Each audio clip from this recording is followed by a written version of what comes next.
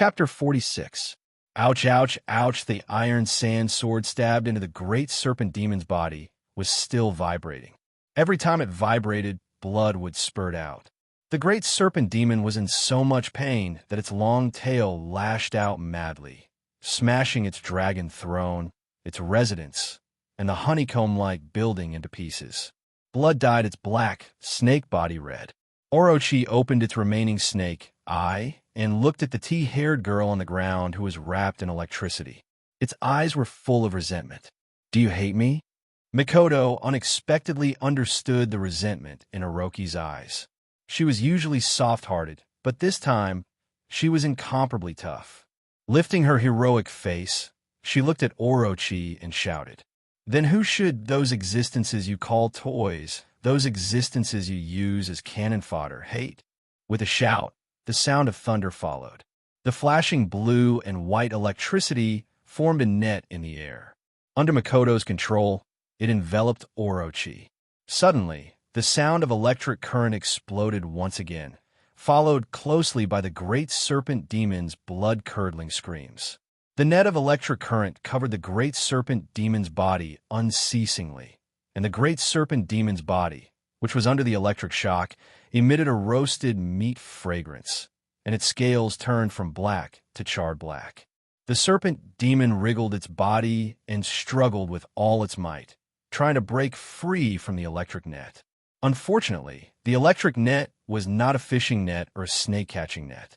As long as Mikoto's calculations continued, the electric net would continue until the electric current was extinguished. Orochi was a bit desperate. After being tortured by Wu Yin, it had just returned to its original form. It originally wanted to turn the tables on Wu Yin. It didn't expect that just as it used its huge body to intimidate Wu Yin, this little girl would jump out of nowhere and torture it to death again. Even if all of its subordinates had died, even if its human body had exploded, even if it had reached the point where it had to revert to its original form, the great snake demon had never felt despair. But now it's just a little girl, just a little girl. How can I? Die in her hands roar with a violent roar, Orochi's snake body stretched out. The net of electricity was actually broken by its movement. What? Mikoto was a bit surprised. She planned to use this net of electricity to end this battle. She didn't expect it to be broken. Roar. The roar from Orochi's mouth was no longer a snake's hiss. It was more like a beast's howl. Orochi had gone completely crazy. Now it only wanted to kill. Kill the girl who brought it pain. With a swing of its tail, the great serpent demon's tail broke through the stone wall and crushed countless stones in its path. Then it swept towards Mikoto. With the sweep of the tail, a strong wind blew towards Mikoto. Mikoto's body was blown away, and she almost fell to the ground.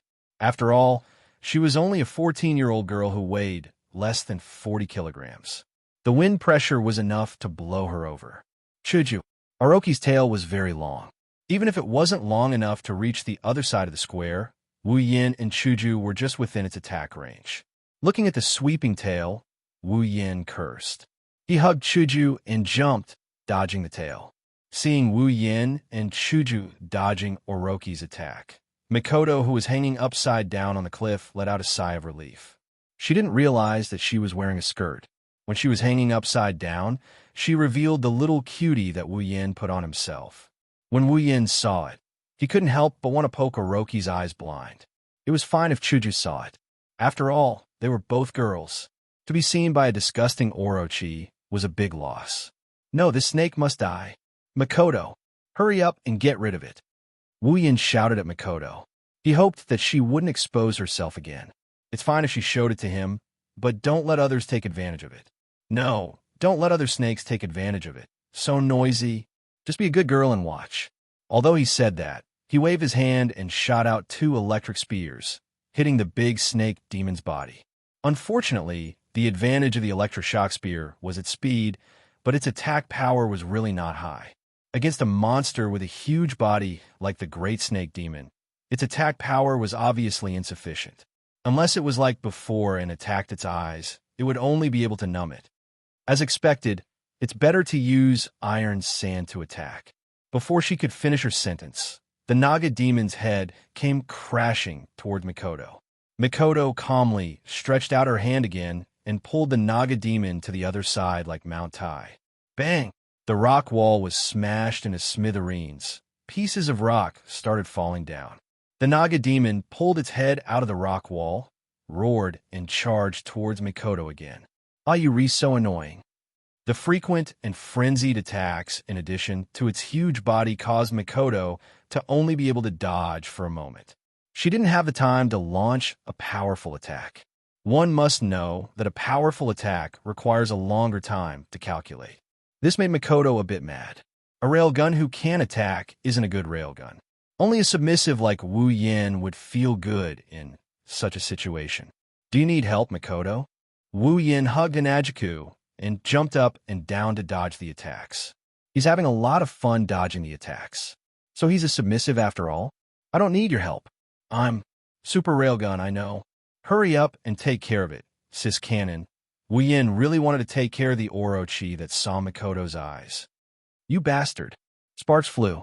Wu Yin used his taunt skill and successfully triggered Mikoto's aggro. Mikoto's aggro was maxed out, and she transferred it to Orochi. He waved his hand to the iron sand sword on the big snake demon's body. The iron sand sword vibrated again, and like a vampire, it sucked out the big snake demon's blood. The sudden pain caused the big snake demon's attack to deviate, and it plunged into a pile of rocks not far away, causing it to howl in pain. Chance! Mikoto's small face lit up with joy. She stood on the ground and pointed with her little finger.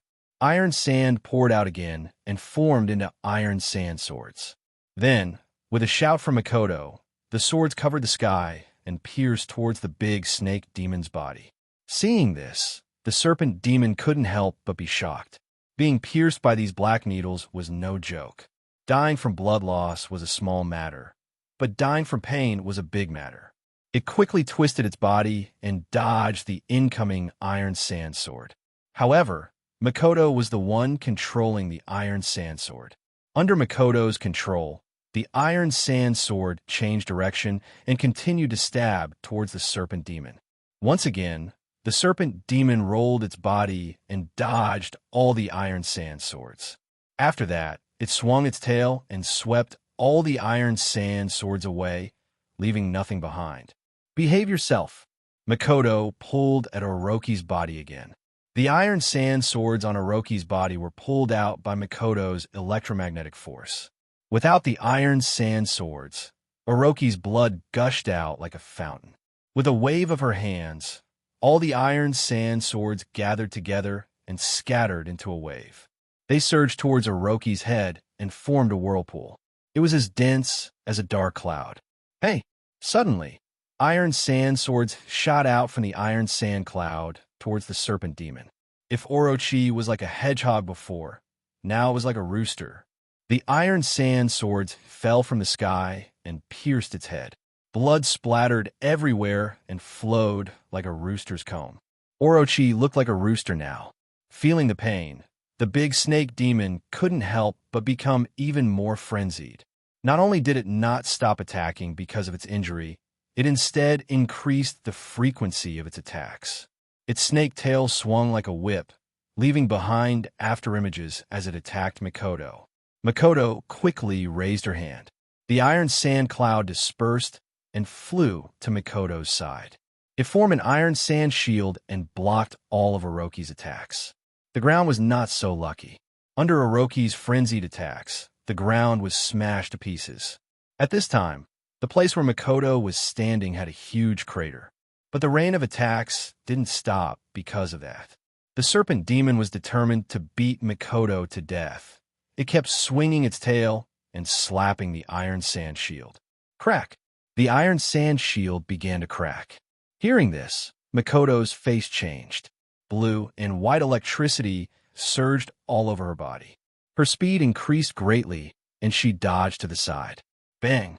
The iron sand shield was shattered in an instant. The snake tail fell down and made the crater even bigger. Mikoto had a headache. Although Orochi was strong, there was still a gap between their levels. If it was a normal level 60 monster, Mikoto's first round of attacks would have been enough to kill it. However, the great serpent demon's body was too big.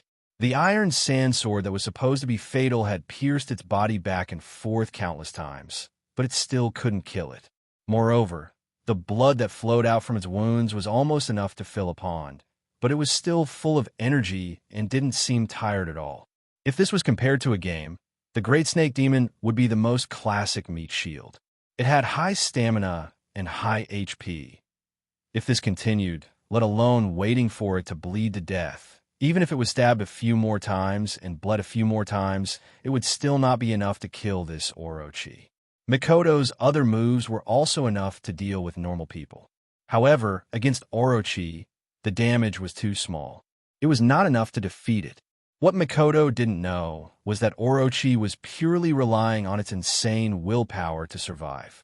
Although it was thanks to its huge body that it was still not defeated, it was still 9 levels lower than Mikoto. This was a huge gap. A gap was a gap. Orochi was now in a frenzied state. It did not care about its own body. It only wanted to defeat Mikoto. As long as it did not die, it would not stop attacking. Therefore, it led to this situation. It became an existence that could not be defeated, unless it was a killing move that could kill it in one hit. And Mikoto just happened to have such a killing move. On a piece of undamaged ground, Mikoto stood there. She stared at Orochi, who was about to turn around and look for a target to attack. In an instant, the electric current on her body surged. The blue and white electric current flowed rapidly, emitting a powerful blue light. Mikoto's hair and clothes fluttered as if they were being blown by a gust of wind.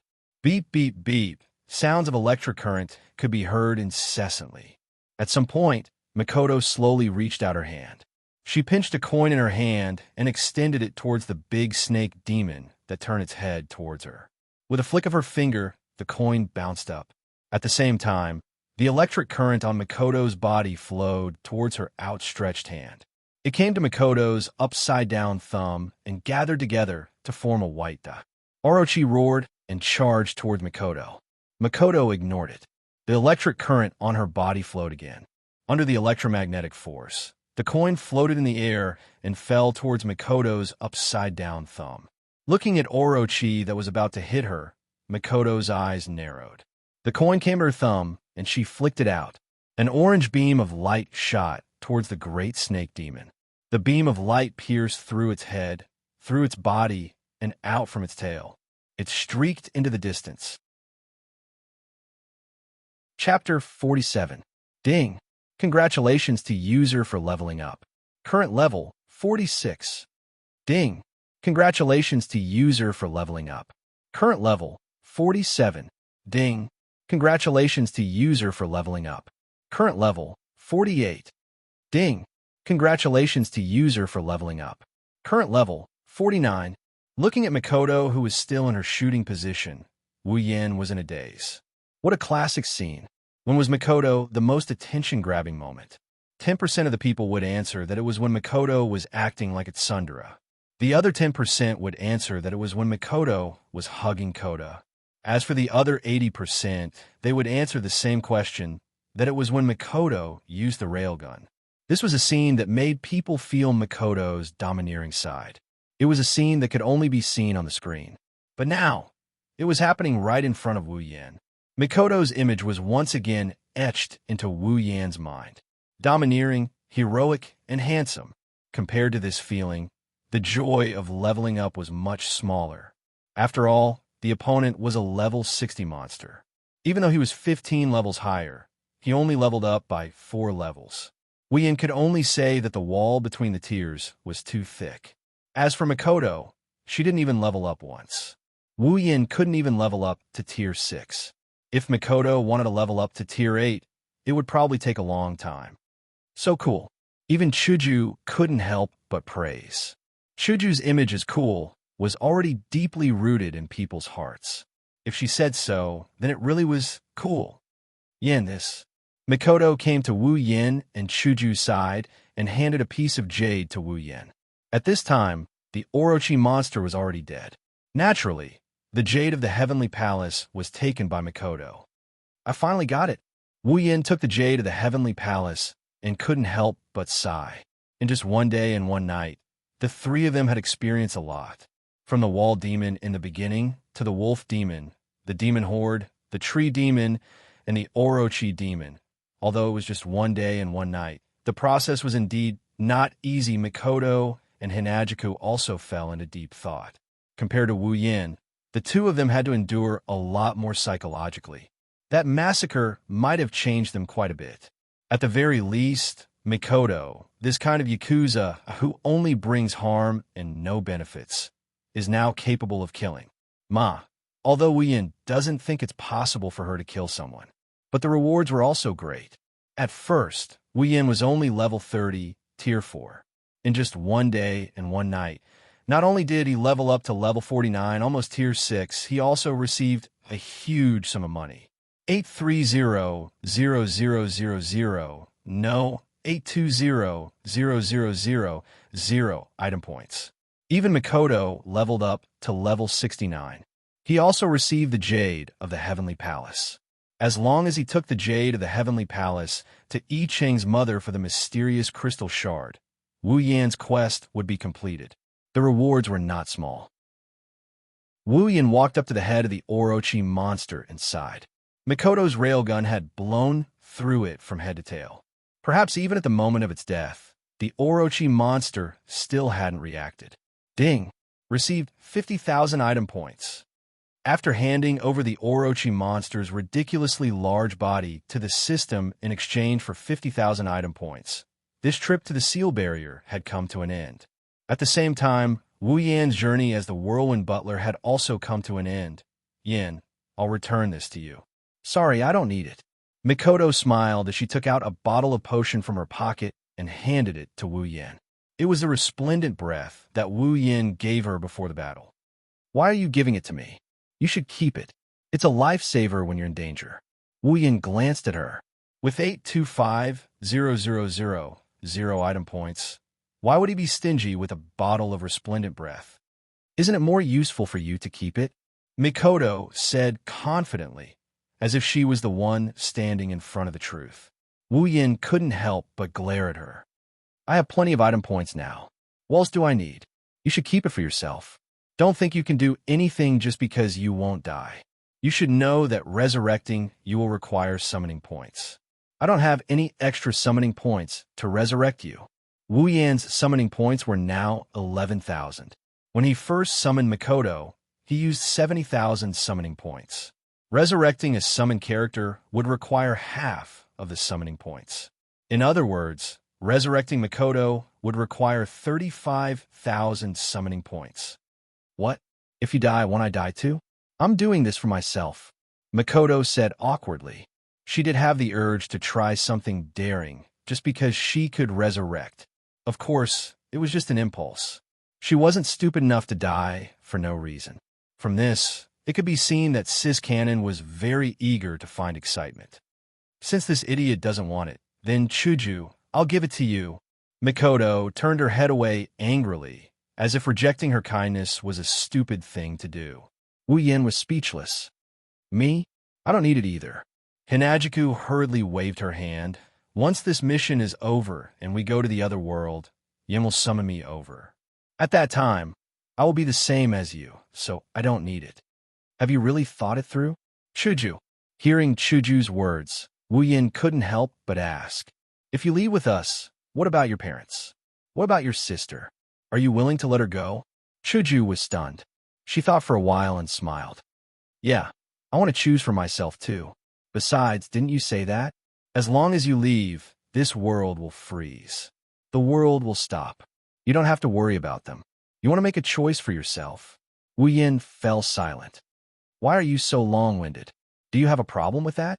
Mikoto crossed her arms in front of her chest and looked at Wu Yan with dissatisfaction. I said I want to choose for myself.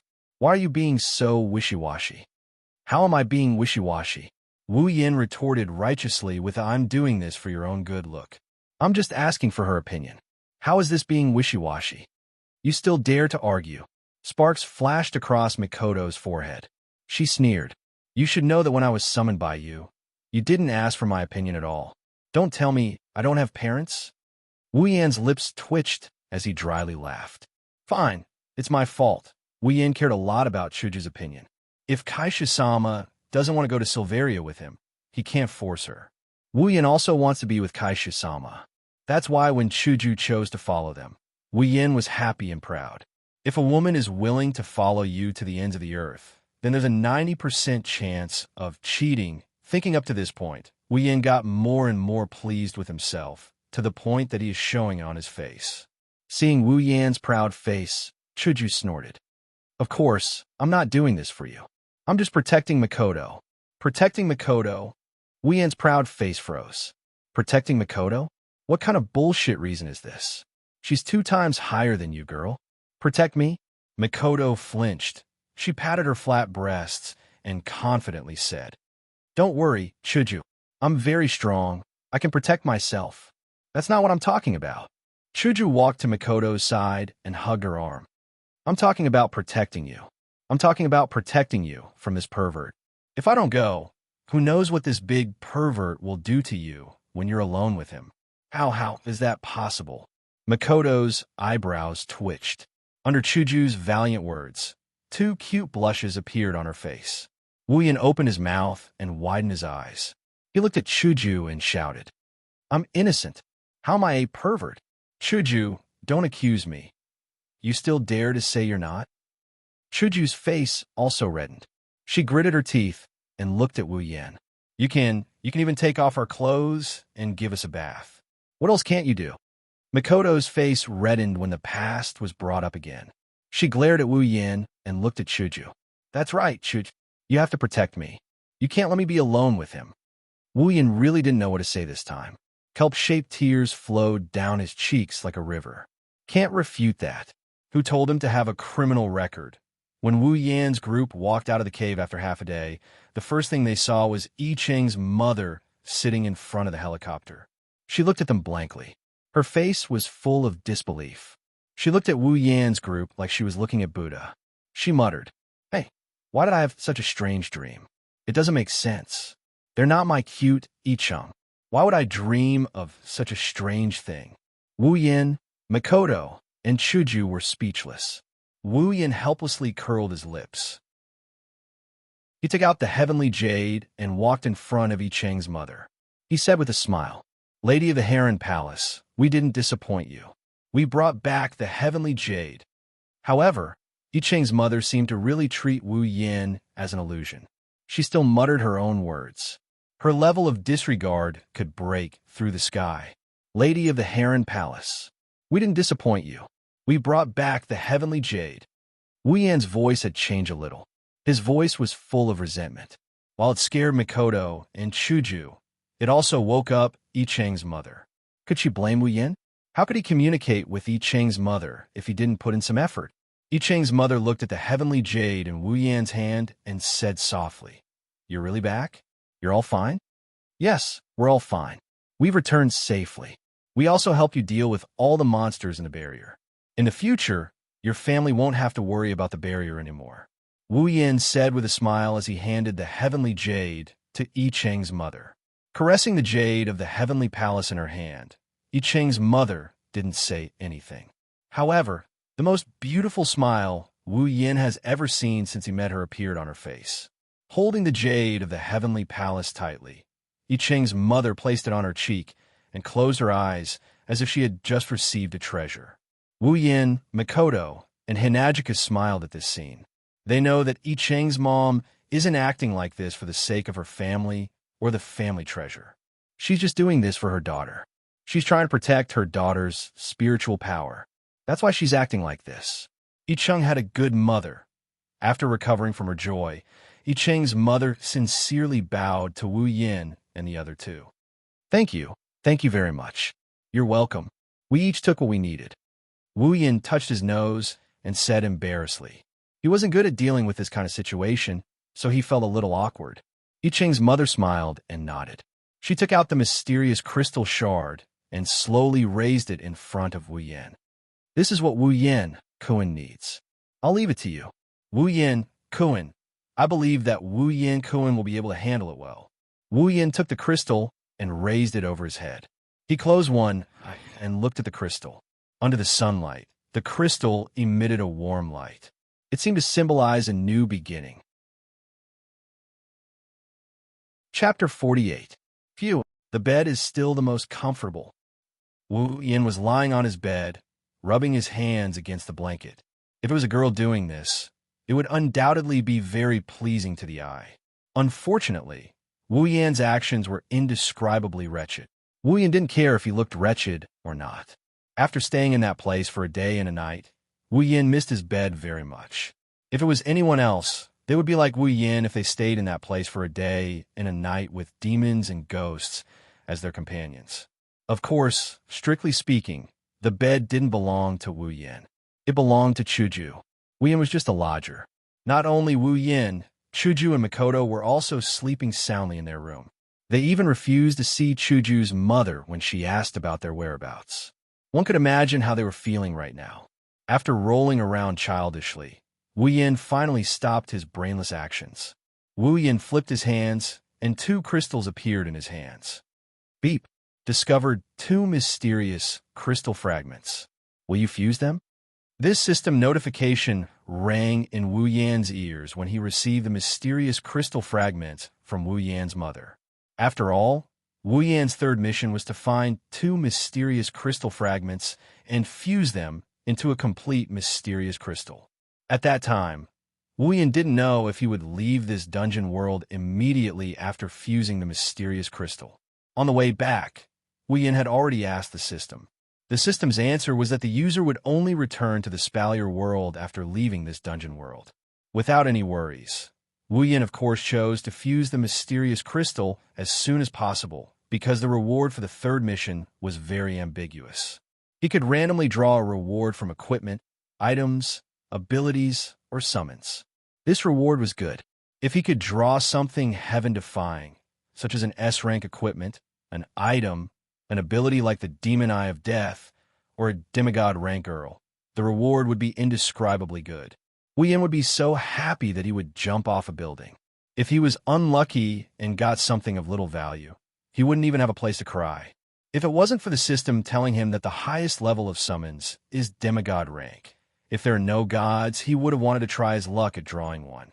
Of course, he really wanted to draw one now. Wu Yan had an indescribable feeling when it came to activities like drawing a reward.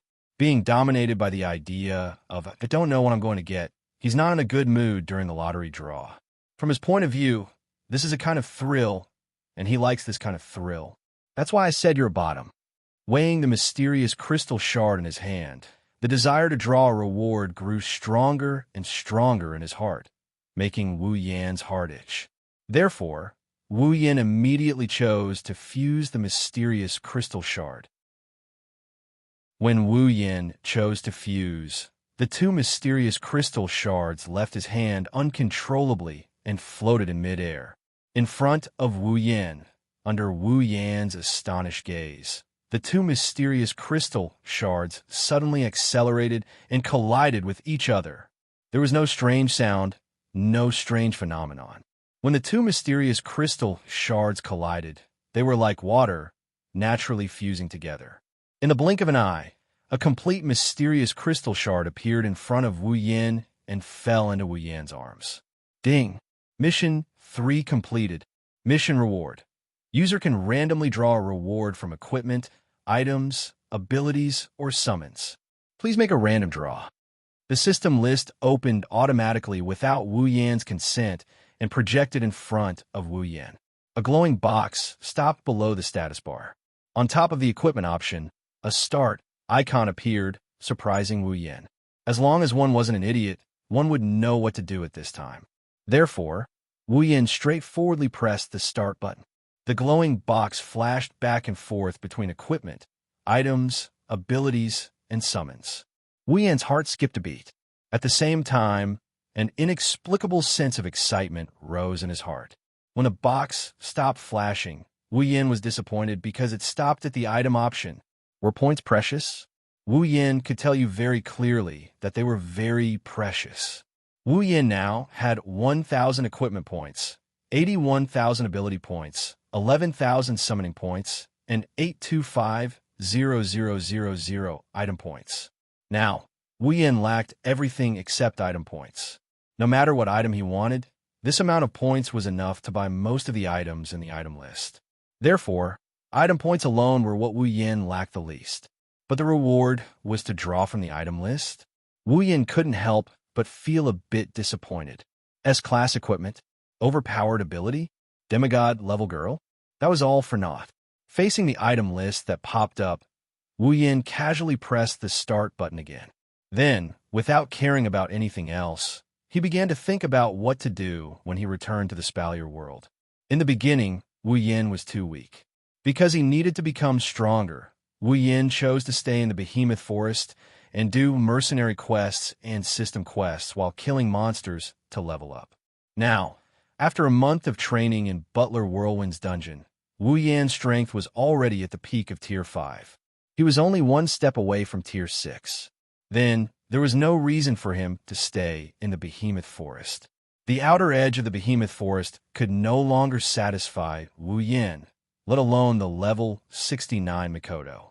There was no need for him to continue staying there.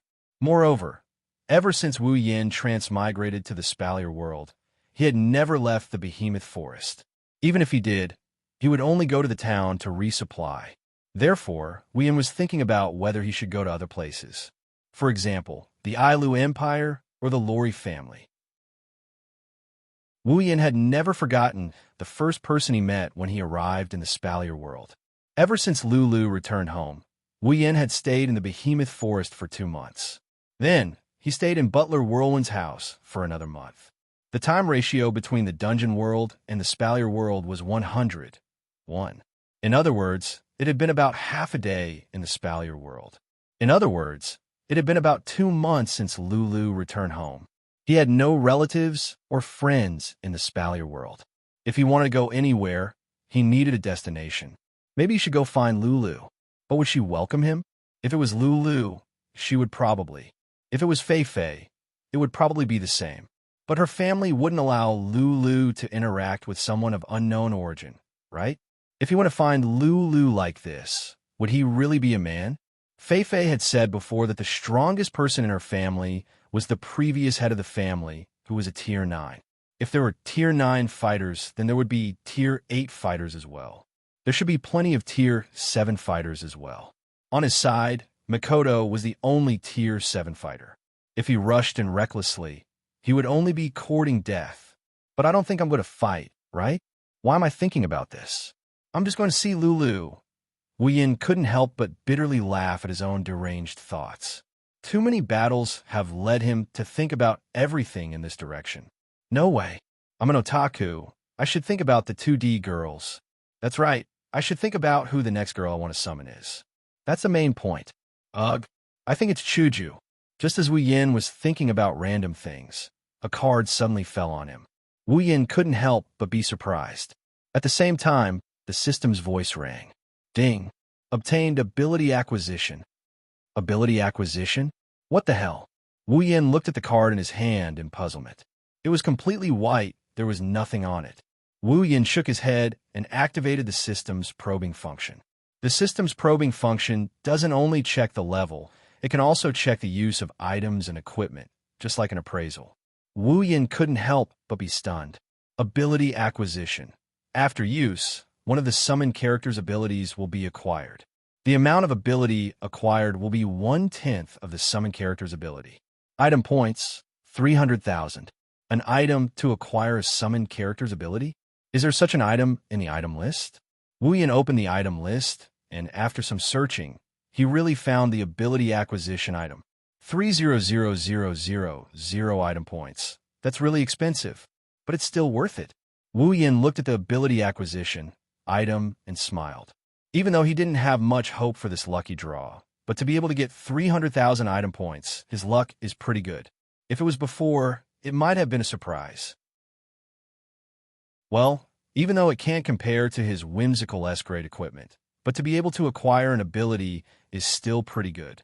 Mikoto is the only summoned character he has, and her ability is only Electromancer, LV5. In other words, this is the only ability he can acquire. Acquire 1/10 of Mikoto's ability? That's at least LV4. The 3,000,000 item points he had spent to obtain the LV4 electrocute ability was worth it. One must know that Makoto's ability is also in the ability list, and LV4 requires 30,000 item points. Before that, he still needs to exchange for LV1 to LV3 abilities before he can get LV4. In the end, he needs around 30,000 item points. An ability acquisition card worth 300,000 item points for a 30,000 item points ability. No matter how you look at it, it's still a loss, right? Actually, it's not like that. Item points and ability points are not compared like that. The rarer something is, the more valuable it is. Among the 4 types of points, the most valuable is summoning points because it's the hardest to acquire. Next is ability points. Equipment points are close behind, and item points are the easiest to acquire. After all, Wuxian needs to fight monsters to level up. Once he kills a monster, as long as he kills it, there will usually be corpses. Turning these corpses over to the system, he can more or less get some item points. Among the other items, the easiest to exchange for points is also item points. Therefore, 300,000 item points and 30,000 ability points are actually not that different. It's just a matter of how Wuxian uses it. If he uses it on a useless character, of course he will lose out. But if he uses it on a strong character, he can even earn back. Using it on Makoto is just right. Therefore, Wuxian used ability acquisition without hesitation and clicked on Makoto's character status. Ding! Obtained Electromancer, LV4. A ball of blue and white electric current suddenly flowed on Wuxian's body. As the electric current flowed, Wuxian's body felt a stinging pain. Gradually, Wuxian's body began to hurt, which surprised Wuxian. Ding! User's level is too low, unable to adapt to the strength of the ability. Ability has begun feedback, forcibly increasing user's level. Ding! User's physical strength has met the requirements. Level up successful. Ding! Congratulations to user for leveling up. Current level, 50. The sudden warm current once again stunned Wuxian. Feeling his physical strength increasing, Wuxian was even more confused. Could it be that exchanging abilities can also level up? Chapter 49. Did I really reach level 50 just like that? Wuxian looked at his hands and felt that it was unbelievable. This was not the first time that Wuxian had exchanged for abilities. For example, Sword Mastery and Chaotic Return to Horizon Dance were all abilities that he had exchanged for. However, before this, he had not leveled up at all. Why would a level 4 ability suddenly level up when he obtained it? System, can I level up when I exchange for abilities? Wuxian immediately asked the system. User, if you only exchange for abilities, there is no way to level up. No way to level up? Wuxian was puzzled. Then why would he level up? Also, what did only mean? In other words, it was not only that he could level up. Wuxian's head was about to explode when he heard the system's professional jargon. Then why would a level 4 ability suddenly level up when I obtained it? User, this is an exception. An exception? Some powerful abilities have requirements for the user's level. When a user's level meets the requirements of the ability, the user can then exchange for the ability. If the user does not meet the requirements of the ability will undergo feedback and forcibly raise the user's level until the user meets the requirements of the ability. Hearing this, Wuxian was a little enlightened and then became excited. Then, if I can exchange for a super powerful ability with a high level requirement, then I can level up quickly. That's right. If the ability's requirements were high and Wuxian did not meet the requirements, then his level would be forcibly raised. If the level requirement was too high, then it would also help Wuxian raise his level to a very high level. As long as he obtained enough ability points in exchange for an ability with a celestial level requirement, then he would become a god. At this time, Wuxian had already started to think about how to earn ability points. Unfortunately, this was just a fantasy. When Wuxian's fantasy reached its peak, the system poured a basin of cold water on him. Reminder to the user. The user has exchanged for an overly powerful ability. When receiving the feedback of the ability, if the user's body cannot withstand the feedback of the ability, the user's body will disintegrate and die. Wu Yan's smirking face suddenly froze, and then he smiled as if nothing had happened. If the body can't withstand the energy feedback, it will die. Is that what you want to say? Yes.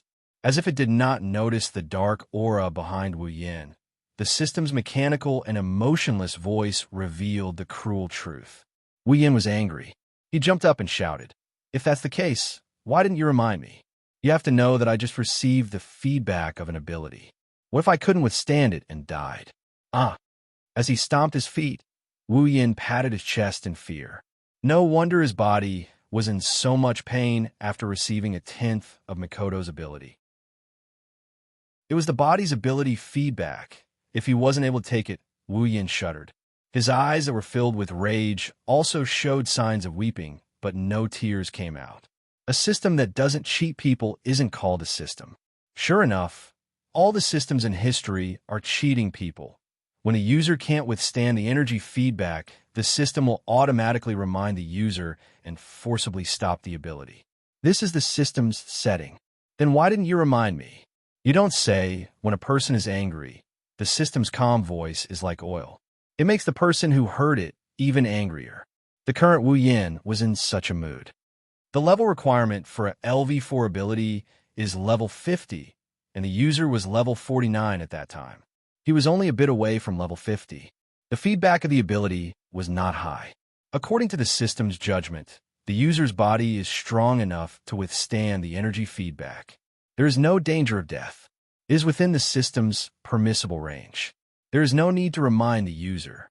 Resisting the urge to perish together with the system, he leapt back onto the bed. The background is dark. The aura of death is all over him, and his heart is cold. It was within the system's permissible range. The feedback was not high. What the hell? The pain just now was so intense that he wanted to die. You call that not high? It was within the permissible range? Bringing bad luck to me in a situation where my life is not in danger. This is within the permissible range. How can this be, coach? I want to appeal. Just forcibly leveling up one level caused his body to suffer so much pain. If it wasn't for the fact that he successfully leveled up, his body would probably be so tired that he couldn't move. If he leveled up too much, wouldn't he be dead meat? Looks like I have to be more careful when exchanging for abilities in the future. The next morning, Wu Yan got out of bed. After stretching, Wu Yan walked out of his room. After sleeping for an entire day, it's time to leave this world and return to the Spalier world. At this time, the sun had just risen. Chuju's mother hasn't woken up yet. Thus, Wu Yan walked directly to Chuju's room. Mikoto and Chuju are sleeping in the same room. Yuri's intention is clear. Without knocking, Wu Yan opened the door and walked in. With Mikoto's ability, it's a lot more convenient to open locks. Of course, the chances to enjoy benefits have also increased.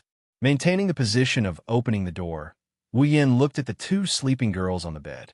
After thinking for 0.1 seconds, he walked in. Of course, he still eliminated the sound of his footsteps. Closing the door behind him, Wu Yan found a chair and sat down. He couldn't wait to look at the bed. From time to time, he would nod in satisfaction. For some unknown reason, the two women, who had to wear pajamas to sleep, were now completely naked. Well, it can't be said that they are naked. The lower half of their bodies are still wearing the little cuties that Wu Yan put on them. It can be considered as not having a full body. But it's almost there. Although he doesn't know what kind of fun game they played last night, that's why they aren't wearing pajamas. But of course, he can't miss this opportunity. Thus, Wu Yan almost instantly used perfect memory to record this scene in his mind. Glancing at Chuju and Mikoto's small breasts, Wu Yan couldn't help but sigh. They still haven't grown much. If I knew earlier, I would have helped them develop a bit more when I helped them bathe last time, perhaps because Wu Yan's gaze was too unrestrained. The sleeping Mikoto couldn't help but wake up. As a level 69 Mikoto, how could she not notice someone intruding while she was sleeping? If it wasn't for the fact that she was in a safe place and that she was too tired yesterday, she would have already woken up. Opening her eyes, Mikoto vigilantly looked at Wu Yan's direction. When she saw that the person in question was Wu Yan, she couldn't help but be stunned. Then she frowned. "What are you doing here?" Also, you're very rude. You didn't even wake me up." Seeing Mikoto talk to him so calmly, completely ignoring her severely exposed body, Wu Yin was stunned. After a while, Wu Yin knew that things were bad. Last time when he helped Mikoto take a bath, Wu Yin still remembered how Mikoto dealt with him. This time, he's really going to die again. Wu Yin's heart was starting to feel a bit scared. Since he's half dead, Wu Yin prepared to persuade Mikoto to at least not wake Kaisha-sama up. Wu Yin looked at Mikoto seriously and said, "Mikoto, you must listen to me. You must not be impulsive." Mikoto yawned and sat up. Just like that, her beautiful body was exposed in front of Wu Yin. But Wu Yin wasn't in the mood to continue admiring it, because Mikoto's yawn suddenly stopped halfway. She felt her body become cold. She finally remembered what state she was in. Her eyes slightly protruding, Mikoto stared blankly at Wu Yin. Feeling her body become colder and colder, her face finally changed. Shit! Seeing Mikoto's face slowly turning into one of fear and her mouth starting to move, he quickly jumped in front of her and covered her mouth with his hand. "Mikoto, it's my fault, it's all my fault. But don't scream, at least don't let Hinajika wake up. Otherwise, everyone in the neighborhood will know that I've seen you naked." Being shocked by Wu Yan's actions, Mikoto's face started to brighten up. Shame? Shyness? In short, Mikoto's head started to emit sparks. If it was before, Wu Yin would have started praying for himself in the face of being electrocuted. But now, he has the same ability as Mikoto. Even though he's only at LV4, which is equivalent to 1/10 of Mikoto's level, just electrocution alone can't do anything to him. Ignoring the electricity on Mikoto's body, Wu Yin was only worried that the sound of Mikoto's electricity would wake Chuju up. If that happens, he'll be dead for sure. Compared to the powerful Mikoto, for some reason, Wu Yin is more afraid of Kaisha-sama. Calm down. Seeing Mikoto's body getting more and more electric current and the sound getting louder and louder, Wu Yin started to get anxious. In his desperation, Wu Yin flipped over and pressed Mikoto down on the bed. He kept shaking his head to and fro, telling her to calm down.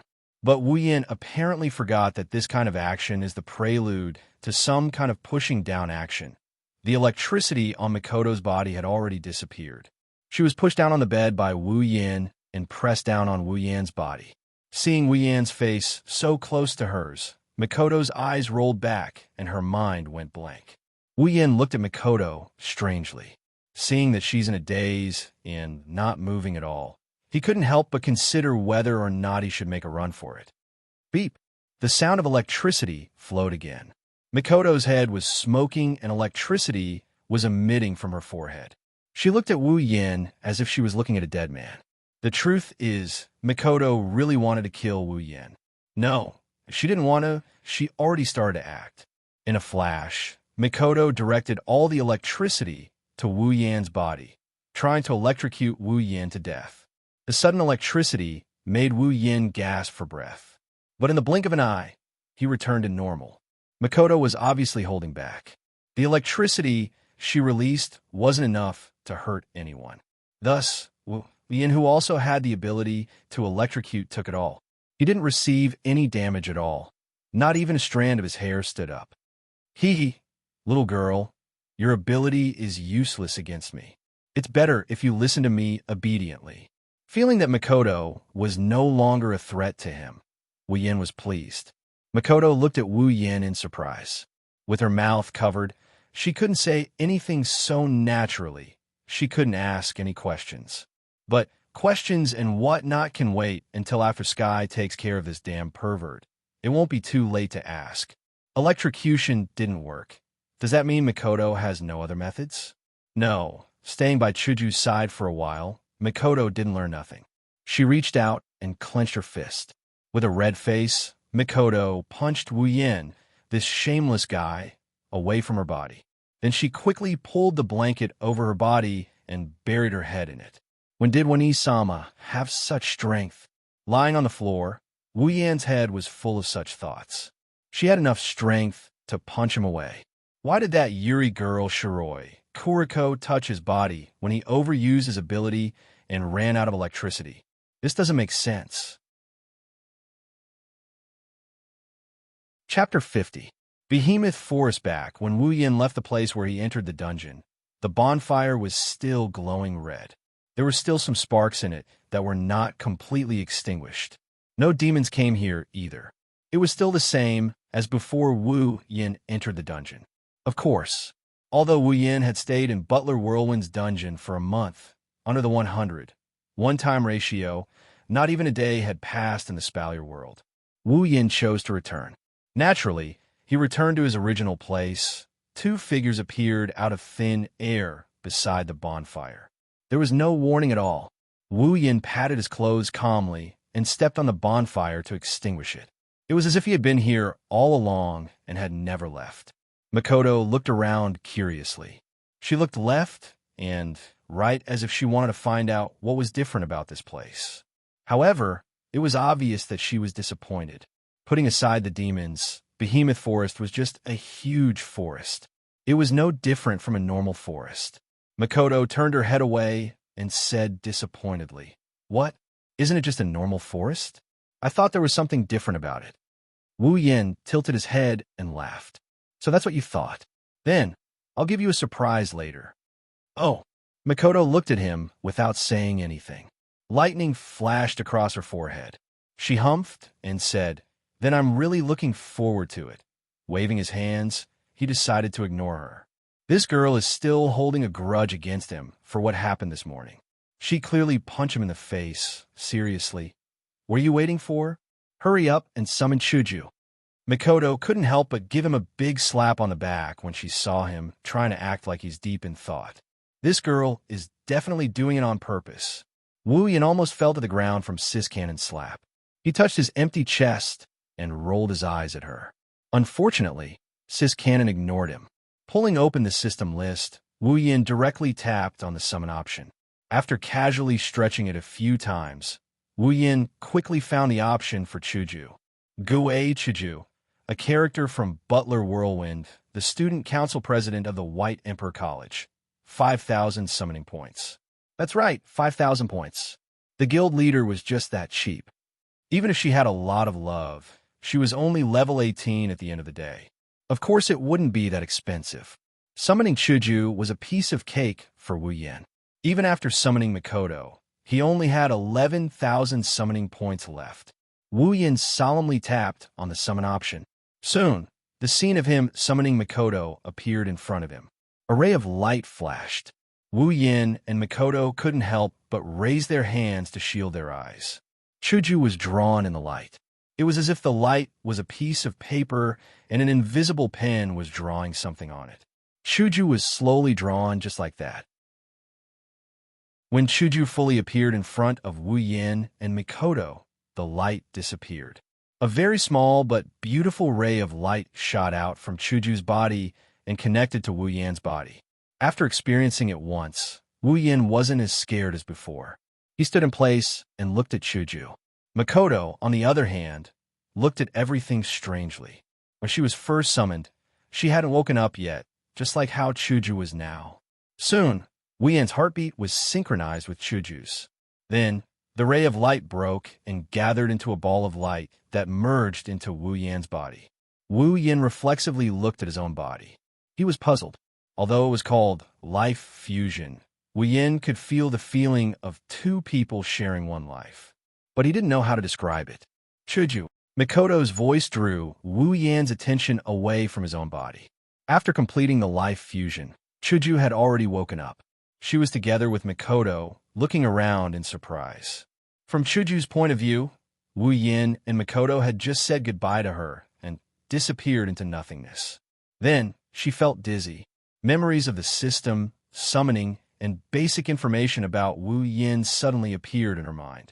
When she finished digesting these memories, she opened her eyes and found herself in this forest. When Makoto told her that this was a different world, Chuju was stunned.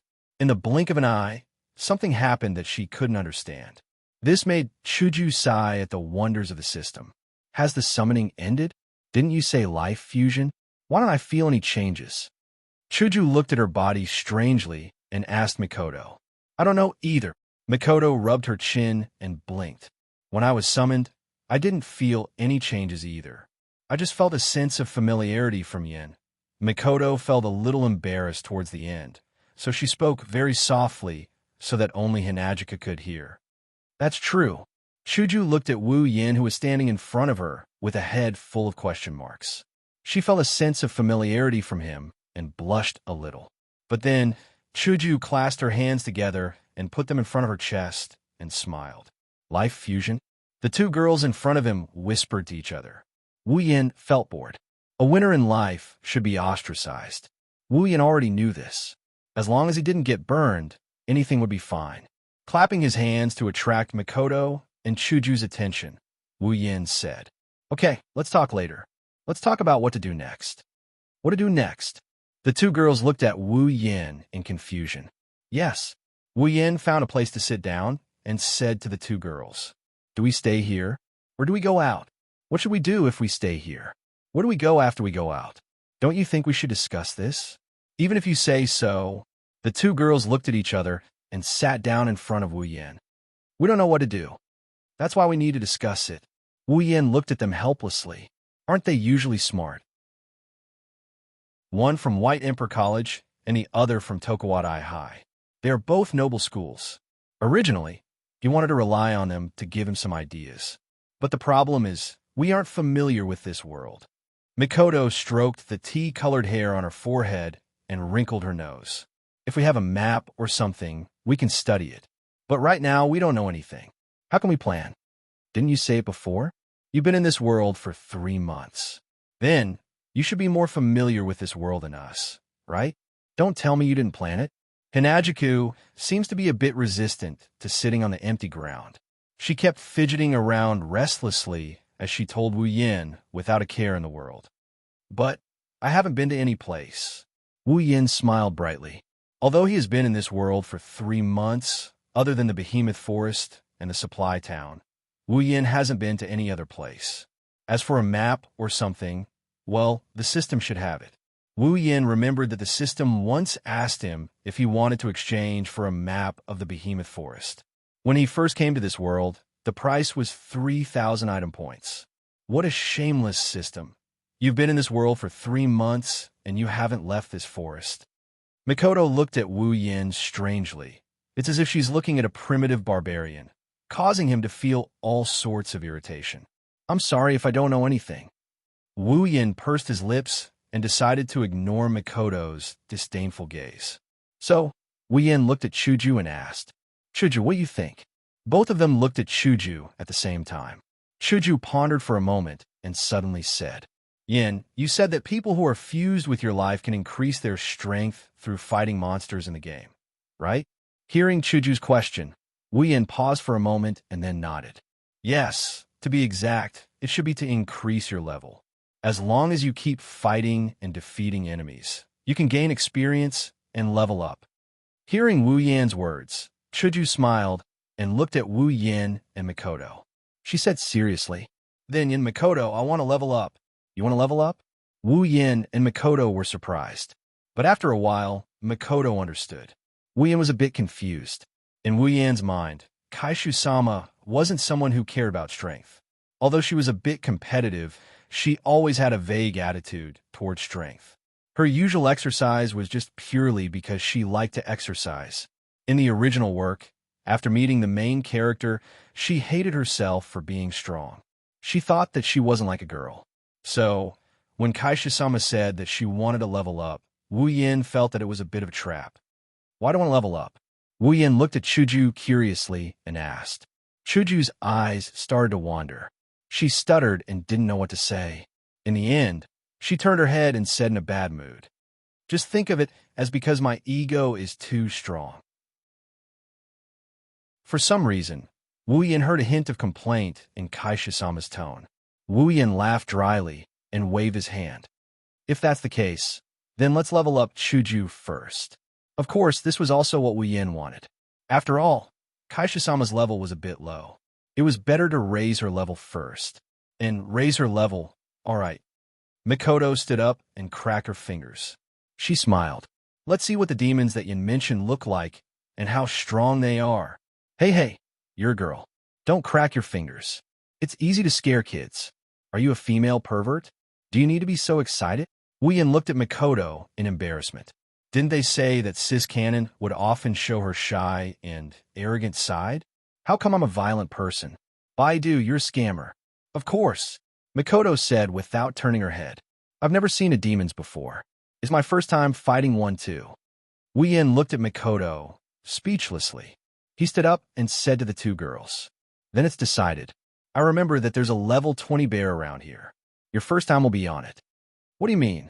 Mikoto's smile froze. She looked at Wu Yin with a ferocious expression. The electric current on her forehead jumped happily. If Wu Yin said it again, it would jump on Wu Yan's body. Mama! With the same ability as Mikoto, Wu Yin was no longer afraid of Mikoto's electric shock. So, teasing her was a surprise? Beat, you bastard. Mikoto gritted her teeth and looked at Wu Yin. She wanted to bite him. What happened in the morning also appeared in her mind. Her delicate little face blushed. Looking at the two who were at each other's throats, Chuju sighed helplessly. That can't. Chapter 51. Is this the little bear you were talking about?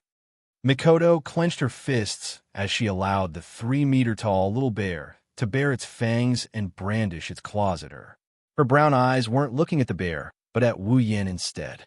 Her forehead was pulsing with a dangerous bluish-white light. Chuju also had an embarrassed expression as she looked at the little bear Wu Yin was talking about. Her white cherry blossom was frozen in place. Isn't this a little bear? Wu Yin said with a matter-of-fact expression. Compared to the other monsters in the behemoth forest, this 3-meter-tall bear wasn't tall at all. It could only be considered small. When Wu Yin first arrived in this world, he met a level 10 wind snake. Even though it was only level 10, it was still close to 4 meters tall. Even tier 1 monsters were around that size. This level 20 bear really wasn't that big. Huff, huff. Mikoto took a few deep breaths to suppress the anger in her heart. She opened her hand and shot an electric bolt at the bear. She vented all her anger on the bear. At this moment, it was as if she was possessed by a demon. Her opponent was only a level 20 monster, but she used all her strength to torture this bear. Listening to the continuous roars of the bear, or more accurately, the cries of agony, Wu Yin couldn't help but shiver. He felt like he's about to step into the gates of hell. Even Inagika laughed dryly and took a few steps back. The brown bear crashed to the ground, kicking up a cloud of dust. Chuju felt her body lighten. A comfortable feeling spread through her body. She smiled happily and clasped her arms that were strengthened a little. She nodded in satisfaction. Wu Yin also nodded and opened the status list. Chuju's status was below Mikoto's, and Mikoto's status was below his. They formed a vertical line. Character, Gue Chuju ability, none strength, D endurance, D agility, D spirit, C equipment. White cherry, D rank, level. 19 Wu Yin had asked the system about the status of the summon character. Although it was different from his own character, it was just a matter of the specific attribute. It was the same as the grading of equipment. The lowest was level D, and the highest was level S. If it was lower than level D, it would only show the word none. Could it be that displaying none meant that there was none? If a person's strength displayed none, then wouldn't that person not even have the strength to walk? Wu Yin cursed in his heart more than once. The system's status was a trap. Back then, his status was displayed as a great synonym for human, so this is leveling up? And I can feel that I have become a little stronger. Chuju waved her hands and said with a smile, Level up? That bear is only level 20, right? How did it help Chuju gain a level? Mikoto said as she kicked the bear under her feet. Wu Yin shrugged. It's easier to level up in the early stages. It's just like a game. Later on, it's harder. Mikoto, you killed so many demons in the barrier, and you only gain a level. It wasn't just Mikoto. Even Wu Yin himself felt that leveling up was getting harder. A level 60 Orochi demon, 15 levels higher than him, only gave him 4 levels. That was because it was easier to level up, but it wasn't so easy to level up. If it wasn't for the ability gain that gave Wu Yin a level 4 ability and forced him to level 50, who knows how long it would take for him to reach this level. That's true. Who knows when I can reach level 70? Mikoto lowered her head and said softly. Right now, she urgently needed strength. Only with enough strength can she defeat Accelerator and save her sisters. Wu Yin once said that if she wasn't summoned, she wouldn't have any chance of winning against Accelerator. When she was first summoned by Wu Yin, Mikoto was level 68. Even though she gained a level, Accelerator's strength was enough to make her have no chance of winning. Level 70, definitely level 70, tier 8 strength. The gap between levels is very hard to bridge. It's already like this when you're at a lower level, let alone when you reach Mikoto's level. The gap between levels is unimaginable. Just leveling up by one level is definitely not enough to bridge the gap. Only by reaching level 70 can I have a chance of winning. Not only that, in order to completely save the sisters, I'll have to face Alistair, the chairman of Academy City. He's in existence even stronger than Accelerator. He's at least tier 8, and the so-called Angel. If I want to save my sisters, I'll have to face them. That's why I need to get stronger. Wu Yin saw Mikoto's expression. Wu Yin sighed and patted her shoulder, comforting her. As long as we don't enter your world, it'll always be in a frozen state. That's why we have time. Mikoto, don't worry. Take it slow. There's plenty of time. Yin. Mikoto looked at Wu Yin in confusion. Can I really save all my sisters? Not. Wu Yin corrected her with a smile. Our lives are intertwined. We're fated to be together forever. Your matter is my matter. How can you forget about me? Oh, who wants to be with you forever? Mikoto was provoked by Wu Yin's words. Her voice went from low to stuttering. That panicked look is cute no matter how you look at it. Finally, she's acting tsundere. Wu Yin smiled. In Wu Yin's mind, Mikoto's tsundere is normal. Don't worry, even if they're the boss, we're still the main characters. They're fated to be defeated by us. Hearing Wu Yin's confident words, Mikoto nodded her head heavily. Her expression was firm. No matter what, the sisters must be saved. From the moment Wu Yin and Mikoto started talking, Chuju fell into silence. Regarding Mikoto's thoughts, Chuju understood a little bit. That's why she didn't interrupt. She only looked at Wu Yin with eyes full of inexplicable ferocity. Wu Yin couldn't help but laugh dryly. Narrowing her eyes, Chuju gave Wu Yin a threatening look. Then she pulled Mikoto's hand and said, "All right, let's continue leveling up. I still want to become stronger." Without any explanation, she pulled Mikoto away. Chuju didn't even give Wu Yin a chance to speak and went into the bushes. This made Wu Yin feel helpless. The Crystal Palace, sure enough, it's not easy to open. Where are we going, Chuju? Mikoto tilted her head and looked at Chuju. They don't know the way in the Behemoth Forest. Without Wu Yin leading the way, the probability of getting lost is as high as 99%.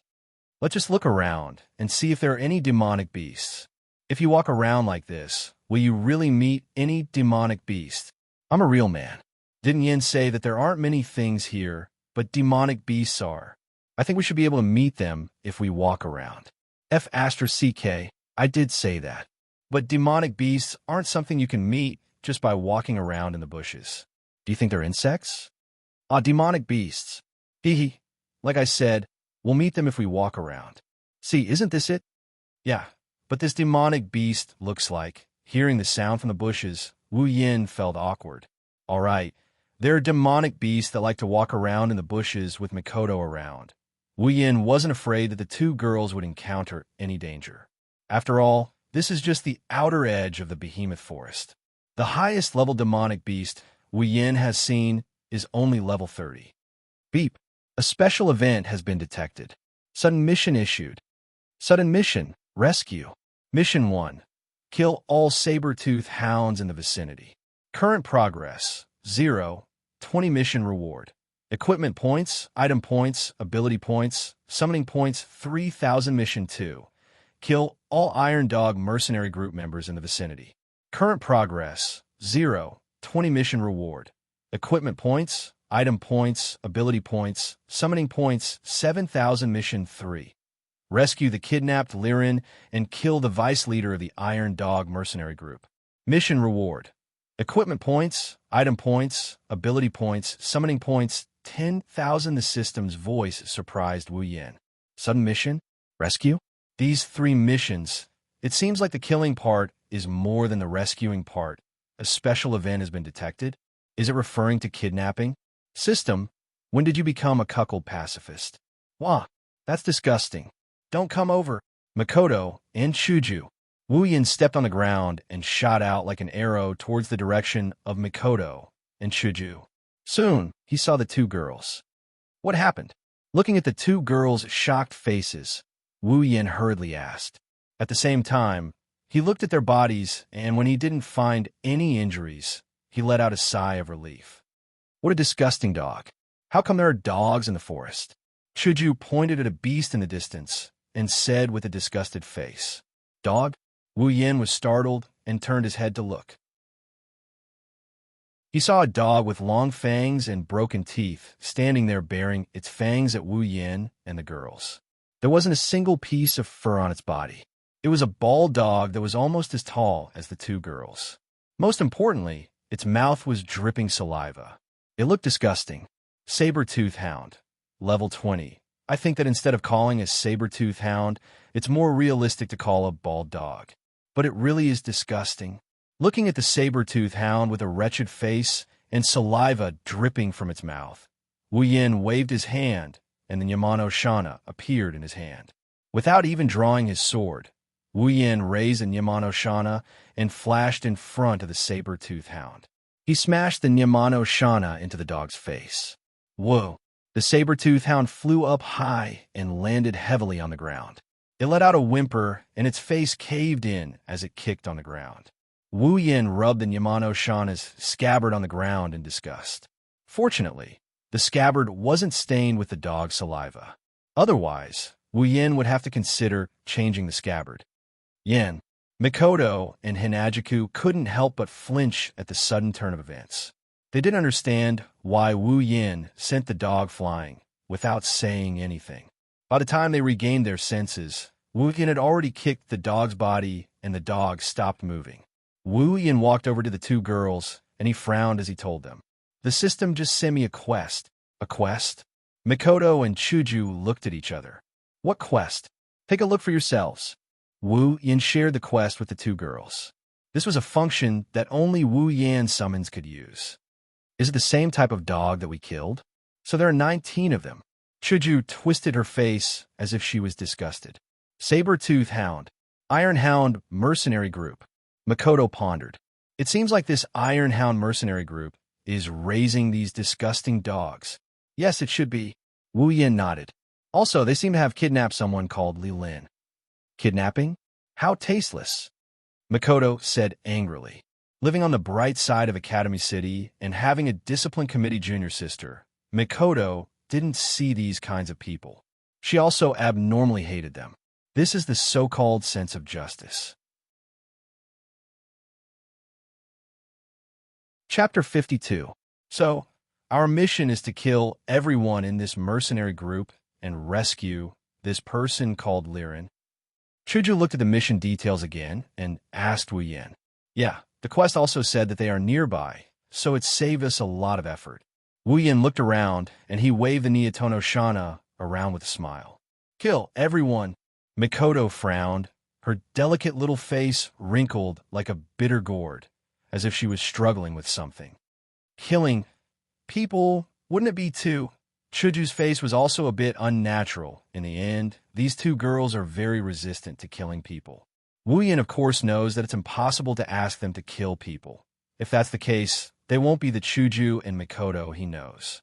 Wu Yan just smiled and knocked their heads with the hilt of his sword. I didn't ask you to kill people. Don't worry. I will do it myself. At the same time, they covered their forehead with their hands. Chuju and Mikoto glared at Wu Yan, then nodded, but their faces are still a bit ugly. Wu Yan sighed. I say, for this kind of mercenary group that likes to kidnap people, you won't have pity on them, right? Without waiting for Mikoto, and Chuju to answer. Wu Yin directly said, "This world isn't as beautiful as you think. In this world where strength is everything, there will be some people who rely on their strength to do whatever they want. These people shouldn't be pitted." Hinajiku and Mikoto paused for a moment before falling silent. The two girls are smart enough to know that the phenomenon Wu Yin is talking about is real. Wu Yin tilted his head and raised his sword. "I won't ask you to do things you don't want to do, because if you do, you won't be you anymore, but I hope that you don't bring unnecessary mercy into this world. It's a bit unrealistic." It's more than unrealistic. If not, it will harm others and themselves. Of course, Wu Yin didn't want to say it in such a cruel way. In front of these two girls, I know. Chuju snorted with dissatisfaction, then said in a small voice, "At most, I won't look later." Mikoto pulled herself together and lifted her chin. She wasn't an unreasonable person. Ever since she found out about her sisters, she was prepared to accept the darkness. Of course, accepting it didn't mean accepting it. She just needed to recognize the reality. As for the darkness, looking at Wu Yan's back, Mikoto muttered, "He is shouldering it for me." On the other hand, Chuju was more open-minded. "Since you did something wrong, you have to bear the consequences. This is the righteous Kaisha-sama's thought. Well, the punishment is a bit heavy." Wu Yin stood there, waiting for the two girls to mentally prepare themselves. Even though Wu Yin himself hasn't killed anyone, but in his heart, there's nothing he can't get over. He's not as weak as before, otherwise, he wouldn't have chopped off Slime's hand. "If that's the case, Yin, I'll leave that mercenary group to you. As for those sharp-fanged hounds." Chuju placed White Cherry in front of her and touched her, then smiled. "Leave it to me." "Leave the dogs to you?" Wu Yin looked at Chuju, unsure. After all, those dogs are level 20 monsters. Chuju is only level 19. Leaving the dogs to her isn't a good idea. "Don't look down on me."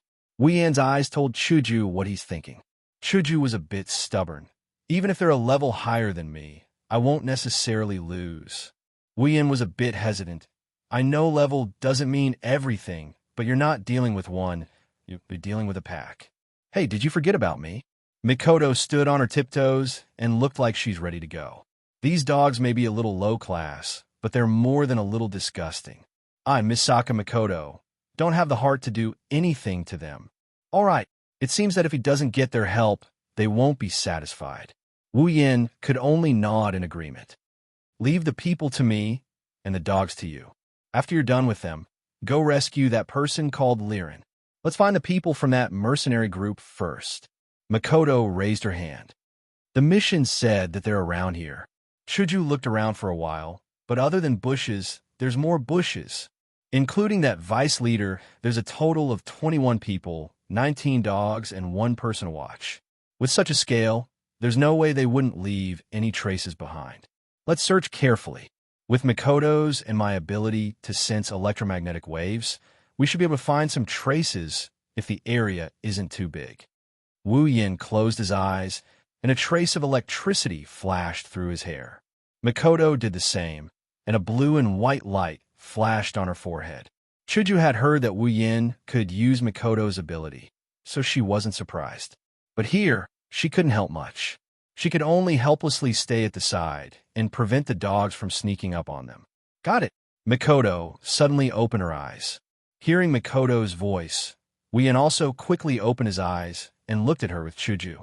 Mikoto pointed in a direction and said to the two, "In that direction, I can feel the existence of electricity. It looks like static electricity, and there's a lot of it.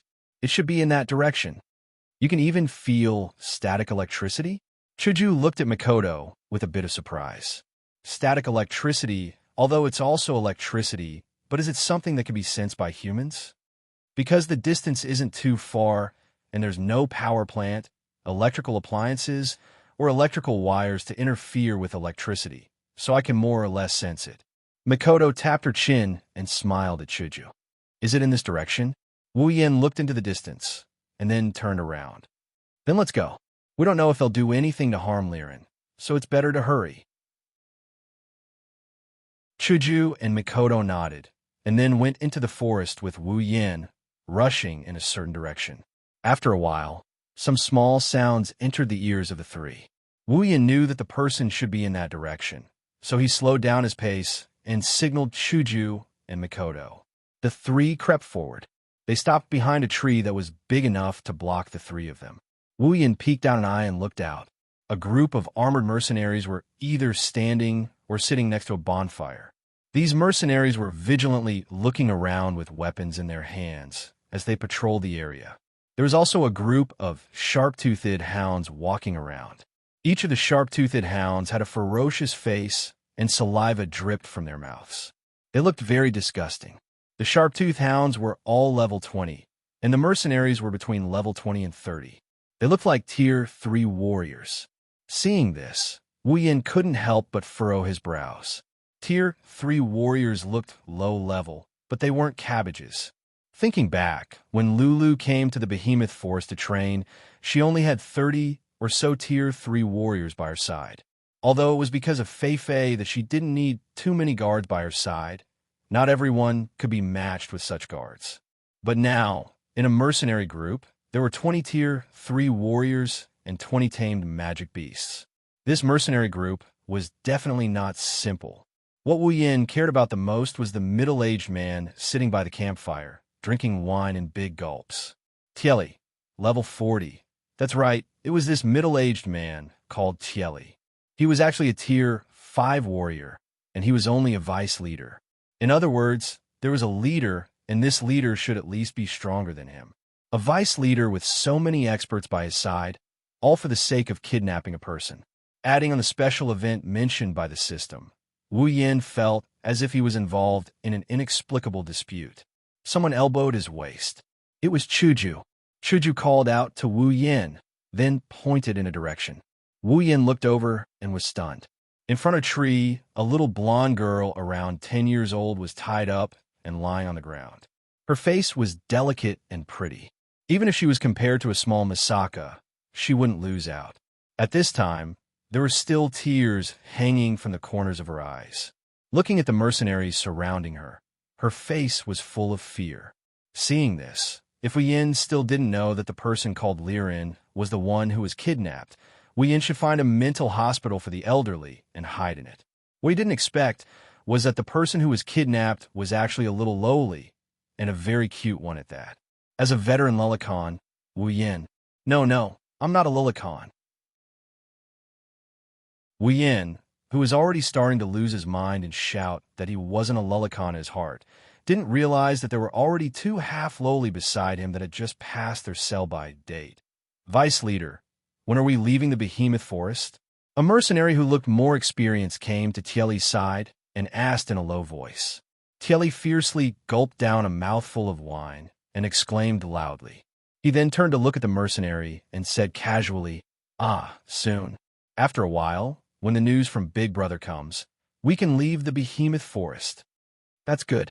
After staying here for so long, I'm about to grow hair all over my body. Tieli disdainfully turned his face away and said while drinking wine, Aren't you just thinking about women? You can't hide that from me.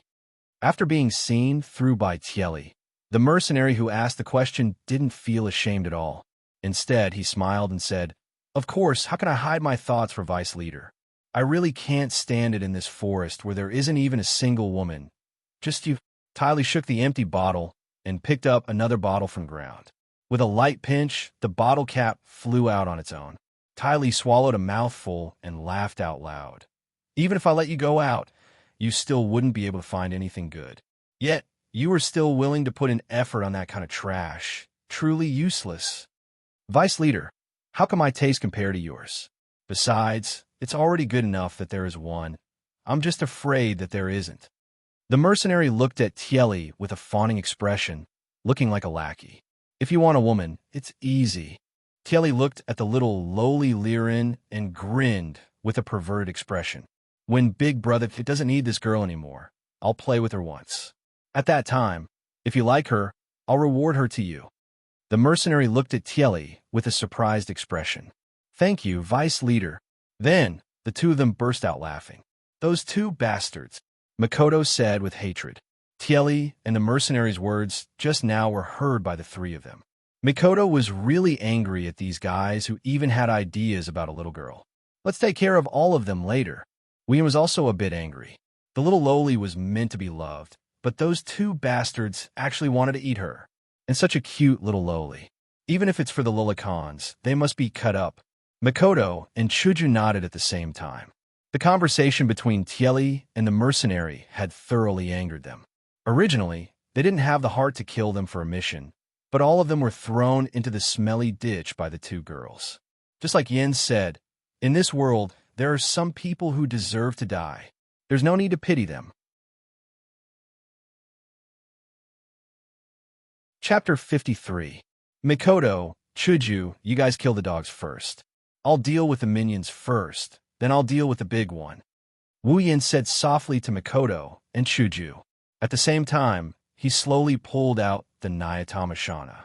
Don't worry, I'll keep an eye on Chuju. Mikoto nodded when she saw Wuyin looking at her. What?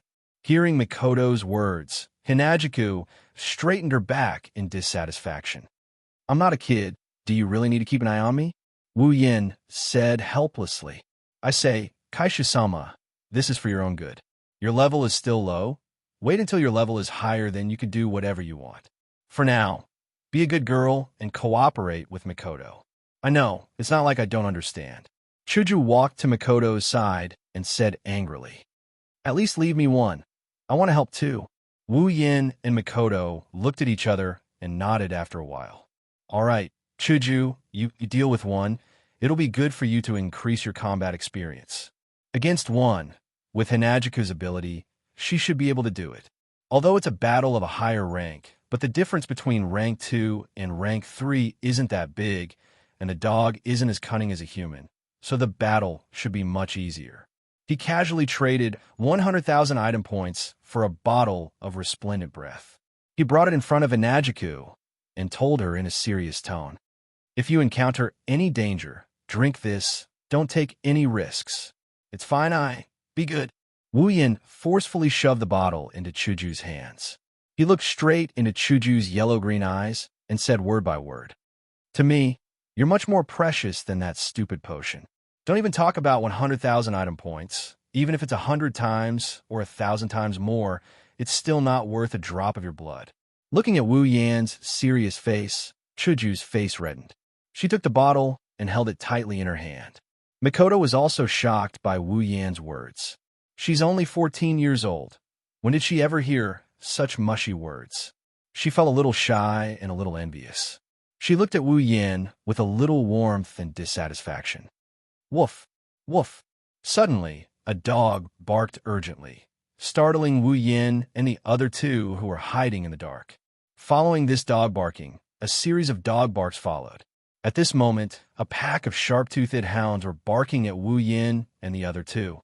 They were barking while running towards Wu Yan and the other two. They were drooling all the way, looking extremely sloppy. Who?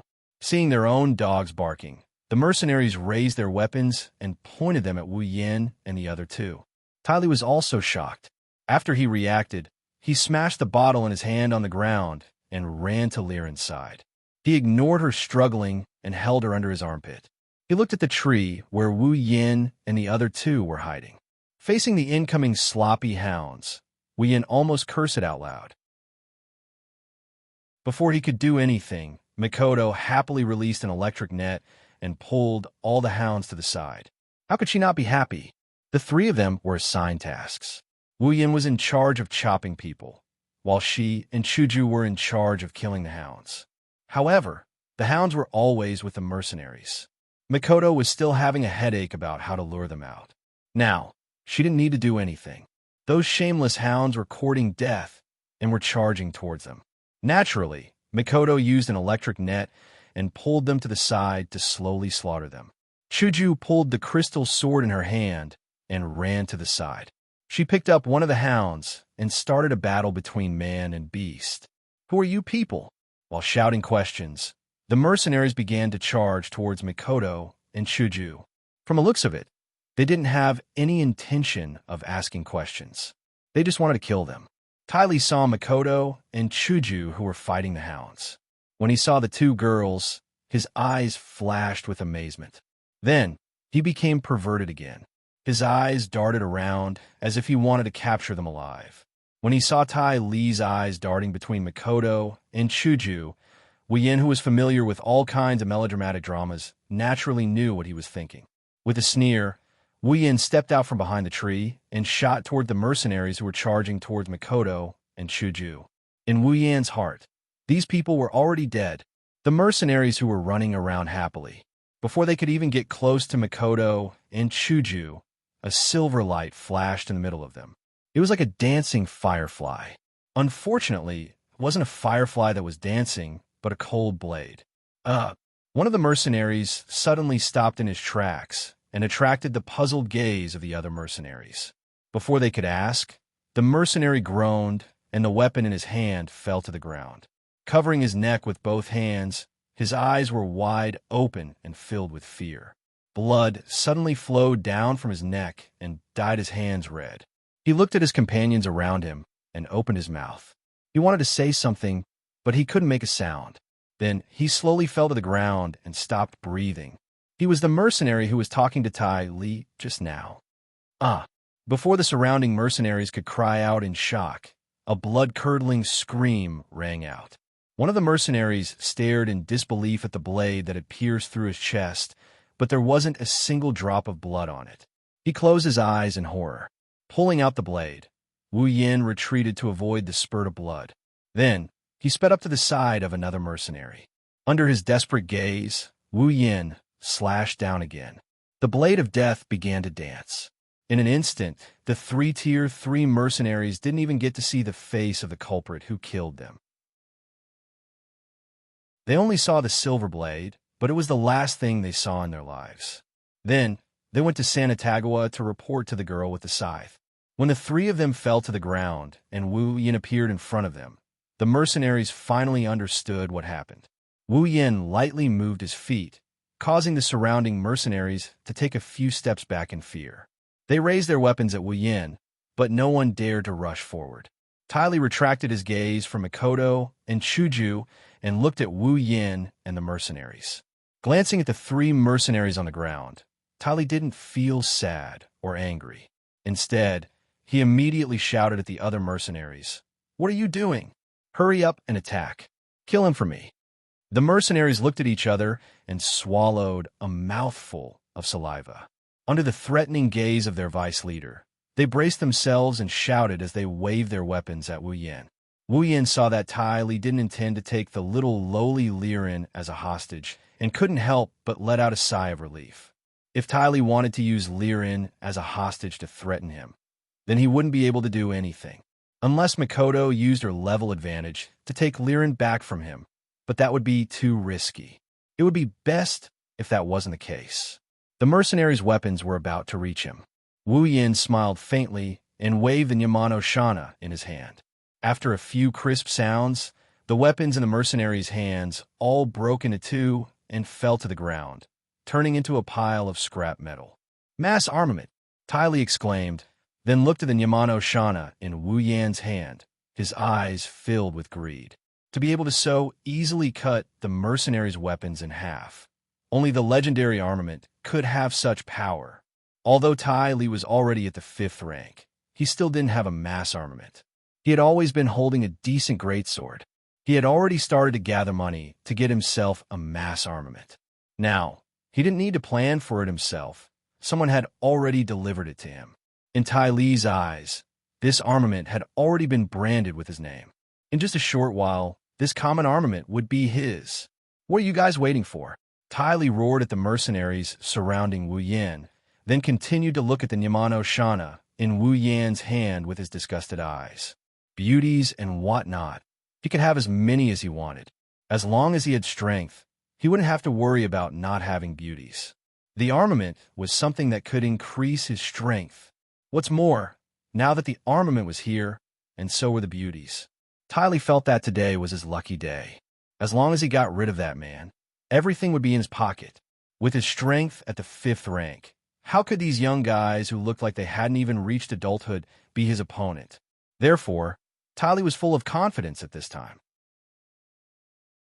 The only thing missing was the words, "I want it," written on his face.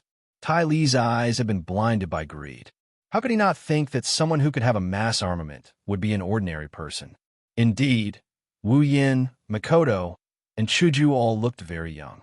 Although Wu Yin was already 20 years old, his mischievous smile would only make people think that he was a young boy. What's more, in Tai Li's eyes, 20 years old was the age to drink milk. At this age, other than the geniuses of the big families, who else could have a little strength? As for Mikoto and Chuju, needless to say, with their petite bodies and childish faces, they were still underage. However, Tai Li miscalculated this time. Age wasn't a distance, and height wasn't a problem. Other than Chuju, there was no way he could beat a man and two women who were jumping around in front of him. If Chuju drank the bottle of resplendent breath, he wouldn't be able to beat them either.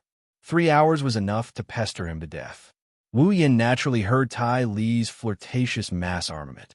He couldn't help but sneer. Mass armament?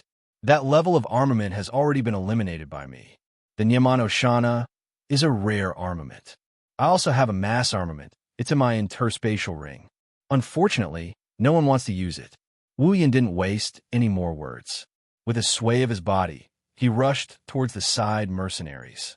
The Nyamano Shana in his hand drew a delicate and beautiful arc. Every time he drew a line, a pool of blood would splatter. And every time this happened, a mercenary would fall. Wu Yin shuttled through the mercenaries at an incredible speed. The mercenaries only saw a blur in front of their eyes before they fell to the ground with blood splattering from their bodies. The sound of the mercenaries falling to the ground and the sound of the Nyamano Shana penetrating their bodies formed a rhythm. It was like an accent and a soft note. A soft note would be followed by an accent. Only 30 seconds had passed. 30 seconds later, all the mercenaries were lying on the ground, unable to stand up again. Ding! Quest 2 completed. Obtained 7,000 equipment points, item points, ability points, and summoning points. 20 tier, 3 mercenaries all fell to the ground dead. Wu Yan's quest 2 was also completed. Their deaths brought Wu Yan's income. It had to be said that this was a bit ironic. Wu Yan glanced at the mercenaries on the ground, then looked disdainfully at Tai Li's stiff face. He flung the Nyamano Shana that was dripping with blood. The blood on the blade was easily flung away, and the Nyamano Shana's blade regained its shine. Wu Yan carried the Nyamano Shana and walked in front of Tai Li. Looking at the gloomy Tai Li and the little lowly Liren struggling under his armpit, Wu Yan pointed the Nyamano Shana at Tai Li and shouted, "Hey, put down the lowly in your hand."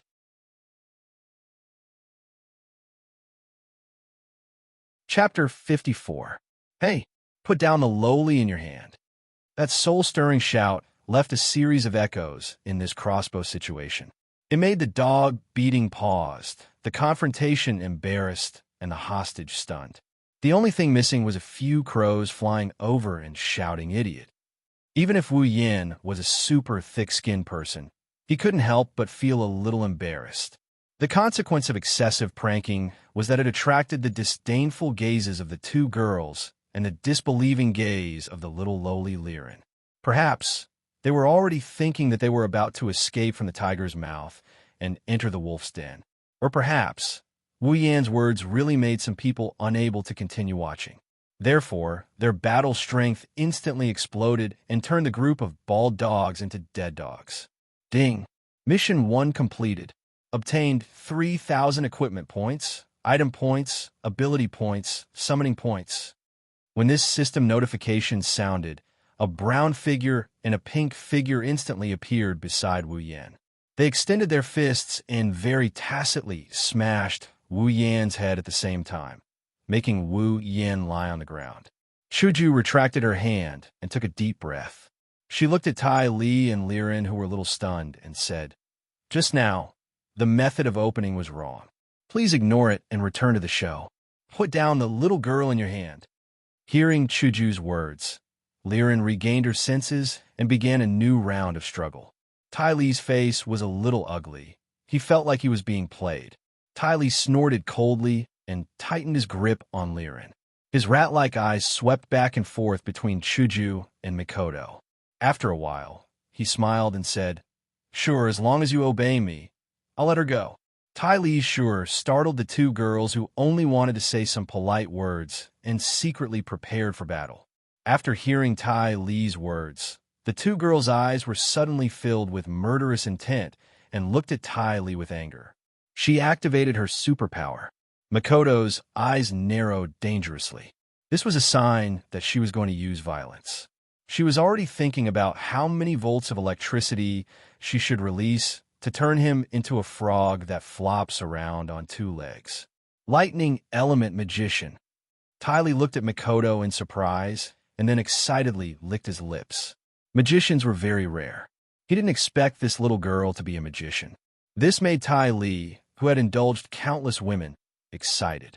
In the past, among the women he had slept with, there were not many warriors, let alone magicians. Now that he could have a taste of a magician, Tai Li's heart instantly heated up. After playing with her, he could raise her and train her to be his right-hand man in the future. There was nothing more honorable than taking a beautiful magician out.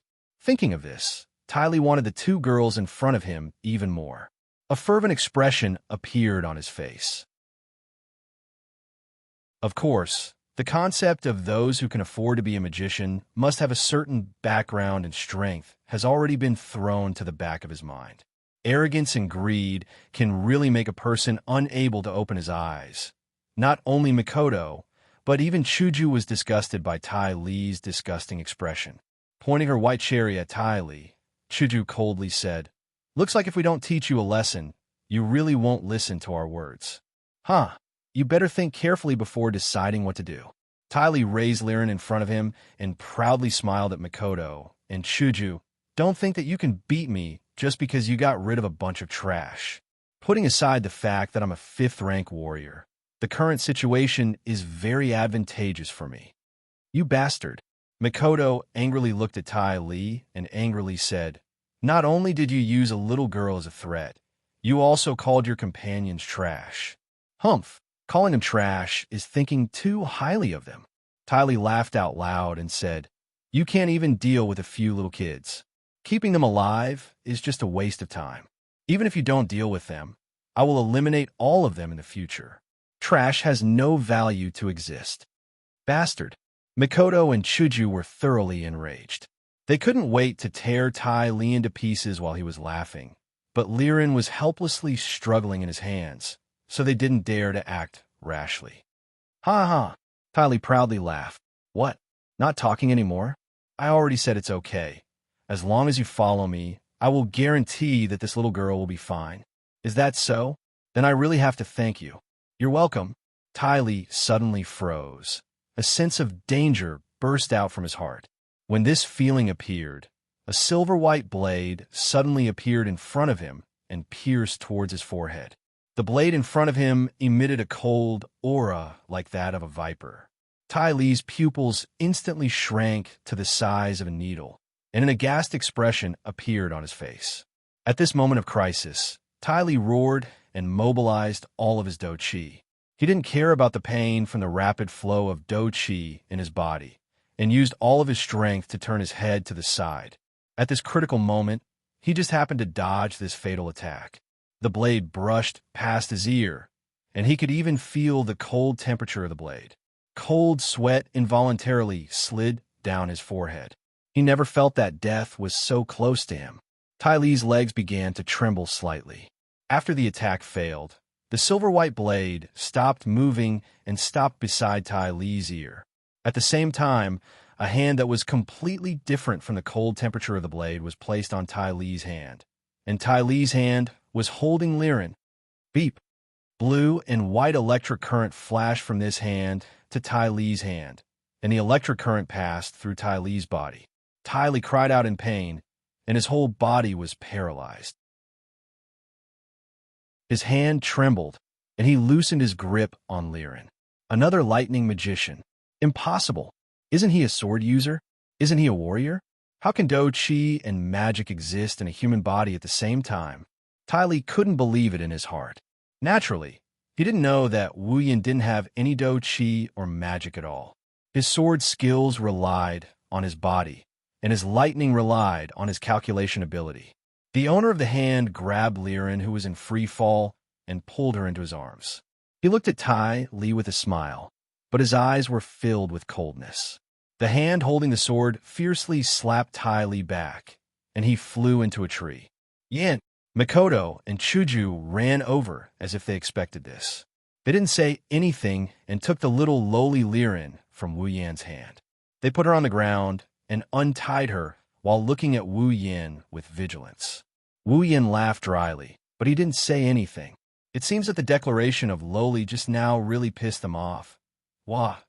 The soft cloth in her mouth was removed by Chuju, and the little lowly Liren pounced into Chuju's arms. She cried like she was wronged. Don't cry, don't cry. Chuju and Mikoto hurriedly comforted the little lowly. Maybe it was because the two girls gave Liren a different feeling. So Liren was relieved and ignored Tai Li, who got up from the ground. Her crying made Chuju and Mikoto's heart ache, but also made Wu Yan's head hurt. Wu Yan was most afraid of girls crying, especially cute girls. Damn it, little bastard. Tai Li got up with an ashen face and looked at Wu Yan's group with a ferocious expression. He spat out a mouthful of saliva and grinned. You think you can win by ambushing me when I was careless? That's fine. I'll let you see the power of a Tier 5 warrior, you puny ant. The question of why Wu Yan can use both battle skills and magic at the same time has already been tossed aside by the furious Tai Li. What's more, Tai Li didn't even put Wu Yan in his eyes. In his opinion, Wu Yan is still young. Even if he's a magician, there's no way he can be stronger than Tai Li. He only relied on the advantage of a sneak attack to embarrass Tai Li. Therefore, Tai Li, who thought he was strong, couldn't help but be angry. You're just an ant. How dare you stain my clothes with dust? As for the matter of Liren being taken back, Tai Li didn't care. As long as he killed that little bastard and took her back, it would be fine. Together with those two girls, while Tai Li's self-confidence broke through the sky, Wu Yan, Mikoto, and Chuju were speechless. The power of a Tier 5 warrior? Sorry, but there's a Tier 6 and a Tier 7 warrior here. Oni Ai-chan. A soft voice came from the tear-stained Liren, making Wu Yan's expression change. He almost knelt down and took out his lollipop. Liren pursed her lips, making people want to take everything in the world back to her. She lifted her head from Chuju's embrace and looked at Wu Yan, sobbing. Oni Ai-chan, this person is very strong. Even the guards were defeated by him. We should run away quickly. Even though the little lowly Liren was still young, she still had the ability to distinguish between right and wrong, good and evil. The person who kidnapped her was undoubtedly a bad guy, and her brothers and sisters who came to save her were the good guys. If she didn't think like this, she wouldn't be hiding in Hinajiku's embrace like a baby bird. At the same time, after seeing Tai Li's strength, Liren is naturally worried that the big brothers and sisters who came to save her will die in Tai Li's hands like her guards. Wu Yan doesn't have the ability to read minds, so naturally he didn't know what Liren is thinking. If he knew, Wu Yan would definitely grab her collar and yell at her without caring about anything else. This brother is not a good person. Don't just give people a card. However, he could hear the worry in the little lowly Liren's voice. Thus, he gave her a comforting smile and waved the Nyetan Shana in his hand. Looking at the self-righteous Tai Li, the corner of his mouth twitched. Don't worry, little girl. This self-righteous fat pig thinks that he's a powerhouse just because he's wearing armor. I'll slowly teach him the consequences of having designs on other people's women. Not for anything else, even if it wasn't for the mission, and not for my hatred for this pig, but for your sweet Oni Ai-chan, I will help you kill this fat pig that makes you cry today. What did you say? Tai Li was taken aback.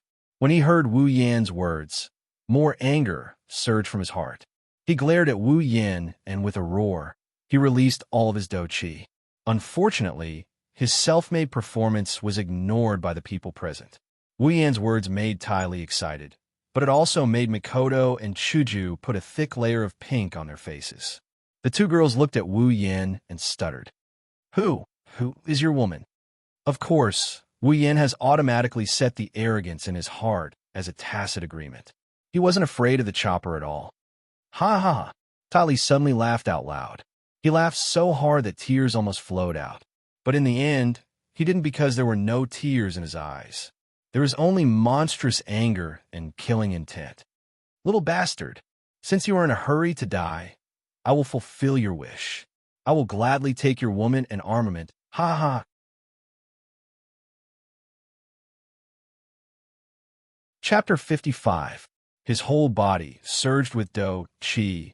Ty Li pulled out the greatsword at his waist and swung it up high. With a force that could split Mount Hua, he rushed towards Wu Yin. Take care of yourself, and take care of that little girl. Wu Yin casually waved his hand and looked at Tai Li, who was charging towards him like a bull, with contempt. In the past, it was always others who used their level to suppress him. This time, it was finally his turn. Chuju and Mikoto took the little lowly and retreated. Tai Li not only ignored them, he even smiled happily. Fortunately, they knew how to appreciate favors and knew how to escape. Otherwise, if this uncle's strength was too strong and accidentally affected them, that would be bad. It's fine if they were injured, but if they were killed, it would be a waste. I haven't enjoyed it yet. Tai Li laughed and raised the greatsword in his hand. With a suppressive wind whistling sound, he slashed towards Wu Yin. Not far away, Mikoto and Chuju, who were watching the battle, unblinkingly looked at Wu Yin. The little lowly Liren worriedly raised her head and said to Chuju and Mikoto, "Sister, is it okay if we don't help Big Brother? That big guy is very strong. He killed all of Liren's guards." Liren's face turned pale when she thought of the miserable state her guards were killed. She trembled in fear and squeezed into Chuju's embrace. Her eyes started to turn red again. Hinajiku reached out her hand and rubbed Liren's long blonde hair. Her eyes are still on Wu Yin. Hearing Liren's words, she lovingly replied, "It's okay. Oni Ai-chan can handle this. Don't be fooled by Oni Ai-chan's frivolous face. He's actually very strong." Very strong. Liren couldn't help but turn her head and look at Wu Yin. She doubtfully said, "Stronger than that big guy?" This time it was Mikoto who spoke. She squatted down and smiled at the little lowly. She gently said, "He's much stronger than that annoying big guy. Is it really that powerful?" Li Lin innocently raised her small face and said in a childish voice, "Then can Big Brother beat that bad guy?" We'll definitely win," Mikoto and Chuju said in unison. There was an indescribable trust in their tone, as if they were the ones fighting. Liren curiously looked at Wu Yin and muttered, "Do your best. Die, little bastard." Tai Li roared and mercilessly swung down the greatsword in his hand. Do Qi surrounded the greatsword and blew up Wu Yin's hair. One could see how powerful this strike was. However, Wu Yin did not care about this powerful attack at all. The difference between rank 5 and rank 6 was already relatively high. The difference between rank 5 and rank 6 was not comparable to the difference between rank 2 and rank 3 when Chuju fought the saber-tooth hound. What's more, Chuju was only 1 rank lower than the saber-tooth hound, while Tai Li was 10 ranks lower than Wu Yin. A whole rank difference. Thus, Wu Yin lazily raised the Yamano Shana in his hand and collided with the incoming greatsword. With a clang, the greatsword's momentum was stopped by Wu Yin. "Oh, not bad. No wonder you dare to provoke me. Seems like you have some skills." Tai Li looked at Wu Yin in surprise and then laughed again. He swung his greatsword and turned it into a windmill. Tai Li slashed at Wu Yin's body like a berserker. "Then let's see how many moves you can take from me." Listening to Tai Li's arrogant words, Wu Yin only casually waved the Yamano Shana in response to Tai Li's storm-like attacks. He blocked every move and every move. He even took the time to sigh. In the past, Wu Yin had seen this kind of self-righteous idiot arrogant in front of the main character more than once in a novel. He didn't expect to meet such a person after transmigrating. Thinking back, when he saw this kind of character showing off in the novel, he was extremely annoyed. He wanted nothing more than to become the main character and ruthlessly trample on this kind of idiot so that they couldn't be arrogant anymore. Now that there was a real opportunity, Wu Yin couldn't bring himself to have such thoughts. This was because this kind of person was too much like a clown. Apart from bringing a bit of fun to him and the others, he was a complete piece of trash. He didn't know that he had become a laughingstock in the eyes of others and was still acting self-righteously in front of him. It made people want to teach him a lesson, but they couldn't even bring themselves to do so. Although this kind of performance polluted the air a bit and was a bit disgusting, under Tai Lihu's powerful attacks, the wind stirred up dust. The power of the great sword was deflected by Wu Yin and leaked into the ground. For a moment, the place where Wu Yin and Tai Lihu were fighting was filled with dust and gravel.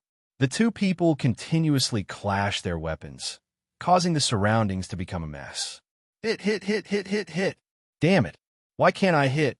Tai Lihu continuously swung his greatsword and continuously attacked Wu Yin. In his imagination, he would only need 1 or 2 rounds to chop this little bastard in front of him into meat paste. Then, he would be able to enjoy the beauty in front of him. But let's not talk about 1 or 2 rounds. He's already clashed with Wu Yin for hundreds of rounds. Yet, the little bastard in front of him didn't get chopped into minced meat. Instead, the little bastard leisurely stepped around his sword and waved his seemingly weak blade around to neutralize all of his attacks. Tai Lihu felt that he was going crazy. He had already squandered more than half of his battle chi, but this little bastard in front of him didn't even sweat, let alone battle chi. It was as if he was taking a leisurely stroll, changing his posture under his sword. Tai Lihu's attacks were actually useless. What kind of joke was this? I'm a 5th-step warrior. A 5th-step warrior's attack was actually useless against a little brat. This daddy absolutely doesn't believe it. Tai Lihu crazily roared. His battle chi was increased by a bit, and his attacks were also increased by a bit, causing Wu Yin to finally feel a bit of pressure. Oh, not bad. You finally made me feel a bit of pressure. Once again blocking Tai Lihu's greatsword, Wu Yin finally laughed when he felt a not weak force coming from his own Inai Dianzana. Pulling the Inai Dianzana outwards, Wu Yin pushed Tai Lihu's greatsword away and retreated a few steps. Looking at Tai Lihu, Wu Yin said with a smile, "Obviously, there's only a difference of 1 step in strength. Although the difference is a bit big, if you can't even bring a bit of pressure, then you're really too weak." Hearing Wu Yin's words, Tai Lihu was momentarily stunned. Then, he frowned and said, "So that's how it is. Only 1 step away? So you're a 4th-step warrior, and you were able to survive under the attack just now. It seems that you've reached the peak of the 4th step. No wonder you could kill that group of useless trash." Tai Lihu's words almost made Wu Yin laugh out loud. Calling him a pig was really too appropriate. The words had already been said, and the fight had been fought for so long, yet he could still understand it like this. He was really a godly person, no, a godly pig. Seeing that Wu Yin was speechless, Tai Lihu's brows relaxed. He sneered and said, "To be able to cultivate to the 4th step at your age, and to the peak at that, you can be considered a genius. Unfortunately, the 4th step and the 5th step can't be mentioned in the same breath. The difference between the 2 steps isn't something you can challenge.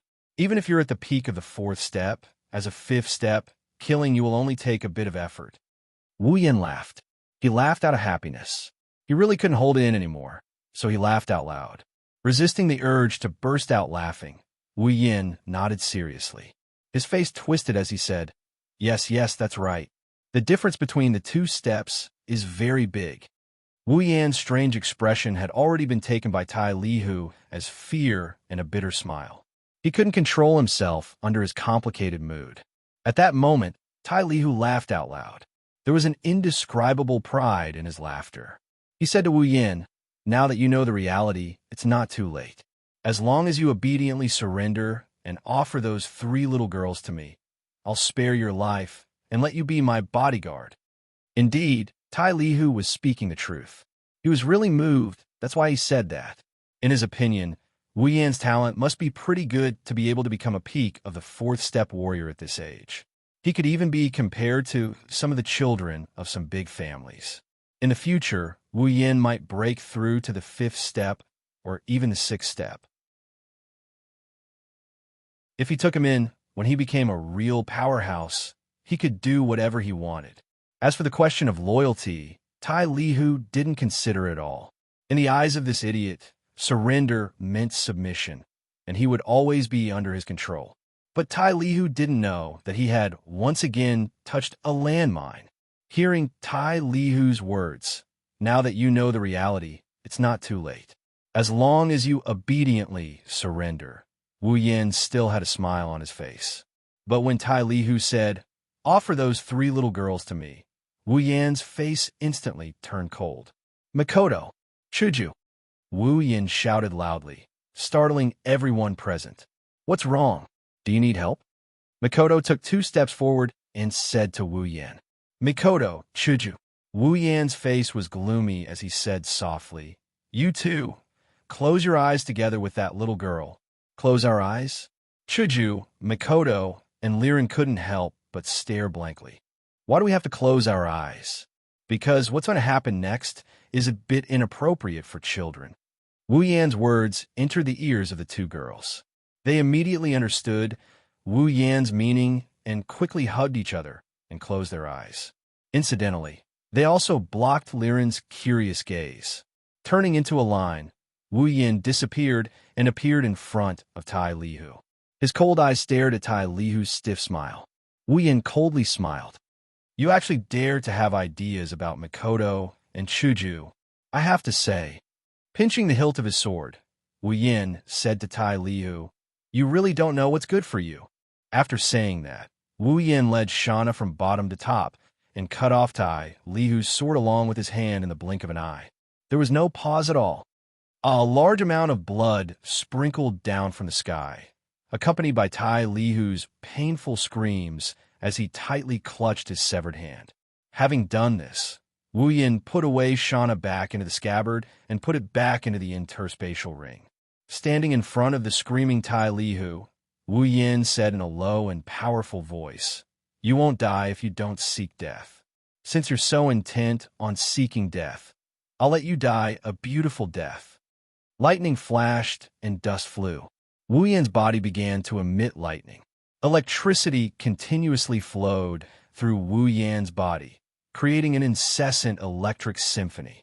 Wu Yan suddenly raised his hand. The ground slightly shook along with his movement.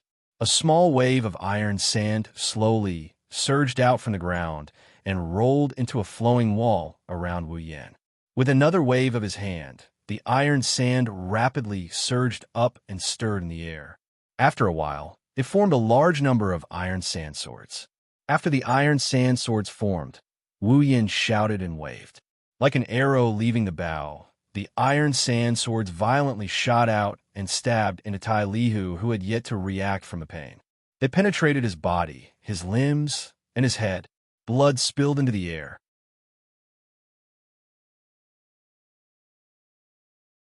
Chapter 56. Bang! Following the sound of his body falling to the ground, Tai Li slowly closed his eyes.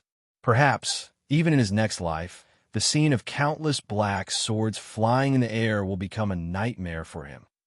Ding! Mission 3 completed.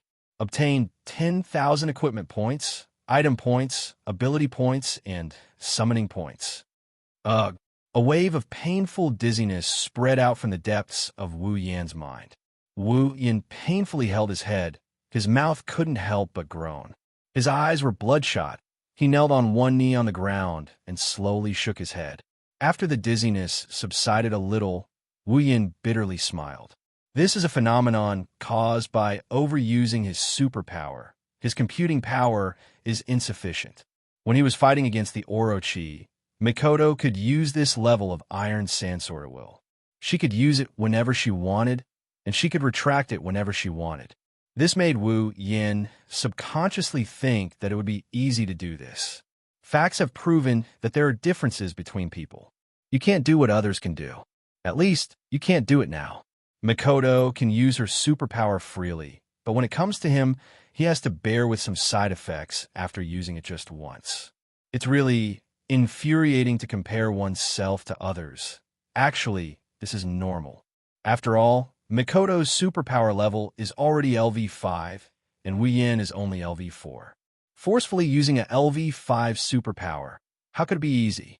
If it wasn't for the fact that Wu Yan is a master swordsman, his body is strong, and his mind is strong, He might have collapsed to the ground from the headache before he could even use his superpower. In the superpower list, a LV5 superpower is 10 times more expensive than a LV4 superpower.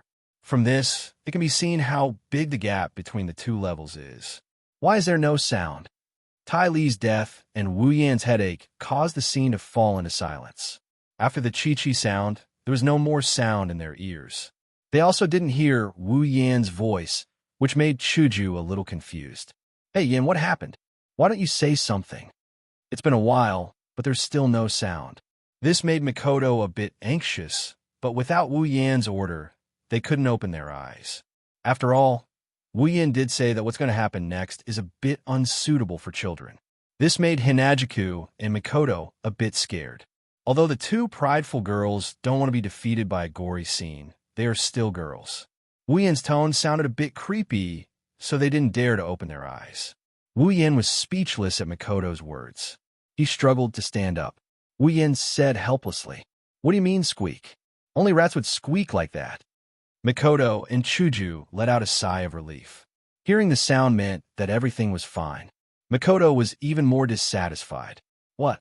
Since you've dealt with it, why didn't you say anything? Are you pretending?" "What?" Sure enough, Sis Cannon was a proud girl. She was obviously worried, but she insisted on saying something nice. Wait, kill her to say something nice? Then are you done or not? Chuju was a little dissatisfied. Being afraid was one thing. Being curious was another. This feeling of waiting for a surprise made the president's heart itch. Soon, Wu Yan said perfunctorily. He controlled the iron sand and threw Tai Li's body, which was riddled with holes, into the trees not far away. A human body couldn't be used to exchange points with the system, so Wu Yan didn't turn the body over to the system. However, Wu Yan didn't feel regretful. In fact, he felt a little comfortable. If the system wanted a human body, then Wu Yan would feel a little uncomfortable. This was a matter of principle. Wu Yan didn't even care about the other mercenaries' bodies. The two girls had already seen it. This kind of scene was still acceptable to Chuju and Mikoto. Unlike Tai Li, who was stuck like a hedgehog with his intestines and brain juices flowing out. It was a little disgusting. Of course, accepting it was one thing. If they had to do it themselves, they would probably, well, they were 14 or 15 years old girls after all. Long live understanding. Done. As soon as Wu Yan shouted, the two girls couldn't wait to open their eyes. It was as if they were afraid of being taken advantage of. This made Wu Yan speechless. When she saw the blood vessels in Wu Yan's eyes, Chuju was shocked. She quickly asked, "Why are your eyes so red?" Mikoto was also stunned for a moment. Then, as if she remembered something, she directly said, "Did you use your superpower too much?" Looking at Mikoto's fixated eyes, he laughed sheepishly. "Just a little.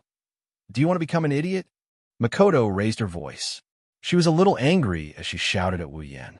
"Are you an idiot? Didn't I tell you that if you use your superpower too much, it will lead to insufficient computing power? If it's serious, it will burn your brain." "Burn your brain?" Chuju looked at Wu Yan in shock. Then, her eyes gradually became dangerous. "How would I know?" Under the two girls' urgent gaze, Wu Yan retreated a little. He said in a low voice, "When Mikoto used it before, it was very easy. I'm already LV5. You're LV4. How can you compare?" Hearing Wu Yan's retort, Mikoto was so angry that her teeth itched. She wanted to rush up and bite him to let him know the pain. Okay. There won't be a next time. Moreover, once is enough." Indeed, such an overpowered skill, to be able to use it once is no regret. The scene of hundreds of black swords piercing through the air can only be described as overpowered. If it wasn't for the fact that he didn't recognize the familiarity of the scene, Wu Yan might have added the word bastard when he threw out the iron sand swords. And then, it's as domineering as Golden Sparkle. It's just that Golden Sparkle used a variety of noble phantoms, while Wu Yan used a single black iron sword. If he had to do it again, Wu Yan would still choose to use it once. Well, it's a bit of a suicide mission, but since he's already used it, Wu Yan doesn't plan to use it again before he reaches LV5.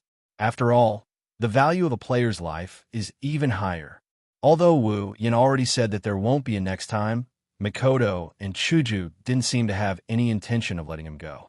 So Wu Yin quickly changed the topic. All right, after this battle, Chuju, your level should have increased a lot, right?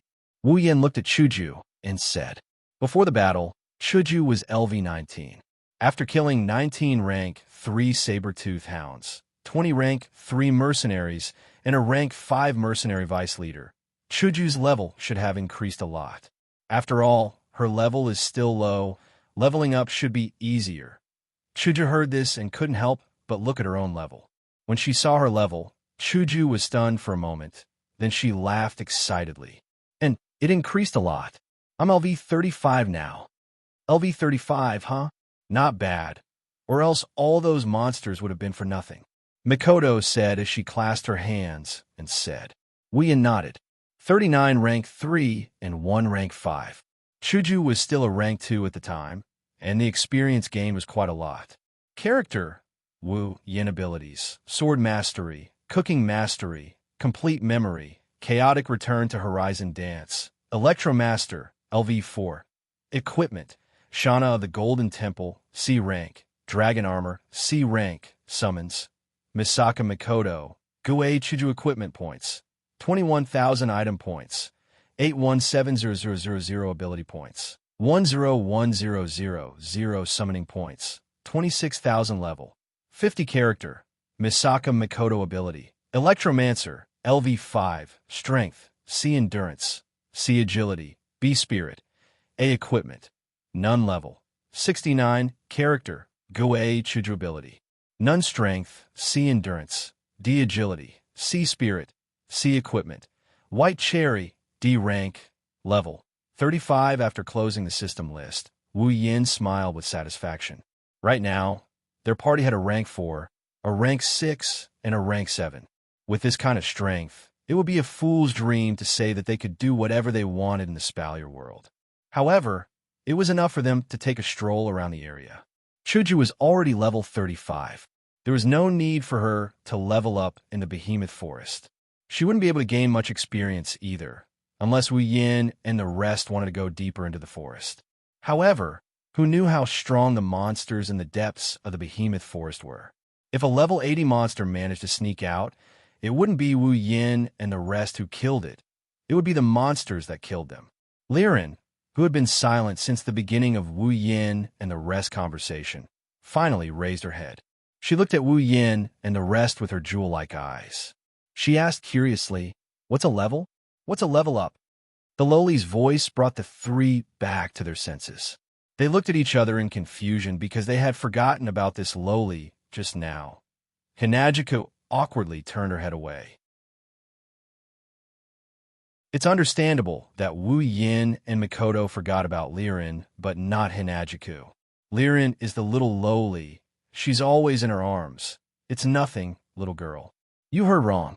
Wu Yin laughed as he tried to bluff his way out of this.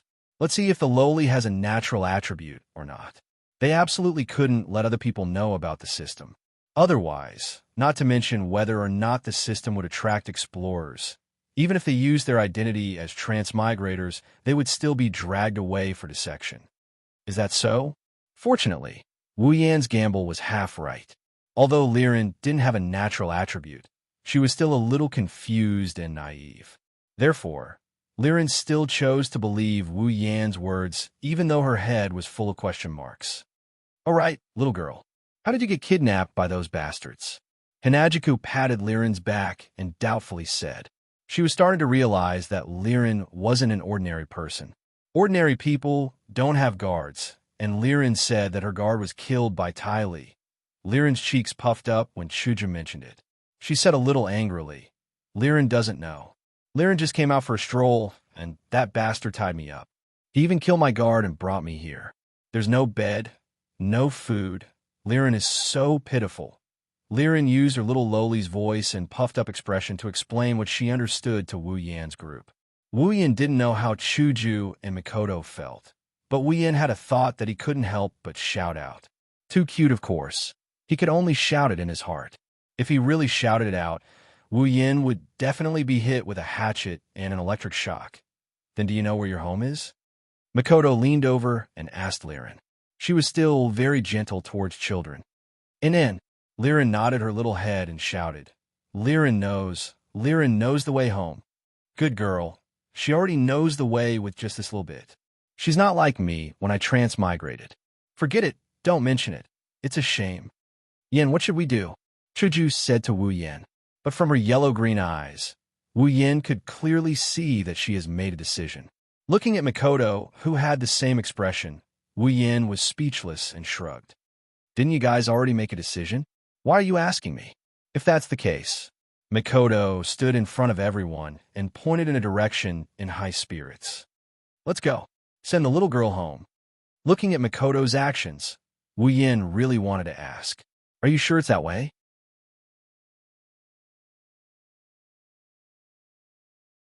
Chapter 57. He sounded high-spirited when he said, set off, but the giant beast forest wasn't a desolate wilderness. There were quite a few unfriendly people living here. Wu Yen, Makoto, Chuju, and the little lowly Liren were constantly asking questions. The four of them suffered quite a bit of harassment along the way. Although the harassment was a little low level, it still brought quite a bit of income for Wu Yen and the others. The low-level demonic beasts can no longer satisfy Wu Yan's needs. Thus, these demonic beasts that came to attack him were all skinned and stripped of their magic cores, turning into raw materials. Wu Yan intended to use them to exchange for gold coins. Money isn't everything, but without money, you can't do anything.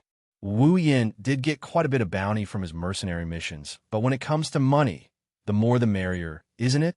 Plus, with the mana crystals from the 20 saber-tooth hounds, they wouldn't have to worry about travel expenses if they sold all of them.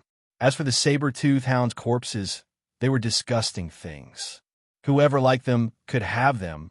Wu Yen and the others were only wandering around the outskirts of the behemoth forest and in the area where Wu Yen had leveled up. Even if Wu Yen had a bit of a bad sense of direction, after 2 months of living as a mercenary, he was familiar with this part of the forest.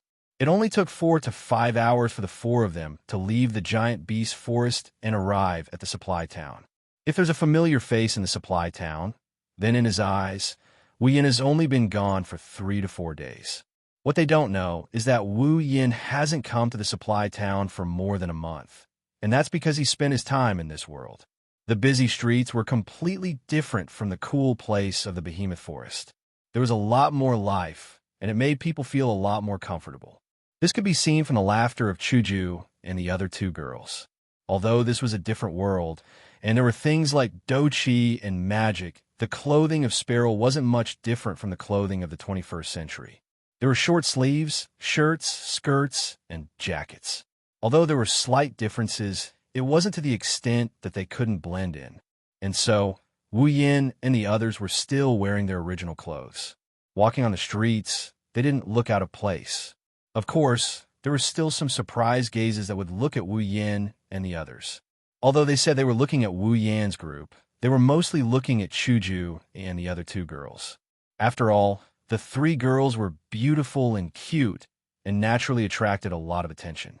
Wu Yen, on the other hand, only attracted some envious and jealous gazes. Chuju, Makoto, and Liren didn't care about the gazes of onlookers at all. They were still leisurely doing their own things and walking their own paths. Of course, this was only natural. Among them, one of them was the president of the White Emperor Academy's student council and was extremely popular, while the other was only one of the 7 LV5 players out of the 2. 3 million people in Academy City. This kind of gaze was something that happened every day in their lives, so they had gotten used to it over time. As for the little lowly Liren, she was completely heartless, treating the onlookers like cabbages. Only Wu Yen is walking behind the 3 girls with a calm expression. However, if you look closely, you'll notice that his eyebrows would twitch from time to time, a clear indication of his uneasiness.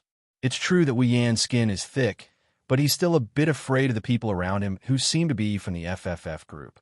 After all, he's already enjoying the treatment of a winner in life, 1 man and 3 women. Under these gazes, Wu Yan's group of 4 arrived at a relatively large store.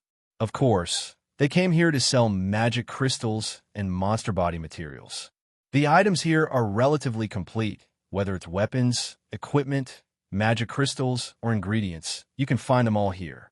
Of course, they're relatively low level. Basically, all magic crystals and monster body materials under level 20 are available. Level 31s are rare, and armaments are impossible to find. This is the first time I've seen a store that sells such strange things. Mikoto looked at the row of glass windows next to her. Some of the demons were lying inside. After looking around, Mikoto said this sentence. Is it strange? Liren bit her finger. Her other hand was still holding Hinagika's hand. She looked at Mikoto and tilted her head to express her confusion. Shops selling magic beast body materials and magic crystal herbs could be said to be the most common in this world. Almost every city would have one, and there were quite a few of them. Even the little lowly Liren had come out more than once to visit such shops when she was at home. Why was it strange? Of course, with that little brain of hers, she can't figure it out. Mikoto smiled at her, but didn't say anything. Was she supposed to tell her that selling clothes and jewelry wasn't strange? Chuju, of course, understood what Mikoto meant, but she didn't say anything because she also thought the same. Of course, she also found it strange. Well, after all, the theme here is always related to battle. Wu Yin said as he walked towards the counter. Magic beast body materials can be used to make equipment, weapons, and even armaments. Medicinal ingredients can be used to make all kinds of potions. Magic crystals can be used to make anything. So it's normal to have a shop like this. Mikoto Ne-san, is this your first time at a shop like this? Liren pulled on Mikoto's skirt and asked. Yeah. Mikoto didn't hide it. Her eyes were still looking around. I didn't have many opportunities before. Liren's eyes turned and suddenly lit up. She happily said to Mikoto. Then Mikoto Ne-san, let Liren take you to have a look. She then pulled Mikoto and ran to the side. Wait, Chuju quickly called out. She looked at Wu Yin and followed. It seems that girls are really keen on shopping. Helplessly looking at Chuju and the other two girls running around, Wu Yin walked to the counter. There was a man wearing a suit there. He looked quite smart. Dear customer, how may I help you? Seeing Wu Yin in front of him, the smart man immediately asked with a smile. Wu Yin nodded. I need to sell some magic crystals and magic beast materials. There were customers who came to sell magical crystals and magical beast materials every day, and this wasn't the first time the shrewd man had dealt with such a matter. Hence, he immediately said, Well then, dear customer, please let me take a look at the items you want to sell. Is it here? Wu Yin looked around and slightly frowned. It's not that he's afraid of being seen. It's just that the counter here is a bit small. It's impossible to store all the materials. One must know that some of the magic beast materials Wu Yin wants to sell take up a lot of space. Of course, the smart man thought that Wu Yin was afraid of attracting attention. So he smiled and said, It's this one's fault. Please go to the room inside. Nodding again, Wu Yin turned to Chuju and Mikoto. You two can look around here first. I'll go deal with those magic crystals. Got it. Go. Come back quickly, big brother. Let's go. Wu Yin said to the smart man. The smart man walked out of the counter and called a passing clerk to stand in his place. Then he led Wu Yin into the room inside. After inviting Wu Yin to a chair, the smart man said, Dear customer, I wonder if I can count the items you want to sell? Knocking on the corner of the table, Wu Yin looked around the room and nodded. Well, that's fine. If it's here, it should be able to fit. When the smart man was still wondering what Wu Yin meant, Wu Yin waved his hand. Following Wu Yin's movement, a large pile of magic beast materials appeared out of thin air in the room and piled up all over the floor. This. Looking at the materials all over the floor, the smart man's mouth was wide open. He looked at Wu Yin in shock and said, Spatial item. That's right. The smart man was shocked. The reason for his shock wasn't because of the magic beast materials. Although Wu Yin took out a lot of magic beast materials, their grades weren't very high. In this shop, the smart man had seen a lot of things more precious than Wu Yan's batch of materials. What made the smart man shocked was that this ability to take things out of thin air was clearly an ability that only those very precious spatial items had. The smart man looked at Wu Yin in a daze, which made Wu Yin feel a little funny. After living in this world for 3 months, Wu Yin naturally knew how precious spatial items were. However, that was only for ordinary people. In the Spalier world, although spatial items were precious, they weren't very difficult to make. As long as one was proficient in forging, they would generally be able to make spatial items.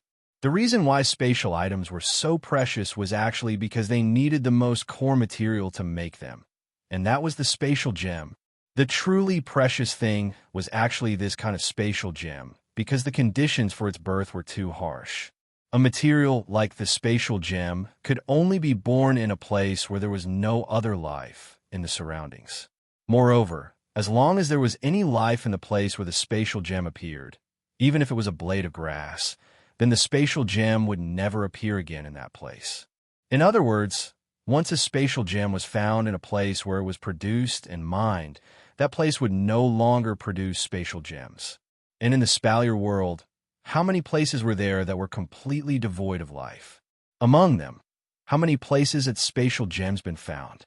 Therefore, this led to the preciousness of spatial items.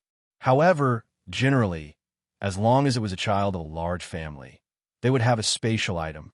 For example, Lulu had a spatial bracelet, and so did Fei Fei. Aside from the children of the big families, only 7th grade warriors and mages might have a spatial tool. Of course, it was only a possibility. Who knows how big the spatial tool was?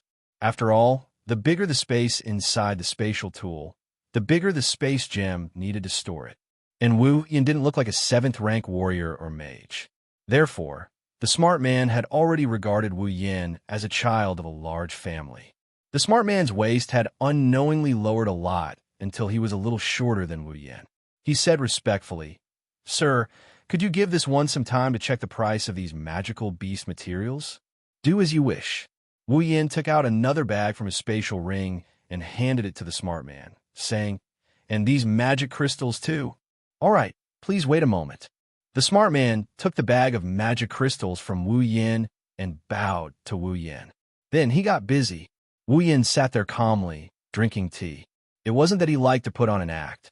Wu Yin had already guessed what the smart man was thinking before he came. As long as he showed the spatial item, there would be such a change. There was nothing bad about this. At least he wouldn't be cheated. Maybe the price would even rise a little.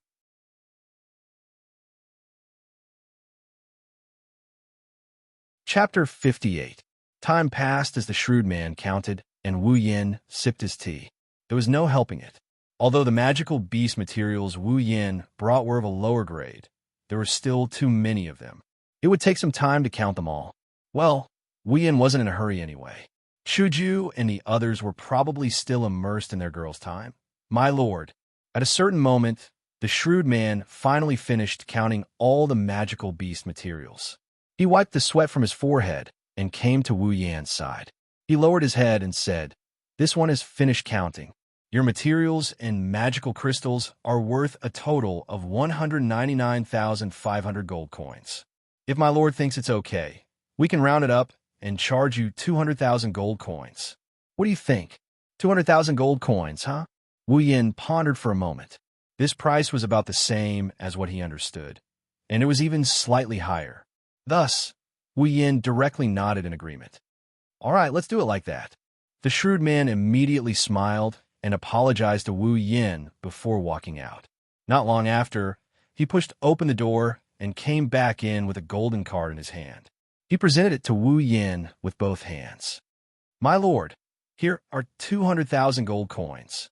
Please take a look and see if it's correct." Taking the golden card from the shrewd man, Wu Yin looked at the number displayed on it. He nodded in satisfaction and put it away in his spatial ring.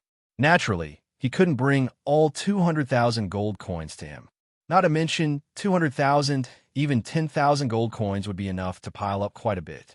Not everyone was like Wu Yin, who had a spatial item. Thus, there was a place similar to a bank in the world of Silveria. It was just that it was called the Gold Bank. This golden card was equivalent to a credit card. Carrying a golden card like this was no doubt much easier than carrying a whole pile of gold coins. When it's time to pay, all you have to do is let the other party count it. It's very convenient. There's even a column that displays the amount. It's considered a little magic. Although Wu Yin hasn't seen Kaneko yet, he did ask around about Kaneko. That's why there's no awkward situation where he doesn't recognize Kaneko. He doesn't want to be treated as a country bumpkin. At least country bumpkins know about Kaneko. After dealing with the magical crystals and magical beast materials, Wu Yin thought for a moment and asked the shrewd man, "Oh right, are you guys collecting armaments?" In the Whirlwind Butler dungeon world, Wu Yin's level increased by quite a bit. Towards the end, he is no longer a level that the level 20 plus Wu Yin can match up to. Naturally, he had to exchange for new equipment, 2 C grade rare armaments. As for the D grade Kusanagi sword, it was naturally discarded. Originally, Wu Yin wanted to give it to Chuju. What he didn't expect was that Chuju already has the same grade white cherry. Thus, the Kusanagi sword became idle in Wu Yin's spatial ring. Originally, Wu Yin wanted to keep it. After all, this was the first equipment he exchanged for after coming to this world. It was also from that moment on that his life changed completely. Later, Wu Yin thought about it. There was more than 1D grade equipment worth remembering. Compared to other souvenirs, the Kusanagi sword was no longer necessary. For example, the 2 safety pants. Thus, Wu Yin wanted to sell the Kusanagi sword. Wu Yin, who said this out of nowhere, didn't know that the shrewd man was so shocked by his words that his jaw dropped to the ground. He looked at Wu Yin and stuttered. My lord, do you want to sell armaments?" Looking at the astute guy's exaggerated expression, Wu Yin can only feel helpless inside. He knows that armaments are precious, but knowing is one thing. With the system, he can exchange for equipment of any grade.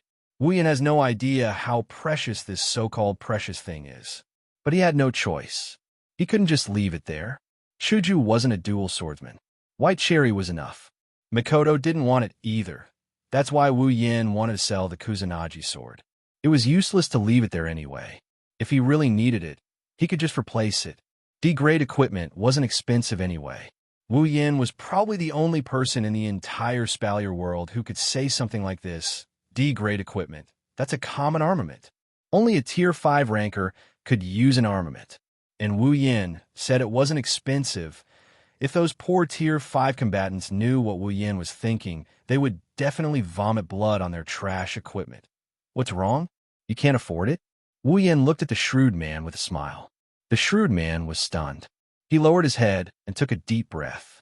With a bitter smile, he said to Wu Yin, "My lord, although it's not that our company hasn't dealt with armaments before, we've always done it through auctions. After all, armaments are too precious. It's not appropriate to sell them through normal means." Wu Yin nodded. He already guessed this would be the result. He was just casually asking. Seeing that Wu Yin didn't seem to care, the shrewd man gritted his teeth and said, "How about this? You can let us make the armament and we'll auction it. When the time comes, we'll only charge a 5% commission. What do you think?" "Not good.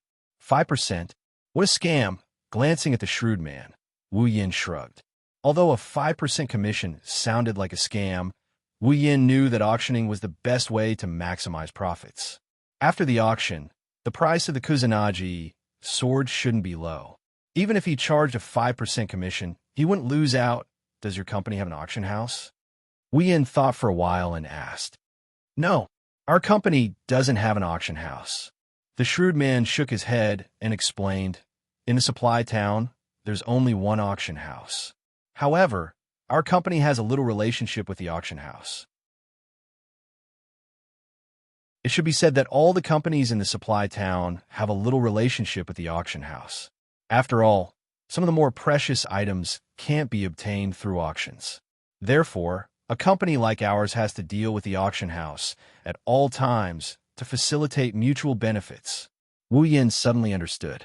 Of course, this kind of thing has nothing to do with him. As long as it can meet his requirements, anything is fine.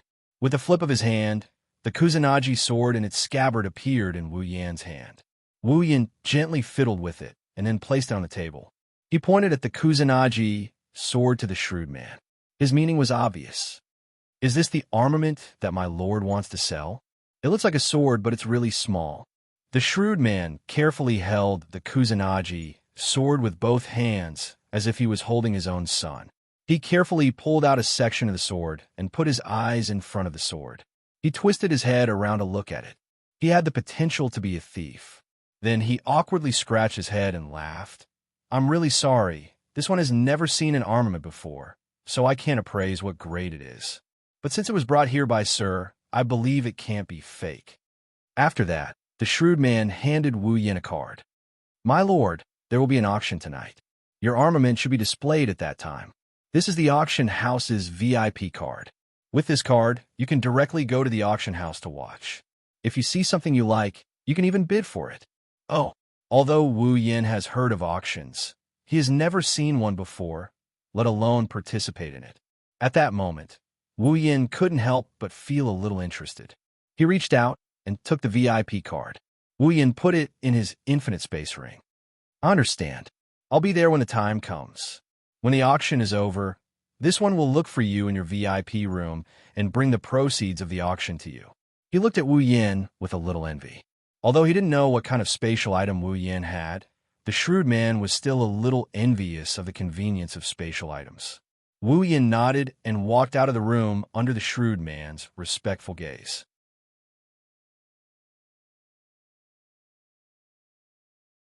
Chapter 59. When Wu Yin walked out of the reception room, Hinajiku and Mikoto are still being led around by Liren, who is acting like a little adult. In this decently sized trading company, they looked like dancing fairies. Their silhouettes glided past one after another while their bell-like giggles rang out one after another. Although there weren't any beautiful clothes or jewelry in this place, there were some exquisite magic crystals that looked like gems. There were also some medicinal herbs that looked very funny. Therefore, the three of them were having a lot of fun. It seemed like they were having a lot of fun. Of course, they didn't know how attractive they were at this moment. Even Wu Yin couldn't help but smile when he saw this scene. All right, it's time for us to go. Wu Yin didn't want to disturb their fun, but he also knew that in this kind of thing, a girl's energy was limitless. If it didn't stop them, they might have to stay in this small shop until nighttime. Decisively, Wu Yin decided to stop them. What's wrong? Is that batch of materials done? Hearing Wu Yan's voice, Chuju pulled Liren and followed Mikoto to Wu Yan's side. She had a smile on her face, as if she hadn't had enough. Yes, it's done. Wu Yin squatted down and helped Liren, who had some sweat on her forehead, tidy up her hair. Then he smiled and said, Then, where are we going next? Mikoto's eyes were still staring at the glass cabinet. Her intention was obvious. Seeing Mikoto's appearance, Wu Yin could only smile bitterly.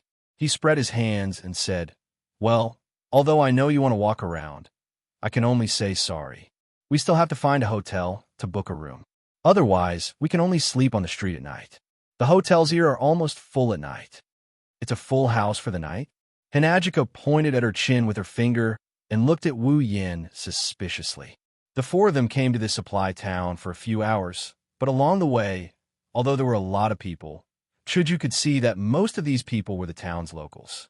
She could tell from their casual attire. The town's locals, no matter what, should have a house. They can't be staying in a hotel, right?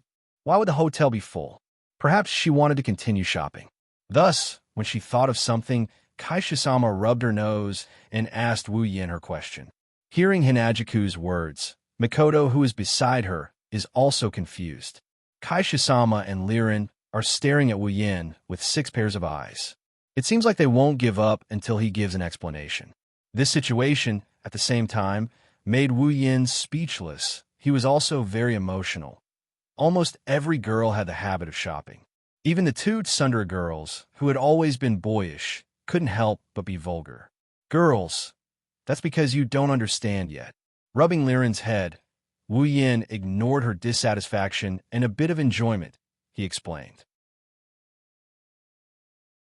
During the day, the people going in and out of the supply town are the locals. However, this is the supply town of the Behemoth Forest, the only place in the Spalier world that produces magical beasts. How could there only be normal people going in and out of this place? After Wu Yan's reminder, Hinajiku and Mikoto suddenly thought of something and came to a realization.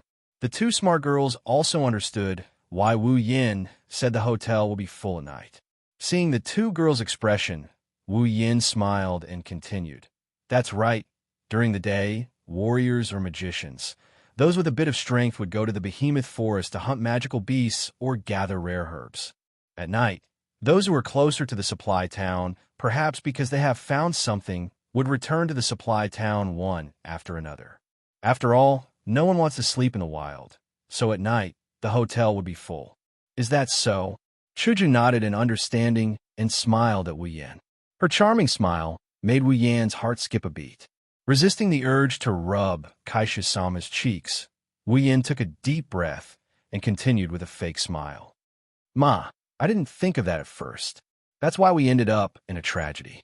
To prevent another tragedy from happening, it's better that we find a hotel first. Don't think that Wu Yan was joking. Thinking back to when he was on a mercenary mission, Wu Yan was too lazy and always wandered around until he was tired at night, then went to find a hotel. In the end, he could only tragically wander the streets for an entire night.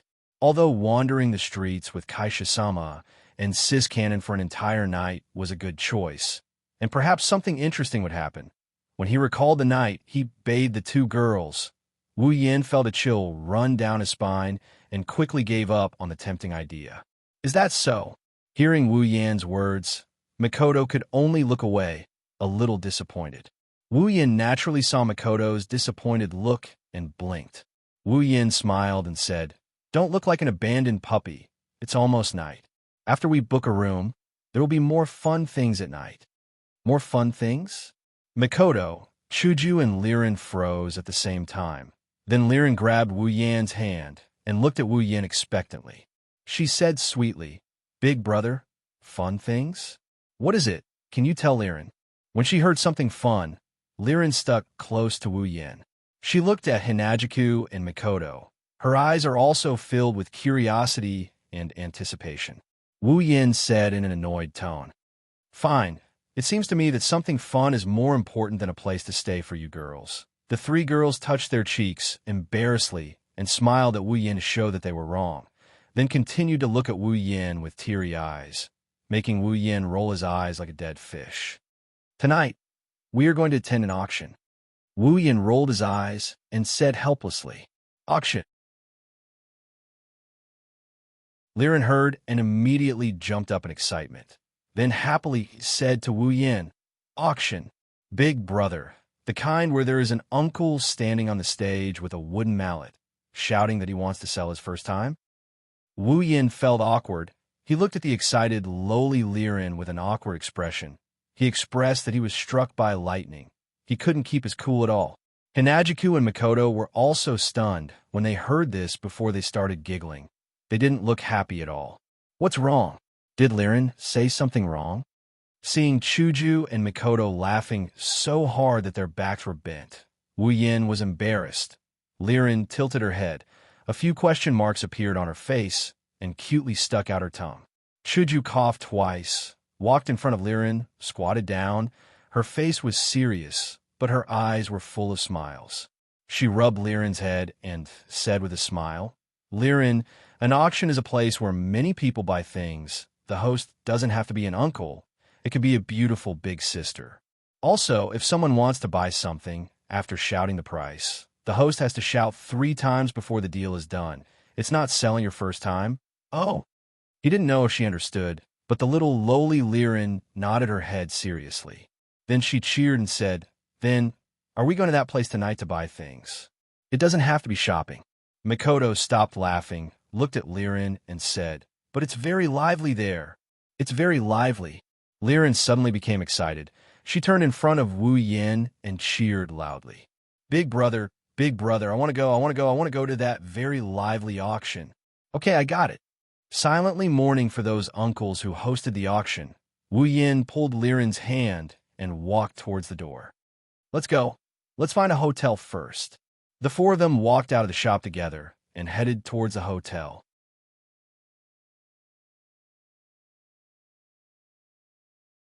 Chapter 60. When night fell, The supply town was filled with all kinds of colors. It didn't feel dark at all. The whole town didn't look like a supply town, but a carnival town. Every house, every shop, and every hotel were lit up with magic lights. There were all kinds of lights, causing the whole street to be filled with gorgeous colors. It was like a city without night. Perhaps because of this, the pedestrians on the street didn't decrease at night. Instead, there were more and more people in all kinds of shops compared to the morning. This was to be expected. No matter how gorgeous this place was, it was still a supply town. During the day, warriors, mages, mercenaries, and other capable people all ran to the behemoth forest. If they weren't hunting magic beasts for money, then they were going to gain experience. There were also some special circumstances. Therefore, during the day, except for some ordinary people who didn't have doqi or magic, there were almost no people. At night, some people who were closer to the town would naturally return to the town. Some people who had been hiding in the behemoth forest for many days and just returned would also come out at night to resupply. They planned to leave tomorrow or enter the behemoth forest again. Therefore, at night, it was much livelier than during the day. When Wuyan led Mikoto, Chuju, and Liren out of the hotel, the three girls exclaimed at the same time. Looking at the colorful street, 3 pairs of eyes were filled with stars. Seeing the people coming and going, Liren cheered. So beautiful, so beautiful, so much more beautiful than the lights at home. The little lowly Liren was like a runaway horse. She wanted to rush into the crowd recklessly, but Wu Yin had already seen through her intentions. He reached out and pulled her back to her original position. Big brother, why are you holding Liren? Let Liren play. The little lowly is very dissatisfied as she struggled in an attempt to break free from Wu Yan's restraints. However, it's all in vain. How can an LV50 Wu Yan let this little one, who isn't even level 1, break free from his restraints? Feeling the little lowly's claws hitting his body, Wu Yan looked at her with a bitter smile and said helplessly, Liren, there are so many people now. What if you get lost if you run out like this? Liren heard this and stopped. She puffed up her little face and shouted in dissatisfaction, Humph, bad brother. You won't let Liren go out to play. Bad heart. Wu Yan didn't know whether to laugh or cry. This little lowly was harder to please than a queen. Her ability to invert right and wrong was almost on par with Chuju and Mikoto's arrogance. Okay, Chuju took Liren from Wu Yan's hand and said, Be good, be good. We still have to go to the auction later. Yes, the auction, the auction. Liren's eyes lit up and became happy again. She opened her little mouth and kept shouting. Then let's go. While speaking, Mikoto walked out, making Wu Yin even more helpless. Chuju and Liren were talking and laughing as they followed. Looking at the 3 girls' happy expression, Wu Yin felt happy. Although it was only a few days, he felt that it had been a long time since he saw Chuju and Mikoto's smiling faces. Not long after summoning Mikoto, Hinajiku and Mikoto followed him into the demon's cave. During that day and night, other than killing demons, the 2 girls who had never seen blood before didn't break down. It was a miracle. Before this, Chuju was just a normal high school student. At most, she was a 15-year-old girl who was familiar with swordsmanship. Mikoto, although she has great power and was born in Academy City, but she's the only one out of the 7 LV5s who has a normal personality in life. Ignoring her powerful ability, she's just a 14-year-old girl. However, in the past few days, their lives could be said to be cruel compared to before. Even now, Wu Yin still can't get over it. In the open space full of demon corpses, Chuju and Mikoto's pale face and blank eyes, after coming to Spalier World, they were immediately brought into a state of slaughter by a sudden mission. It can be said that Wu Yin is constantly worried about whether or not the 2 girls can maintain their normal lives if they continue living like this. Will the 2 kind girls become unrecognizable to him because of this? Was it really the right choice for him to bring them along? And now, seeing them walking around and laughing like normal girls, Wu Yan's heart can finally relax. No matter what, they're still the people he once looked up to. How can such a small matter defeat them? How can he not trust them? Thinking of this, Wu Yan's heart laughed happily. With his hands behind his head, he followed behind the three beautiful girls. His heart has never felt so carefree before. Glancing at Hinajiku, who was holding Mikoto in one hand and Liren in the other, her little head was turning around, talking to Mikoto and Liren from time to time, laughing sweetly from time to time. Wu Yin couldn't stop his smile from widening. Speaking of which, ever since that loving kiss with Kaisha-sama, it seems like my pursuit of Kaisha-sama has slowed down. Although the two of them couldn't leave each other now, it felt like their favorability towards each other hadn't increased since then. Since I've already taken down the second base, should I fight for the third base? And the legendary home base, but Sis Cannon. Seems like she needs to increase her favorability more. At least Kaisha-sama and I have some intimate contact, but Sis Cannon's favorability seems to be maintained at the level of friend. Not exactly friend, but it's much better than friend. After all, their lives are intertwined, and they've seen each other's naked bodies many times. Above friend, but not yet lover. That's probably the level of their relationship. Will Wu Yin be satisfied with maintaining a relationship above friend, but not lover, with Sis Cannon? The answer is of course no. Should I start to woo Sis Cannon? But if I start pursuing Sis Cannon, what about Chuju's side? Even if her favorability with Kaisha-sama can increase, it should at least not decrease. But if I start pursuing Sis Cannon, then Kaisha-sama's favorability will decrease. That's for sure. Even if her favorability doesn't decrease, Kaisha-sama will definitely be the biggest obstacle in my pursuit of Sis Cannon. That's for sure too. Simultaneous strategy? The thought flashed through his mind, but Wu Yin quickly shook his head and dismissed the idea. It sounds like a fantasy, and it definitely looks like a fantasy, but it's only limited to fantasy. Synchronized walk thrusts are a joke. Even though I'm an otaku, I'm just an ordinary otaku. I'm not some god-level walk thrusts god. Simultaneous strategy. Once I start, I'll definitely die with a sense of rhythm. Thinking of this, Wu Yin sighed, his face full of tragedy. Or, I'll just push her down. Wu Yin was shocked by his own idea. Pushing her down without a strategy is not something that can be solved with a sense of rhythm. Instantly, Wu Yin cried again. Of course, he didn't know that in front of him, Chuju, Mikoto, and Liren were staring at Wu Yin with their eyes wide open. One moment he shook his head, the next he looked sad, the next he looked scared, the next he looked worse than crying. They all shuddered. Little Liren shrunk her small body between Chuju and Mikoto, holding their hands and pointing weakly at Wu Yin. Chuju, Jejia. Mikoto, Jejia. Is Big Brother broken? Mikoto and Hinajika looked at each other, pulled Liren, and quickly walked forward. At this time, pretending not to know each other is the best way.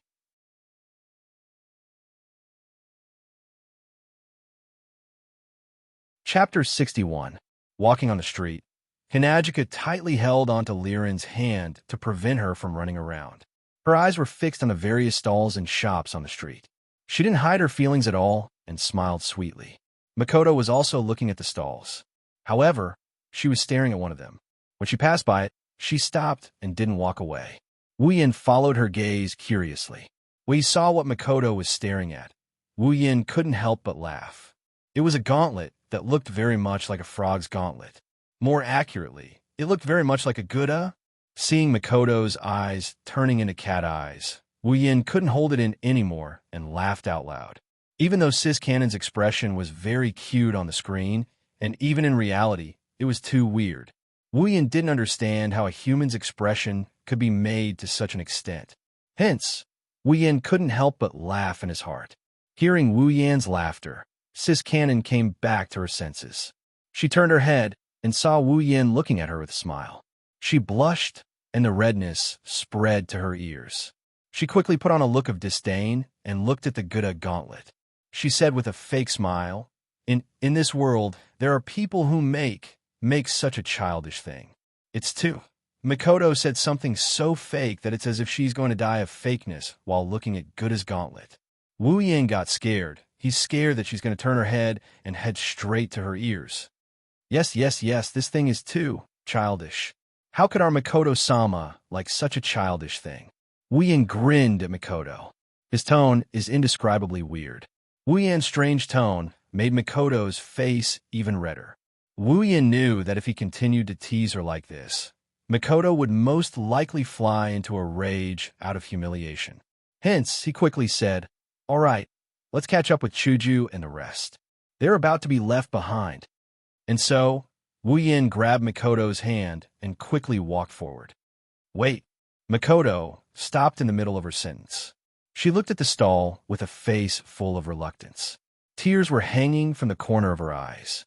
But with her arrogant personality, she couldn't bring herself to say something like "I want." So she could only let Wu Yan bring her away with tears flowing down her cheeks. It wasn't until the stall was out of sight that Mikoto retracted her gaze. Only then did she notice that her hand was being held by Wu Yan. The temperature on her face rose rapidly, and her forehead was flashing with electric currents. She hurriedly struggled. "What are you doing?" "Nothing." Wu Yan smiled and let go of her. Looking at Mikoto's blushing, beautiful face, before she could say anything, Wu Yan raised something in front of her.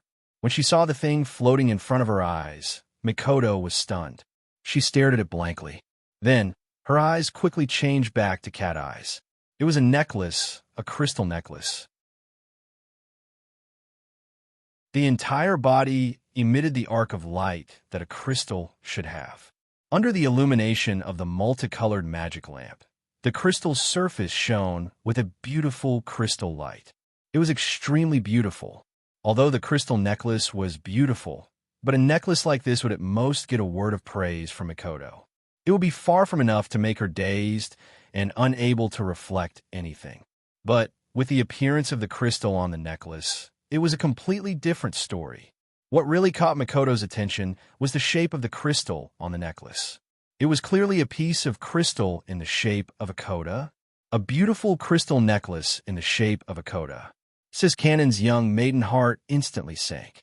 She was completely pulled into a crystal hell filled with coda, unable to extricate herself.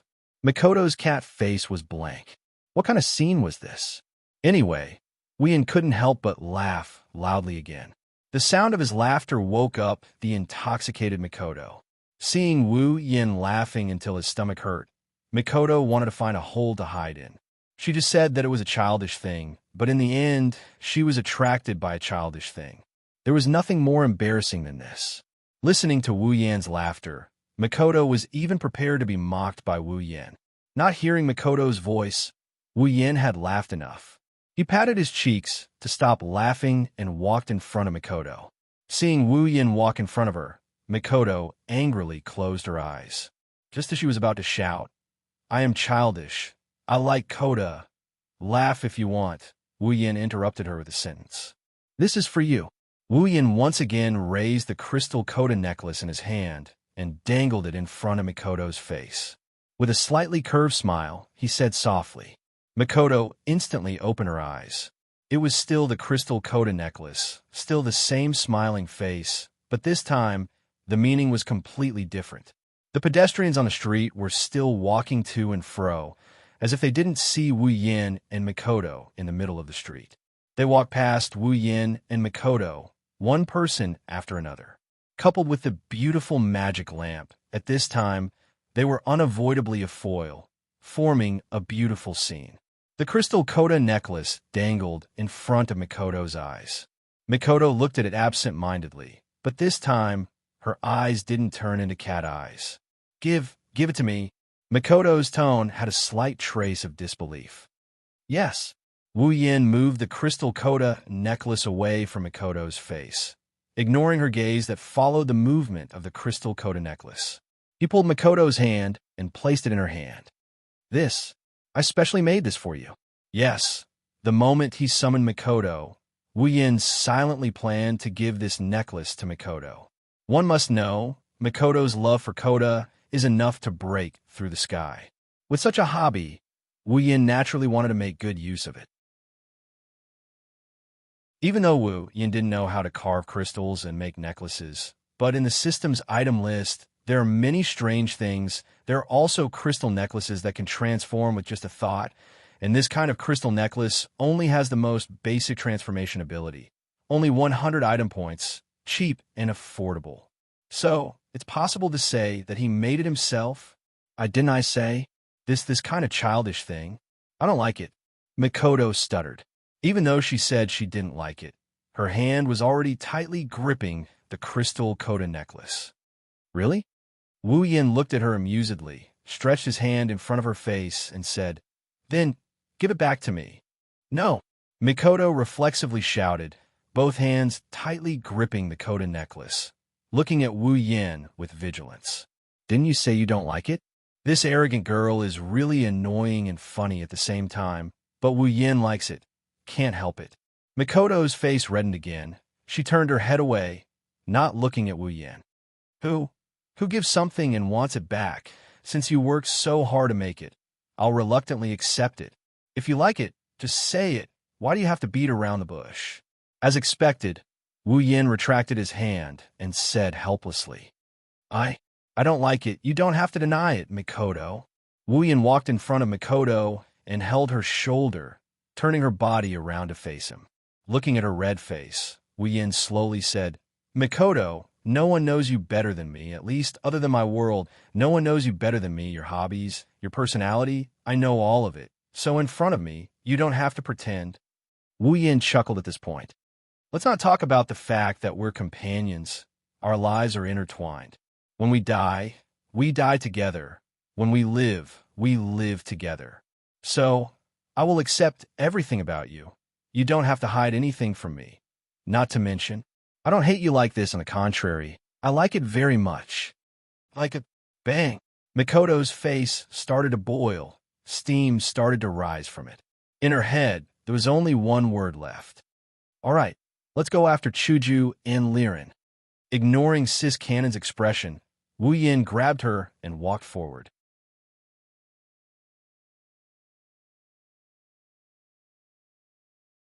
Chapter 62.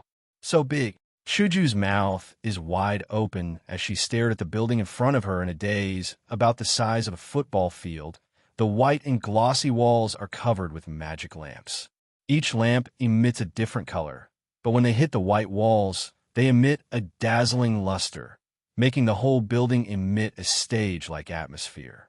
Of course, if it's just big, our Kaisha-sama wouldn't be so surprised. It's not like Chuju hasn't seen buildings bigger than this.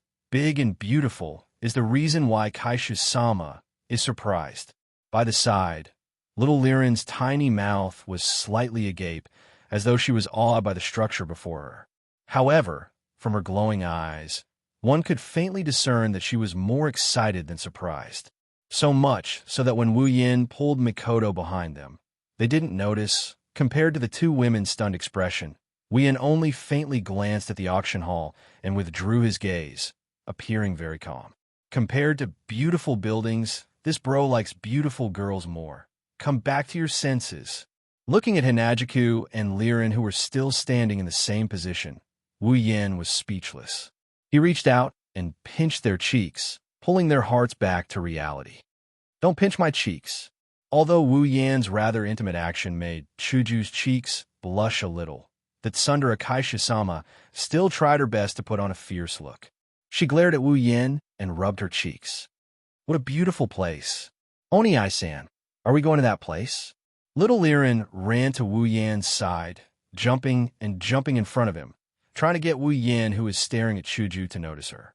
Attracted by Chuju's cute face rubbing, Wu Yin finally noticed the swaying blonde hair in front of him. His gaze moved down to little lowly Liren's angry little face. Hurriedly putting on an expression like nothing happened, Wu Yin, because he didn't hear what little lowly Liren said clearly. "It's almost time for the auction. Let's go in." Hearing that they're going in, little Liren stopped wearing the oil bottle and cheerfully smiled and cheered. Immediately, Wu Yin pulled little Liren's little hand and walked towards the auction hall. Touching her long pink hair, Hinajika smiled and was about to follow him. But immediately, she paused her movements. Chuju looked at Mikoto with a strange expression. Too suspicious. Mikoto's expression, it's too suspicious. Her eyes were blurred, her cheeks were flushed, and her expression was dreamy, but there was also a trace of daze. At first, Hinajika thought that Mikoto was also stunned by the stage-like auction, but now that she took a closer look, Hinajiko didn't think so.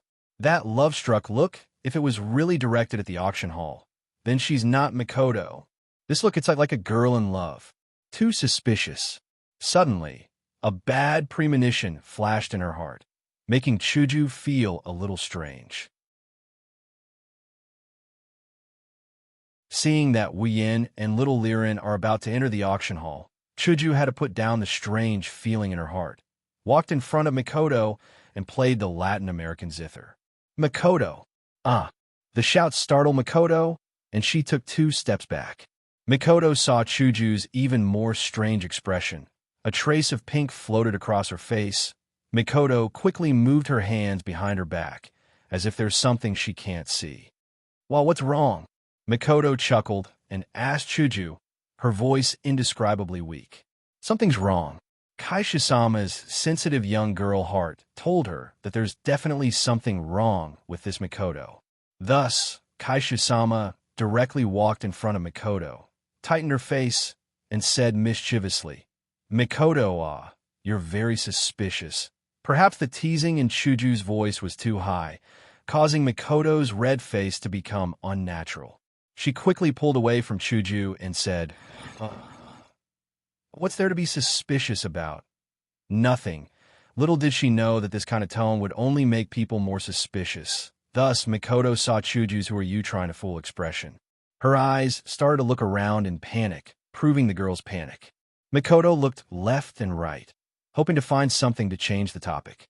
It wasn't until she saw Wu Yin and Liren walking towards the auction hall that Mikoto's eyes lit up. She smiled at Chuju and said, "Hey, they're almost gone. Let's hurry up and follow them."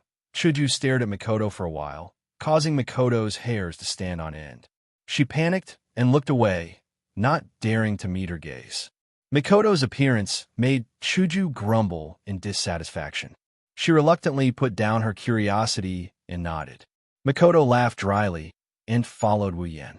Mikoto, on the other hand, wore a necklace on her neck at a speed invisible to the naked eye. Then, she stuffed it into her clothes again at a speed invisible to the naked eye. She touched her chest and felt the necklace's existence. Only then did she walk with her small feet in satisfaction and enter the auction hall with Wu Yin and the others. After Wu Yin showed the guard his VIP card, a waitress came out from the side and respectfully led Wu Yin's group into the auction hall. After the door, it wasn't the spacious hall Wu Yin imagined. Instead, it was a spiral staircase made of jade. Under the waitress' guidance, Wu Yin's group walked up the stairs and looked at their surroundings with interest, occasionally clicking their tongues in wonder. After walking for who knows how long, another door appeared in front of them. The waitress pushed it open and led Wu Yin's group inside.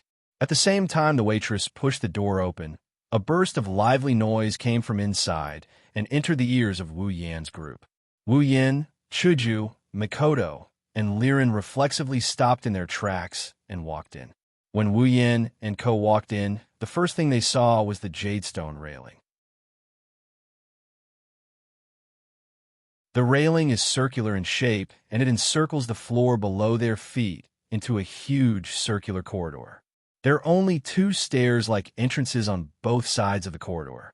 Under the lead of little Liren's cheerful footsteps, Wu Yin, Chuju, and Mikoto also came to the railing and looked out. The rows of seats formed circles like the corridor. The seats in the front row were about half a person's height lower than the seats in the back row. If one were to look down from the sky, it would look like countless circles were placed together, with the big ones surrounding the small ones. And these seats that could seat at least 1,000 people were almost full at this time. They were chatting with each other, and the noise came from this. And in the center of the lowest and smallest row of seats, there was a stone platform. On the stone platform, there was a table that emitted a red light. On the table, there was a small round plate with a wooden mallet and a huge crystal ball. That was the place where the auctioneer hosted the auction. This auction venue with a unique layout really opened the eyes of Wu Yin's group. In the past so-called auctions, Wu Yin, Chuju, and Mikoto only saw them on TV. The difference between this and the one in front of them was huge. seeing the auction venue in another world with their own eyes. This time, even if they didn't get anything, it wasn't a loss.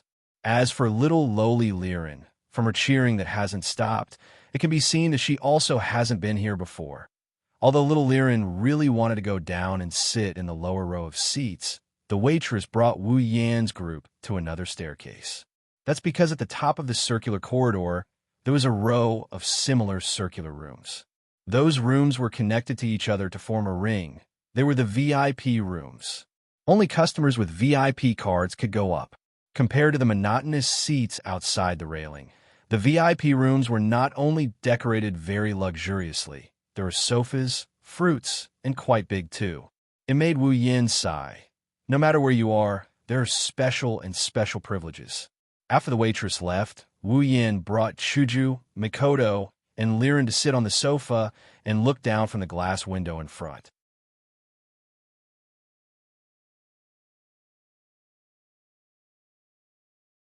Chapter 63. Looking down from the glass window of the VIP room, Wu Yin suddenly felt an inexplicable sense of superiority, as if he was standing at the top of the world and looking down on all the other mountains. The noisy crowd that came to participate in the auction, other than those who were sitting in the VIP room, like Wu Yin and company, the others were all sitting in the wide round seats below. Looking down from the VIP room, one could almost see everyone. Let's not talk about Wu Yan's feelings. Chuju and Mikoto were chatting happily about something. From time to time, they would extend their delicate hands to the fruit platter on the table. They were practically treating the auction's VIP room as a KTV VIP room. All that was missing was a microphone. Little Liren, on the other hand, was the same as Wu Yin, stretching her head out to look at the scenery outside the glass window. The difference is that Wu Yin only tilted his head to look, while Liren's whole face was pressed against the glass window, forcing her chubby little face to be squashed flat. With a bitter smile, Wu Yin turned his head and continued to observe the behavior of the three girls. Wu Yin was afraid that he would not be able to hold back his ridicule, and the consequence of ridiculing too much would be an electric shock, even though he is not afraid of electricity anymore. Soon, Wu Yin found a small white toy on the table. Picking up the brick that looked a bit like a remote control, Wu Yin flipped it around and smiled. Chuju and Mikoto also noticed the thing in Wu Yan's hand. Although they looked like they were doing their own things, in fact, their attention was still on Wu Yin because of various reasons that were hard to talk about. This thing looks like a board eraser. Is there something wrong with it? Almost at the same time, Chuju and Mikoto came to Wu Yan's side. Seeing Wu Yin flipping the brick in his hand and smiling inexplicably, they asked in confusion, "This?" Wu Yin lifted it up and explained with a smile. "Well, there's nothing wrong with it. I'm just a bit curious." Curious? Two question marks appeared above the heads of the two girls. Their beautiful big eyes stared at the thing in Wu Yan's hand. The two girls couldn't see what was so strange about it. After looking at it for a while, they still couldn't figure out what was going on. The two girls were frustrated. Mikoto pulled a long face and snorted. "Can you stop playing games? If you have something to say, just say it. Are you still a man?" Her valiant speech caused Wu Yan's hand to tremble violently, almost dropping the item in his hand onto the curious Liren's head. The corner of his mouth twitched violently as he squinted his eyes at the displeased Mikoto.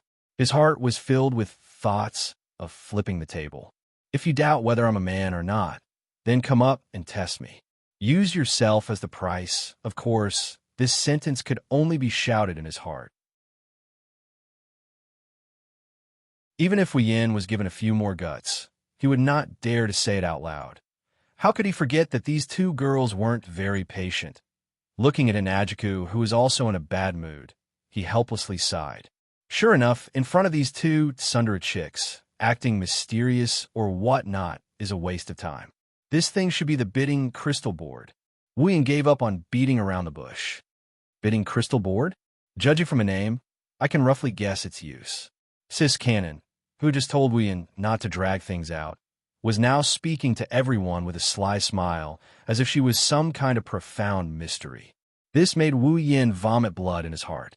President helplessly shook her head. She took the so-called bidding crystal board from Wu Yan's hand and said hesitantly, "Indeed, judging from the name, it's quite obvious and easy to understand.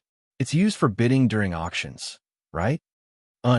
Taking back the bidding crystal board, Wu Yan waved the hand holding the board and explained, "If you fancy something and want to bid, just say the price directly to the board and the host will receive it. Although I don't know how to say receive, it's said to be like this." Chuju and Mikoto nodded in realization. But after a while, they were puzzled again. "Isn't this your first time attending an auction as well? Why are you so clear about it?" Facing the two girls' questions, Wu Yan only pointed at a small booklet with the words auction description written on the cover. He smiled but did not say anything. Everything was understood without words. This time, even little Liren was embarrassed like Chuju and Mikoto. While they were fooling around, at a certain moment, the lights in the auction hall suddenly changed, attracting the attention of everyone present. At the center of the round platform at the bottom, an old man in luxurious clothes suddenly appeared and stood there. The old man stroked his short beard and chuckled. Despite being stared at by so many people, he didn't show the slightest bit of stage fright or unnaturalness. His expression was calm. It seemed that the old man had experienced this kind of scene many times. Looking around at the large crowd in the auction hall, the old man's smile widened. A hoarse but not unpleasant voice came from the corner of his mouth. He seemed to be speaking very softly, but everyone in the auction hall could hear him. Of course, after all, the host of such a large auction hall would not be able to control those ill-tempered customers if he did not have a few tricks up his sleeve. What's more, this is the only supply town in the behemoth forest that produces monsters. And this auction hall is the only auction hall in this supply town. Naturally, it's not that simple. At least, in the eyes of Wu Yan, Chuju, and Mikoto, this old man's character status clearly shows that he is level 65 tier 7. Dear old and new patrons, we meet again. Today, I will be hosting this auction again. Let me tell you in advance, today there will be a lot of good stuff. And the final item will definitely not be simple. Everyone, please look forward to it. Looking at the excited crowd, the old man's eyes flashed with an indescribable light. The corner of his mouth twitched slightly. All right, let's not waste everyone's time. Let's go straight to the first item. The old man picked up the wooden mallet on the round table. Following his movement, the crystal ball on the round table also emitted a dazzling light. The light formed a projection on top of the crystal ball, and an apple-like object appeared on the projection. The old customers were already used to this scene, but for the first time, they were a little surprised at this scene. Faint exclamations could be heard. Just like in the VIP room of Wu Yan and the others, little Liren also happened to let out such a sound. The first item, it is violent red fruit. Those who know it should know its effect. That's right, its effect is to greatly increase the strength of the consumer for a short period of time. The first time you eat it, it can increase the amount of do qi or mana. This is a very rare medicine. In times of crisis, it can even save your life. The old man heavily knocked the wooden mallet on the table twice, and the noisy atmosphere in the auction hall quieted down. He said with familiarity, "The starting price is 1,000 gold coins. There is no upper limit. Start bidding." At the same time his voice fell, the scene that Wu Yan imagined did not appear. Instead, the auction hall was still incomparably quiet. There were only some small discussions and the small voices of people bidding on the crystal plates. On the crystal ball projection, below the projection of the violent red fruit, a row of numbers appeared. According to the manual, the numbers in front represented the serial number of the crystal plate in hand, and the numbers behind represented the number of bids. For example, the serial number of the crystal plate in Wu Yan's hand was 007, a serial number that made Wu Yan's heart full of ridicule. As time passed, the items and numbers on the crystal ball projection were constantly updated. The old man's wooden mallet also fell frequently. One by one, the items were taken away by people. Among them, there were not only medicines like the violent red fruit, but also weapons, armor, potions, high-level magical beast body materials, gems, ores, and other strange things. One item after another, almost dazzled the eyes of Wu Yin and the others. There were even some items that even Wu Yin, who had the system, had the impulse to bid for.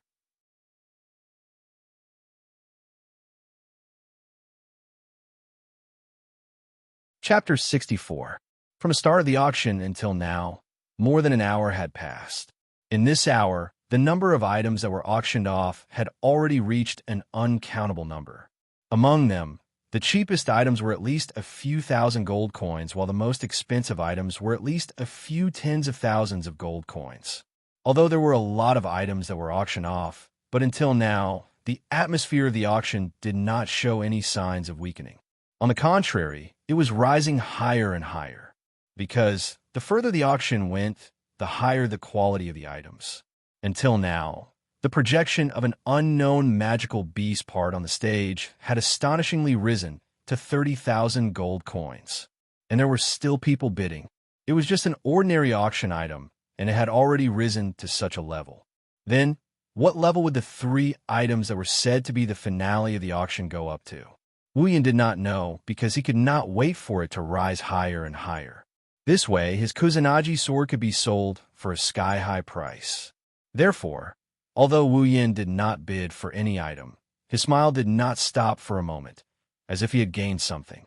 Liren, who is standing beside Wu Yin, is holding the bidding crystal board with an incredible serial number. She is looking at the numbers projected on the crystal ball while yelling at the bidding crystal board. She seems to be having a lot of fun playing with it. Speaking to the bidding crystal board was naturally the same as making a bid, letting a little lowly auction items. Of course, Wu Yin would not be so brainless. Little Li Lin was just purely playing. That's right, she was playing. Looking at little Li Lin playing with the bidding crystal plate, Wu Yin did not stop her at all. Instead, he smiled evilly at the side. Not to mention Wu Yin, even Chuju and Mikoto did not have the intention to stop her. They just looked at Wu Yin and little Li Lin with a bit of helplessness, smiling very reluctantly. The reason why they did not stop her was because little Li Lin, this girl, was really too shrewd. In the beginning, when she said that she wanted to play with the bidding crystal plate, the 2 girls were very opposed to it. Who knew if little Li Lin would accidentally bid a sky-high price on a piece of trash? At that time, they would really have no place to cry. But later on, they did not think so anymore, because she was really just playing around. Little Liren's bids would generally rise bit by bit. Towards the end, as long as she saw that the number of bids on the crystal ball projection was always the same, she would decisively give up. That was because it meant that it was time for the item to be auctioned off. Chuju and Mikoto didn't know whether to laugh or cry when they saw this mischievous spirit pushing an item that wasn't that expensive to begin with to its limit. If those auctioneers were to find out that the reason why they spent so much money was because little Liren was playing, it was guaranteed that Wu Yan's VIP room would be smashed open. 35,000 gold coins going once. 35,000 gold coins going twice. 35,000 gold coins going thrice. Deal. Congratulations to the guest with number 199 for successfully bidding for the Green Wind Eagle Claw. The sound of the mallet being struck rang out again, which meant that the auction was successful. The item projected on the crystal ball also disappeared. After presiding over the auction of no less than a few hundred items, the old man didn't seem tired at all. After talking for more than an hour, he still didn't show any signs of thirst. The old man was still lively and lively as he presided over the next item. On the crystal ball projection, another auction item appeared. It was a pure white crystal. The next item to be auctioned is this pure white crystal. The old man pointed at the pure white crystal on the crystal ball with his wrinkled finger and smiled mysteriously. Looking at the confused audience, the old man knocked the mallet in his hand and said, "Perhaps a lot of people don't know what this is. To be honest, even we don't know what it is." As soon as these words came out, the people who were still in doubt were all stunned again. The old man seemed to have not noticed the change in the atmosphere and continued to say, "Because even the most experienced and authoritative appraisal master in our auction house couldn't appraise what exactly it is, don't know what it is? Then why are you auctioning it?" Hearing the old man's words, the people present were alarmed. Some were shocked, some were frowning, some were angry, and some were even disdainful. However, the old man didn't seem to care about the people's reactions at all. He was still smiling, as if he had a lot of confidence in letting someone else bid for this pure white crystal. The old man pressed down on his hands, indicating for everyone to be quiet. Don't say, the old man really does have some prestige. In an instant, the people present quieted down and quietly waited for him to speak. The old man smiled and said to everyone present, "Everyone, don't think that we are lying to you. Indeed, we don't know what kind of magical crystal this is, but this pure white crystal has a great background. If it wasn't for our auction house not being able to identify what it is, we wouldn't have put it up for auction." He dragged his words for a long time, but at the same time, this kind of tone attracted the curiosity of everyone present, including Chuju, Mikoto, and Liren. The old man stroked his beard and said with a strong voice, "This pure white crystal wasn't sent to our auction house by someone. It was taken out by our auction house for auction." At this point, the old man paused and then continued. "Our auction house's people, under very coincidental circumstances, came across a rank 9 warrior who was on the verge of death and was about to fall." When the words rank 9 warrior came out of the old man's mouth, nearly 1,000 people present were shocked. Some of the smarter ones even guessed what the old man was going to say. Yes, this pure white crystal was taken from the hands of this rank 9 warrior after he fell. Everyone was shocked again, and they started to feel restless. Some of them looked at the projection of the pure white crystal with a bit of heat in their eyes. In this era where the gods had already fallen, demigods were the most powerful existences. There were only 5 such people, or demigods, in this era. How many 9th-stage powerhouses could there be in this world that were second only to these 5? No one knows, but everyone here knows one thing. Something related to a rank 9 powerhouse. Can it be simple? The answer is, of course, no. What's more, from the old man's mouth, this pure white crystal was something that this rank 9 powerhouse was still protecting after his death. This proves that it's not simple. Plus, even the most experienced and authoritative appraisal master couldn't identify what it is. That mysterious feeling, plus the synonym of rank 9, is enough to arouse everyone's desire to possess it. As for whether or not the people of the auction house are bragging and trying to swindle everyone's money, no one doubted it. In this important supply town, to be able to open such an auction house, and the scale is also very big, it can still be trusted by everyone. Therefore, close to 1,000 people have already started to pick up the bidding crystal board in their hands, eager to give it a try. It seems like they want to join in this auction. Even the people in the top row of VIP rooms where no one can see, all of them raised the bidding crystal board to their mouths, ready to bid at any time. Seeing this scene, the old man's mouth slightly twitched, as if he already expected this. Wu Yin, Chuju, Mikoto, and Liren 4 VIP rooms.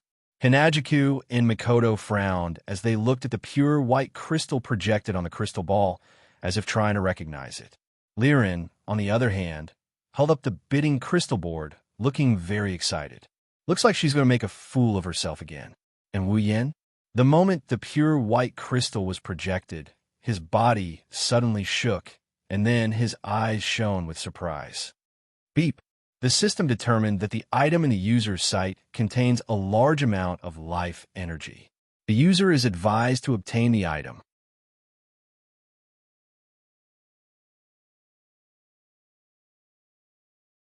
Chapter 65. Beep. The system has determined that the item within the user's line of sight contains a large amount of life force. User is advised to obtain the item. The cold and emotionless voice of the system rang out beside Wu Yan's ears. The robotic and old-fashioned voice caused Wu Yan's body to tremble slightly. His gaze upon the pure white crystal became similar to the gaze of the other participants below, burning with desire. Was life force? Up till now, Wu Yan had only seen life force from 2 items. More accurately, The system had only detected life force from the two items in Wu Yan's hands. One of them was the mysterious crystal that he had obtained from the Whirlwind Butler Instance Dungeon after going through untold hardships to complete the quest. The reason why it contained life force was very simple.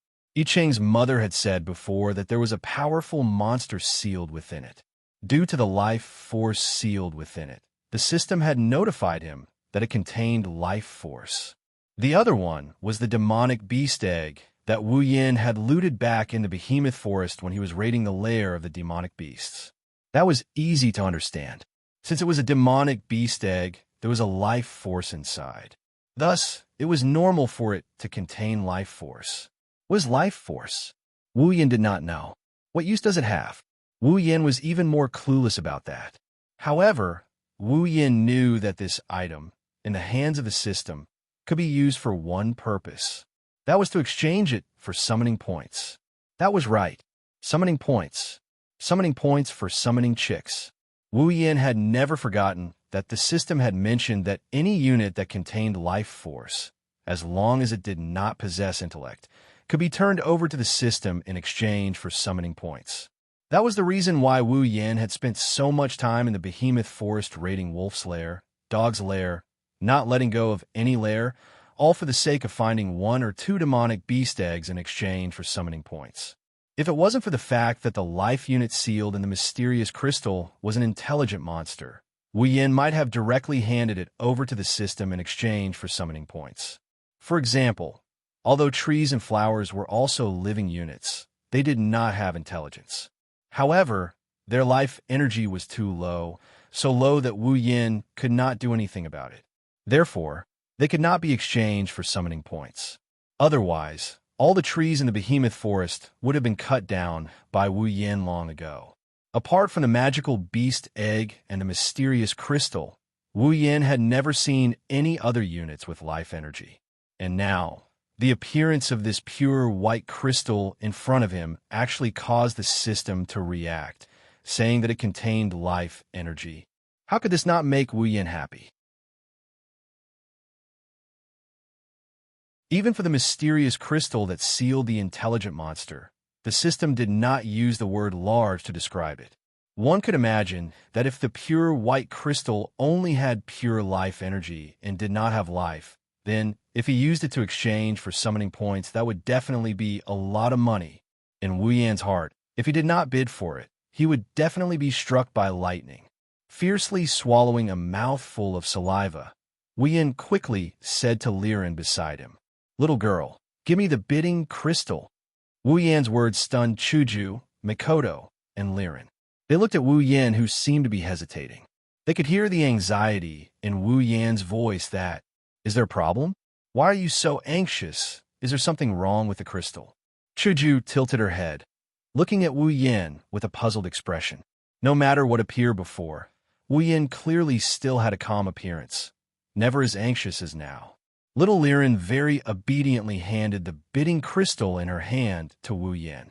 Wu Yan took the bidding crystal. His eyes were still looking at the crystal ball projection that was already starting to jump. He diverted some of his attention to say to Chuju and the others. In that crystal, the system determined that it contains a large amount of life energy. Life energy. Chuju and Mikoto looked at each other in surprise. Only little Liren was there, muttering, "What is the system? What is life energy?" and so on. After being summoned by Wu Yan, the system stuffed some necessary knowledge into the two girls' heads. For example, the basic information of the summoner, the conditions of the summoning, and the fusion of life after the summoning. Naturally, there's also the matter of summoning points and the exchange of summoning points. After listening to Wu Yan's explanation, the two girls instantly understood why Wu Yan was so anxious. Can that crystal be exchanged for summoning points? Mikoto walked to the glass window, looking through the glass, looking at the pure white crystal on the crystal ball projection, and asked doubtfully, "I'm not sure." When he said this, Wu Yan's eyes still didn't leave the pure white crystal's projection. While counting the price, he still said with ease, "If that crystal is the same as the mysterious crystal, sealing or possessing some kind of existence, then of course it can't be exchanged for summoning points. That's true. Makoto nodded in understanding. She turned back to look at Chuju, who raised her head from deep thought. They looked at each other, their eyes filled with the same thought. That's displeasure. The two girls were also surprised. Why are they displeased? They don't know why, but they don't know why they suddenly feel displeased, as if something important is about to be snatched away. Chuju and Makoto didn't know that in Wu Yan's mind, summoning points are equal to girls. With more summoning points, of course he can summon more girls he likes. If Wu Yan knew about this, he'd definitely sweat enough to form a waterfall. How to say this? This girl's sixth sense is just like the legends. It's enough to break through the sky. Because of the old man's explanation, at least 70% of the auction participants were interested in the pure white crystal and participated in the auction. The other 30%, it's not that they don't want it, it's that they can't afford it. They're embarrassed because they don't have enough money, of course. This group of people who don't have enough money and can't afford it. As the price on the projection increased, the number of people also increased. In just a short while, this group of people went from the initial 30% to 40%, 50%, 60%, 70%. And it's still increasing. Wu Yan obviously isn't included in this group of people. He still hasn't spent a single cent of his 200,000 gold coins. Until a certain moment, only the people in the VIP room are left to participate in the auction. Those who can enter the VIP room are all people with good wealth, at least much better than those below.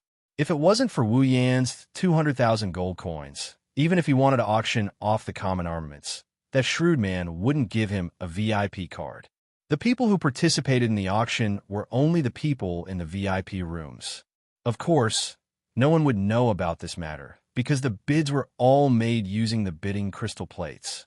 Everyone would only know which serial number was participating in the auction and would not know who was participating in it. This is also a good part of the auction house. At least, they don't have to worry about treasuring a jade ring. In the blink of an eye, the number on the projection has reached 50,000 gold coins, and this number was constantly being refreshed. Looking at the number on the projection, the old man's face is about to turn into a chrysanthemum. Only when the bid reached 70,000 gold coins did the refresh speed start to slow down. Seeing the situation, the old man immediately picked up the wooden mallet. 70,000 gold coins. Is there anyone else who wants to increase the price? You have to know, this is something that a rank 9 warrior risked his life to protect. It's definitely not ordinary.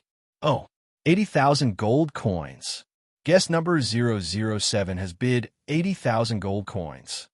This is too expensive. When Wu Yan bid, Chuju is secretly speechless. 80,000 gold coins? How much is it if converted to yen? Those are gold coins made of gold. Wu Yan doesn't care. No matter how important the gold coins are they more important than girls? Seeing the number become 85,000, he immediately shouted 90,000. At this point, the number of people bidding has gradually decreased. After all, even if it's an item of a rank 9 warrior, it's useless if you don't know what use it has. Even the appraisal master of the auction house can't appraise it, let alone them. So, the enthusiasm gradually died down, until 100,000 gold coins going thrice. Congratulations to guest number 007 for obtaining this mysterious pure white crystal.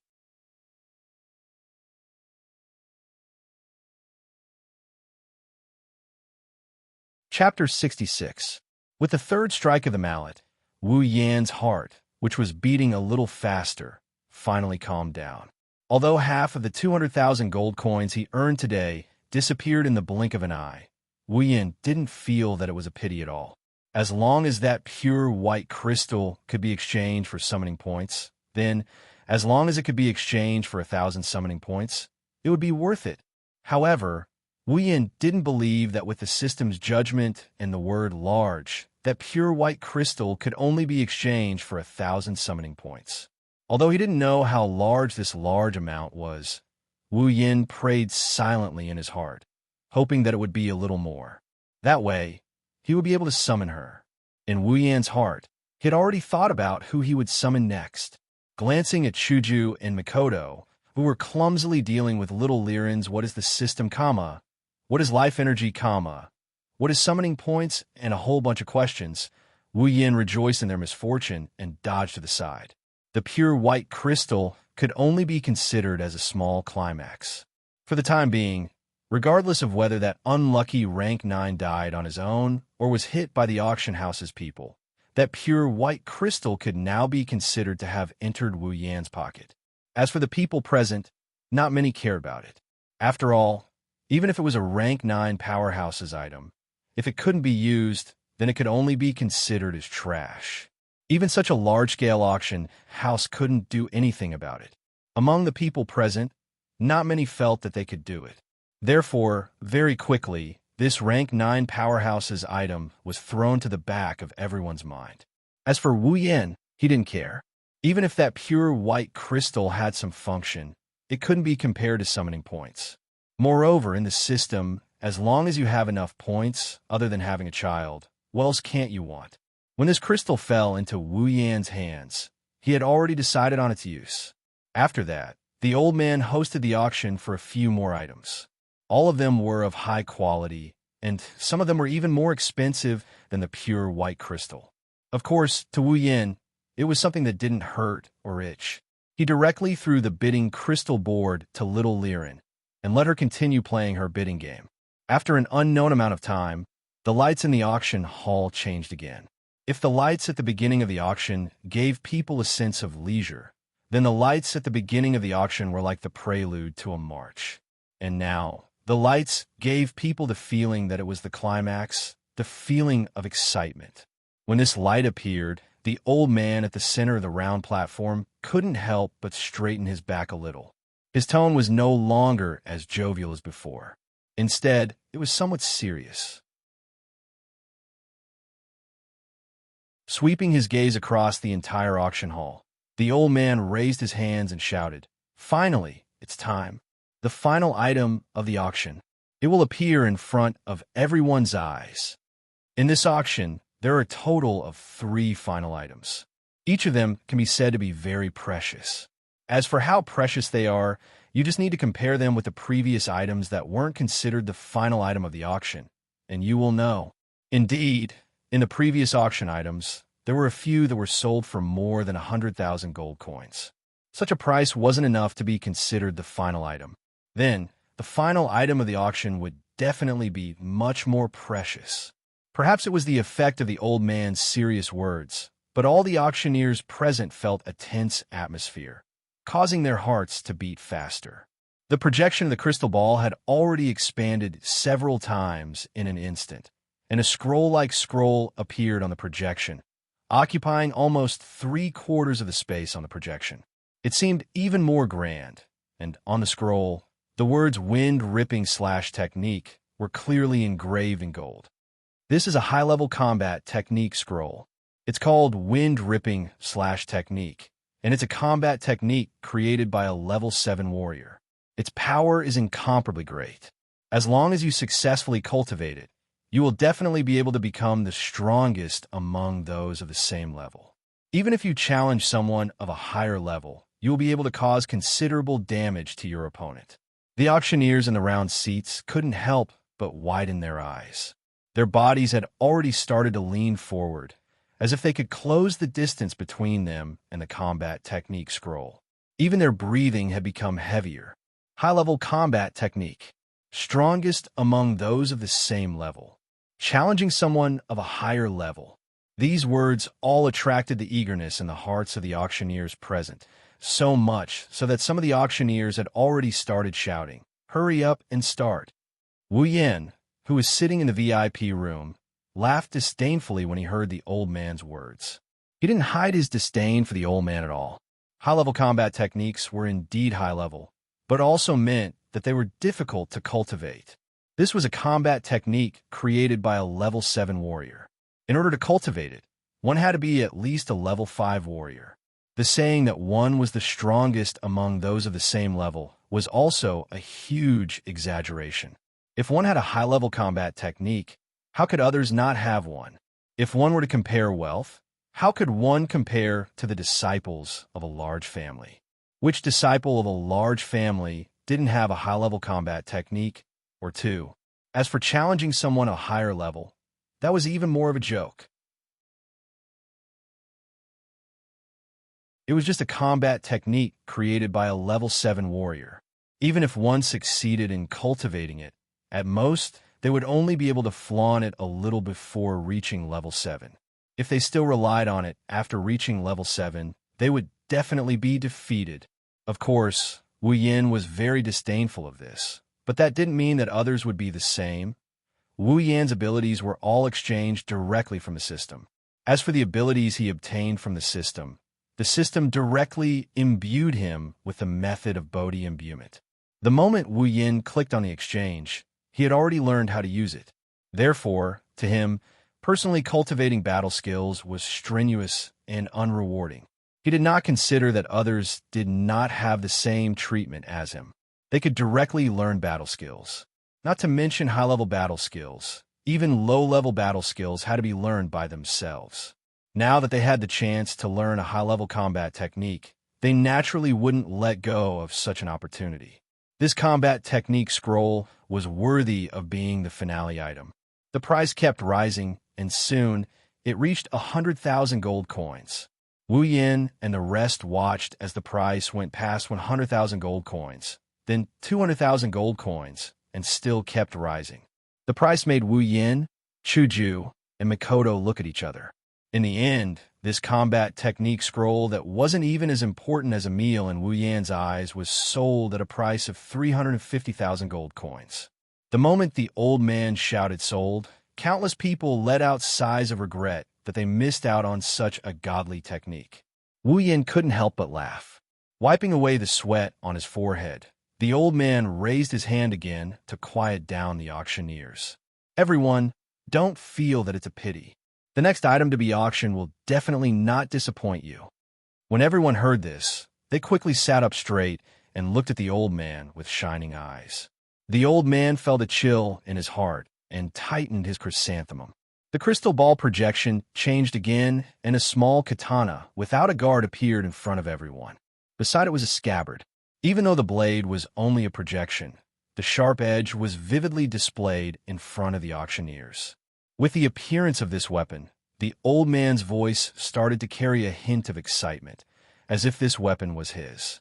Everyone, the second item to be auctioned, and also the second last item to be auctioned, is this.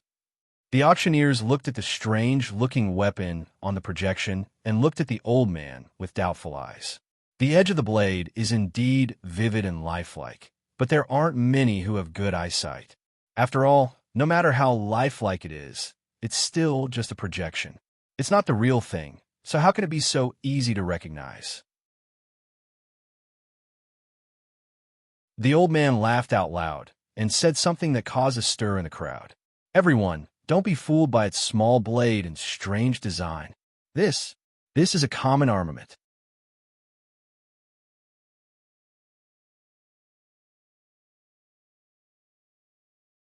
Chapter 67. As soon as the words mass armament came out, the people who were regretting that they didn't get a high-level battle skill were excited again. Compared to battle skills, armaments are much more popular in the Spalier world. The reason is simple. In this world where strength is everything, increasing one's strength is always the main theme in people's hearts. Battle skills and armaments. These two things are things that can increase one's strength, but battle skills and whatnot, they still need to be trained. If one's talent is good, then they will succeed and their strength will increase. If one's talent is bad, then no matter how hard they train, how can they increase their strength? Armaments were different. It didn't matter if you were a Tom, Dick, Harry, a soldier, or a noble. Even if you were trash, as long as you could wield it, you would be able to use the armament to increase your strength. This is also the reason why Wu Yan's Kusanagi sword was auctioned after the wind-ripping slash scroll. Good things come out at the end. Although Wu Yan's mass armament wasn't the last item to be auctioned, it's still not a good thing. Wu Yan, Hinajiku, and Mikoto stared at the numbers on the crystal ball with their mouths agape. Their brains couldn't process the numbers, and they are slowly going numb. In just a short while, The price of the Kusanagi sword has already exceeded the previous high-level battle skill scroll, which is 350,000 gold coins. Wu Yin subconsciously raised his hand and rubbed his eyes. He stared at the screen for a while before pointing at the numbers on the screen. He hesitantly asked, Hinajiku, Mikoto, you guys said that's 300k gold, right? Hearing Wu Yan's uncertain tone, Chuju didn't find it strange because she was the same. You didn't see wrongly. No, you saw wrongly. It's not 350,000 gold coins. It's 400,000 gold coins. Feeling, it suddenly increased to 400,000 gold coins. How could that be? Wu Yin stroked his chin and said in distress.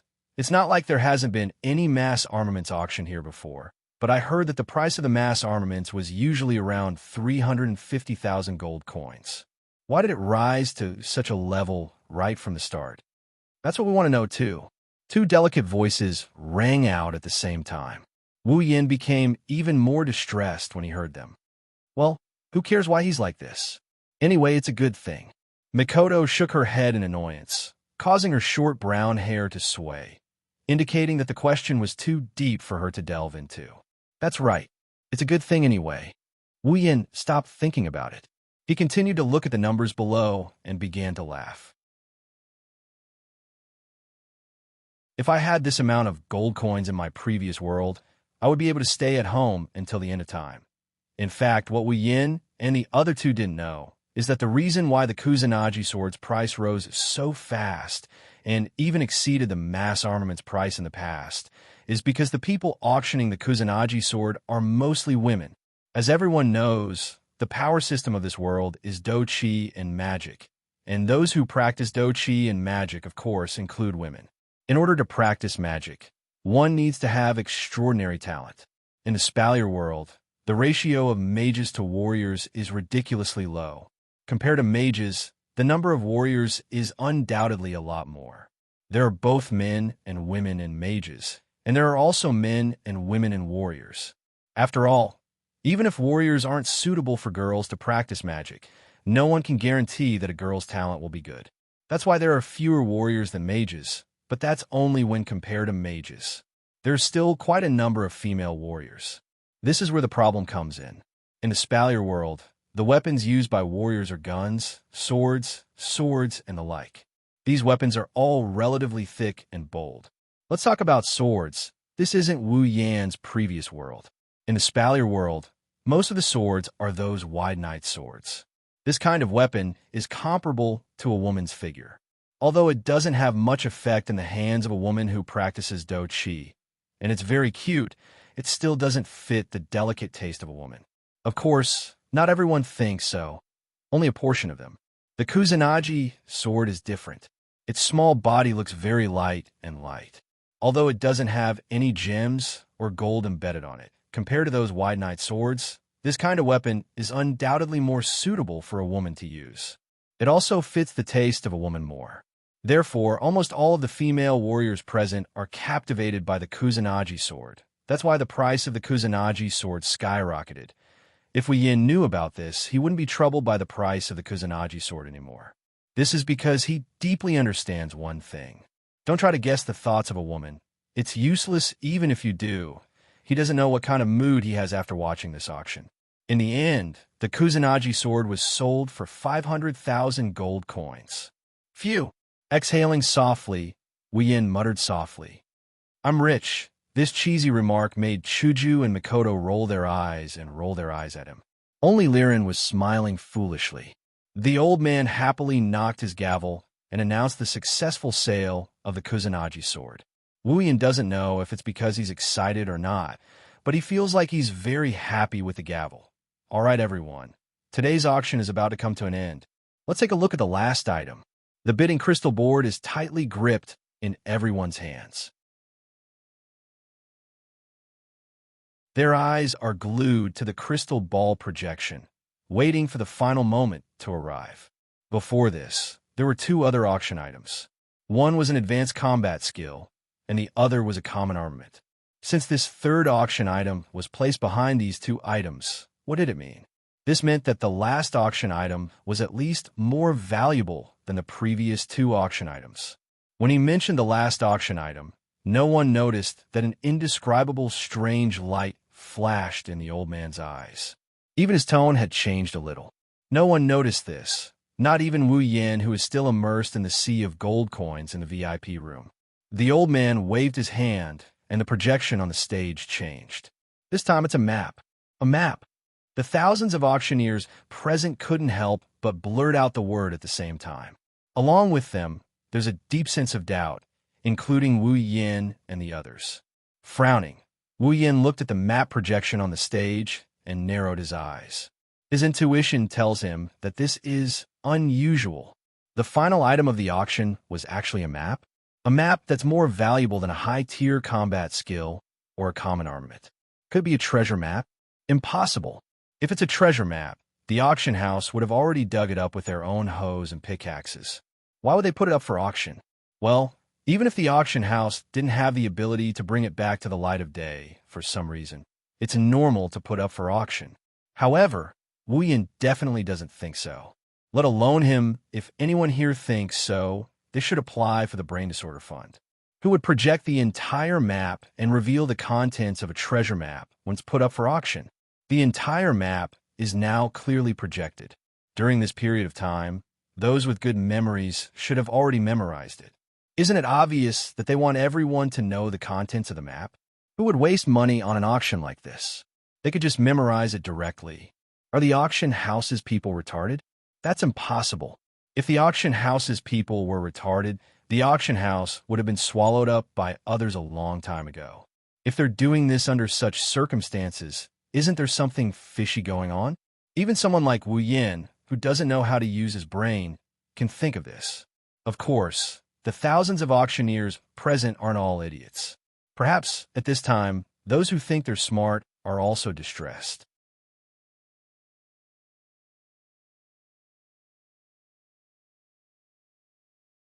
Chapter 68. Perhaps everyone is a little confused. Why is the last item being auctioned a map, and why is it being announced? The old man smiled when he saw most of the people nodding. He ignored the small group of people who were frowning and said, "Listen to my explanation, and you will understand." The old man touched the crystal ball on the platform gently. The crystal ball emitted a burst of light, and the map projection expanded several times, as if afraid that people couldn't see it clearly. The old man walked out of the round platform and took a few steps forward. He stood in front of the round platform and said to everyone, "First of all, let me make it clear. Although this map is the last item to be auctioned, we did not put it up for auction." The auctioneers, who had quieted down, started to whisper to each other after hearing the old man's words. Only a small group of smart people frowned even more. The old man smiled and shook his head. He didn't stop them from whispering this time. Instead, he said, "Everyone, don't find it strange. Let me introduce the use of this map to everyone." His hands were behind his back. His wrinkled face became as calm as an ancient well. A faint aura emerged from his body. It was the aura of a powerhouse. It was at this moment that those who knew the truth recalled that this old man was a rank 7 warrior. The old man's voice began to ring softly in everyone's ears, as if he was right next to them. He said, "Perhaps some of you have already guessed what this map is for. That's right, this map is a treasure map." Without waiting for the crowd to react, the old man said in a deep voice, "Everyone must be wondering why our auction house is sharing a treasure map with everyone. Actually, we have no other choice. Only the old man's voice could be heard in the auction hall. Everyone present didn't even dare to breathe loudly. They just listened quietly to the old man speak. Because this stage 7 powerhouse, standing in front of everyone at this moment, actually said something like, "I had no choice." Even a fool would think that things weren't that simple. The old man sighed and continued to explain. "When we were auctioning off a mysterious pure white crystal, I believe everyone still remembers its origin." Hearing the old man mention the crystal that contained a large amount of life force, Wu Yin and the rest in the VIP room couldn't help but straighten up. Other than Liren, Wu Yin, Chuju, and Mikoto were all attentive. "It was taken from a fallen stage 9 powerhouse by one of our auction house's people. This is something that everyone already knows. But the old man's tone changed, and he said seriously, "What I want to tell everyone is that it's not just the pure white crystal. Even this treasure map was obtained from the body of this 9th-stage powerhouse by our auction house. Something taken from a level 9 powerhouse again?" The old man's words didn't enlighten the crowd at all. Instead, they were even more confused. This is also the reason why our auction house announced this treasure map to the public. At this point, the old man's eyes flashed with a trace of gloominess and annoyance. But very quickly, he hid it in the bottom of his heart. It's not that we didn't follow the map to find the location of the treasure, but none of the people we sent out came back. The moment the old man finished speaking, gasps of surprise rang out. Everyone present was shocked. Looking at the shocked crowd and some of the auctioneers' eyes flashing with suspicion, the old man smiled bitterly. "Everyone, don't doubt it. This is the truth. I believe that as long as your family background is strong, you can find out about this matter. So, I have no need to lie to everyone." The old man paused for a moment before continuing. "After this incident, our auction house sent out a few people to search, but without exception, none of them came back. So we have a guess. Perhaps that level 9 powerhouse went to search for this treasure location. Then, in this treasure location, he encountered something similar to these people who didn't come back. That's why he was heavily injured. After escaping, he immediately fell. Suddenly, the sound of people swallowing their saliva rang out in the auction house. Heavens, a level 9 powerhouse. That was a level 9 powerhouse, the strongest powerhouse in the Spalier world. He fell because of this treasure map. At this thought, the crowd looked at the treasure map on the projection with a complicated expression. Some were greedy, some were fearful, some were in awe. Their emotions were fluctuating, and their expressions were uncertain. The old man took in everyone's expressions. When he felt that they had calmed down a little, he continued. "So, to be honest, this treasure map is a little too much for our auction house alone." Saying that it was a little too much was polite. If it was really as the old man said, and a level 9 powerhouse fell inside, then this treasure map would be terrifying. The old man suddenly laughed. His laughter lightened the heavy atmosphere in the auction house. He said, "So this is what we plan to do. In 3 days, our auction house will gather people again and prepare to continue fighting for this treasure map. But just our auction house alone is a little too much to handle. We plan to invite all the powerhouses here to join us in 3 days at the Southgate Square of the supply town. Then we will go to the treasure location together and share the treasure." Everyone finally realized that the old man was planning to gather all the powerhouses from the outside world to search for the treasure together. The old man waved his hand and bowed to everyone. "Everyone can spread the news and let more powerhouses come with us. That way, the chances of obtaining the treasure will be much higher. As long as you are capable, our auction house will definitely welcome you in 3 days." After the bow, the old man clapped his hands. "Then, this auction will end here. For the next few days, our auction house will need to reorganize our team and make some preparations. So, for the next few days, our auction house will not be accepting any auction requests. If there is any inconvenience, please forgive us." After he finished speaking, the old man withdrew. As for the people present, each of them had their own thoughts as they slowly withdrew from the auction hall and left the auction hall. Really, should I say that I'm lucky? Or just unlucky? Who would have thought that the first time he participated in an auction in another world, he would encounter such a situation? Should he complain about his own luck? Patting his cheeks, Wu Yan's shoulders slumped. He felt a little weak. "Yan, something's off." Mikoto moved closer to him and whispered in his ear. "She's acting like she's afraid that someone might be eavesdropping on them." It's hard to retort. Mikoto's warm breath blew on Wu Yan's face and ear. It made his ears itch and his heart itch. Glancing at Mikoto's pretty face, Wu Yan almost couldn't resist the urge to kiss her on the cheek. "Yan, can you see anything?" At this moment, Wu Yan's other ear caught a whiff of her unique body fragrance and heat. But this time, It made Wu Yan's burning heart go cold. Looking to the side, sure enough, Hinajiku was standing on the other side of him, whispering the same words in his ear. Wu Yan was glad that he was stopped in time. Otherwise, if he really kissed her, Wu Yan didn't know how Xianxia would react, but the president would definitely pull her white cherry out. You too. His throat moved imperceptibly. Wu Yan pretended to be calm and tried his best to look helpless. No one will eavesdrop. You don't have to get so close. Hinajiku and Mikoto flinched when they heard that. They looked up and saw Wu Yan's face that is close to zero. Blushing, they quickly jumped away and lowered their heads. Feeling the two fragrances fading away, Wu Yan was a little dazed. A feeling of reluctance and disappointment welled up in his heart. The two girls looked at each other before looking at Wu Yan in tacit understanding. They quickly averted their gazes, and when they saw Liren's puzzled look, they laughed dryly.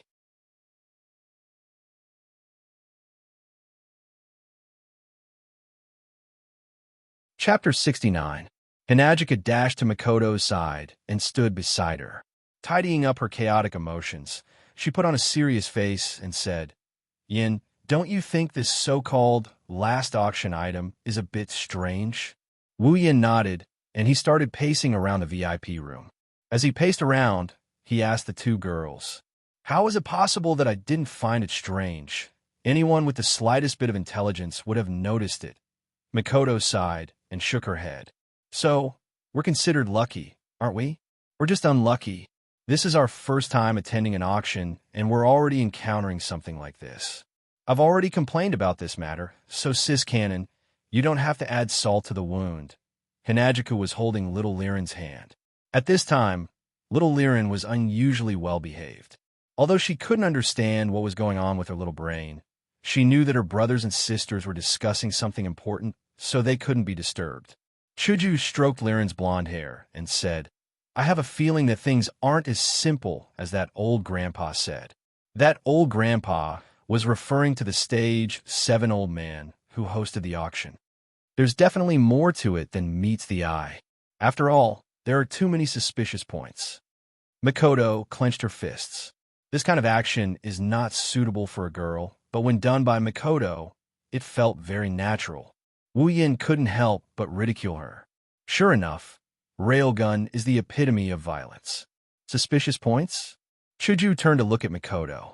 Her pair of eyes that could speak flashed, expressing her curiosity.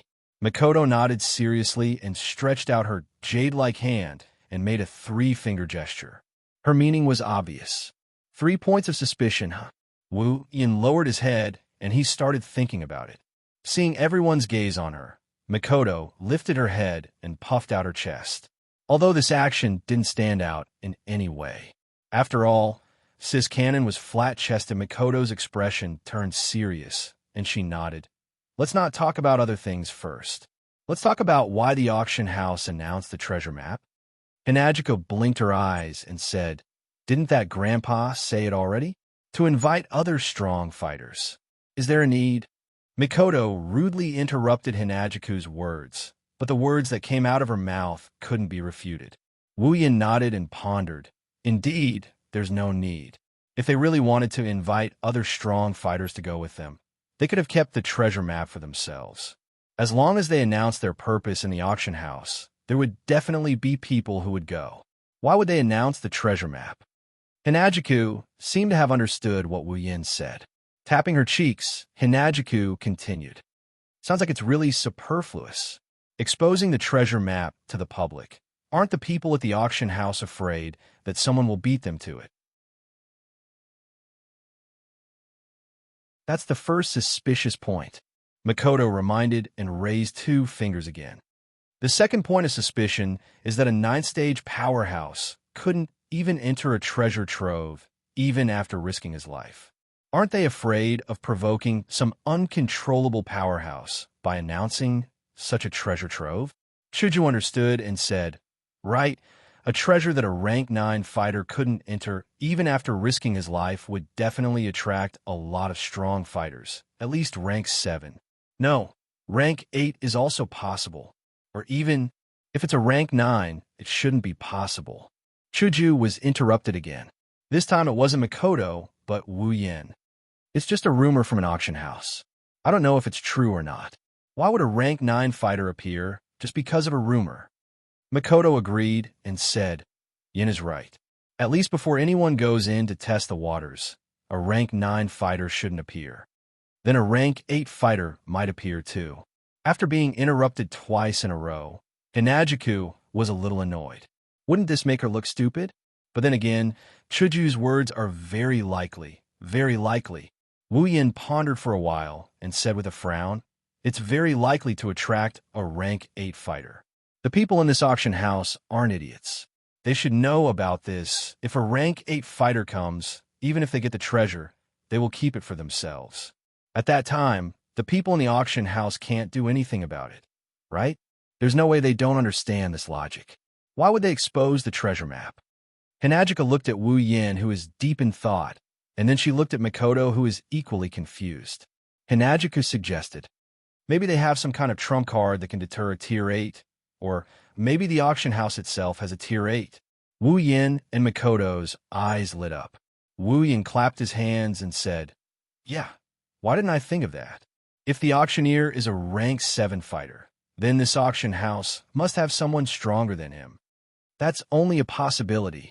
Makoto wasn't as certain as Wu Yin, but her frown loosened a little. Wu Yin and Chuju nodded. Chuju said, then Makoto, what's the third point? Wu Yin also looked at Makoto, but Makoto's eyes were evasive. This made Wu Yin puzzled. Is there something you can't say, Makoto? Makoto. Looking at the hesitant Makoto, Wu Yin looked at her in confusion. Makoto's eyes drifted for a while before looking at Wu Yin and Chuju. She said seriously, the third point. I haven't thought of it yet. Wu Yin and Chuju's heads tilted and they fell to the ground together. They couldn't get up anymore. Little Liren was shocked. She quickly helped Chuju up while Makoto helped Wu Yin up. The two rolled their eyes at Makoto at the same time. Wu Yin seriously suspected that Sis Cannon's period came and she's going to throw a tantrum at them for no reason. Makoto smiled sheepishly and put her palms together like she knows she's wrong. At this moment, someone knocked on the door. Wu Yin and the rest quickly put on a serious face. Wu Yin took a deep breath and said, come in. The door was pushed open. It was a shrewd man who gave Wu Yin the VIP card and helped Wu Yin with the auction. The shrewd man bowed as soon as he entered. Sir, I'm here to inform you that the gold coins from the auction of the armament have been transferred to your gold card. Sir, you can check if it's correct. Wu Yin took out his gold card. Indeed, the number had changed. The original 200,000 had become 575,000 gold coins. 100,000 gold coins for the pure white crystal. The Kusanagi sword was sold for 500,000 gold coins. As mentioned before, there would be a 5% handling fee, which was 25,000 gold coins. That meant that Wu Yin received 475,000 gold coins. Together with the original 100,000, it was 575,000 gold coins. The number is correct. Sorry to trouble you. This is what I should do, the shrewd man said with a smile. He then took out a box and passed it to Wu Yin. Sir, this is the item you bid for. I brought it over for you. Wu Yin blanked out for a bit before happily nodding his head and taking it over. After the shrewd man left, Wu Yin couldn't wait to open the box. The pure white crystal was quietly lying there like an ordinary stone. There was nothing special about it. This is the crystal that contains life. Energy? Chuju, Makoto, and little Liren ran to Wu Yan's side and looked into the box. They stared at the pure white crystal as if they would see flowers if they looked any longer. Placing the box on the table, Wu Yin picked up the pure white crystal. At the same time, the system's unique voice sounded. When he heard the system's voice, Wu Yan's body shook. His eyes widened several times, and his mouth was wide open. His face was full of disbelief. Beep. Large amount of life energy detected. Initial calculation, 200,000 summoning points. Would you like to exchange for summoning points?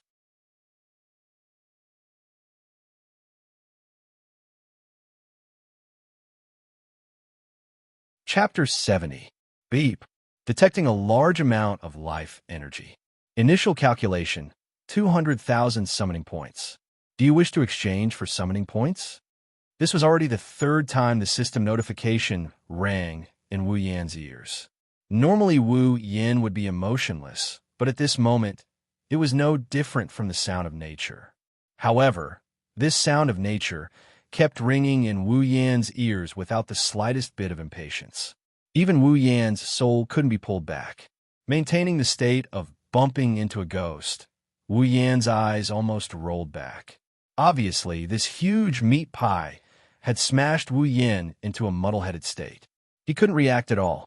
200,000 summoning points. What kind of concept is that? Let's not talk about pretty girls first. Although to Wu Yan, that's the most important thing, Mikoto's summoning points were 70,000. The Mikoto summoned with 70,000 summoning points was at level 68, and now she's at level 69. Peak of the 7th rank, almost reaching the 8th rank. Then, if he used all 200,000 summoning points to summon a girl, then the girl he could summon would be heaven-defying. Although Wu Yan had already decided on the next person he could summon in his heart, and she didn't need 200,000 summoning points, but it was still more than Mikoto. That means she's stronger than Mikoto. Stronger than Mikoto, she's definitely at the 8th rank. Originally, Wu Yan was still planning to go to the Mercenary Union to get some missions. After all, the missions given by the Mercenary Union and the missions given by the system were synchronized. Plus, he wanted to dig out a monster's nest and earn summoning points to summon this girl. But now, he didn't need to earn those points himself. The summoning points came just like that. 200,000 summoning points to summon the girl he wanted to summon. That's definitely more than enough. 100,000 gold coins, just 100,000 gold coins in exchange for such a large amount of summoning points. At this moment, Wu Yan couldn't wait to auction off the rest of his gold coins. As long as there's a second piece, Wu Yan wouldn't hesitate to use all of his gold coins to exchange for it. After a while, Wu Yan woke up from his mental state. A strong sense of joy swept through Wu Yan's heart. Ignoring Chuju and the other two girls who were looking at him strangely, Wu Yan slowly began to dance. A dance that Chuju and the other two girls had never seen before.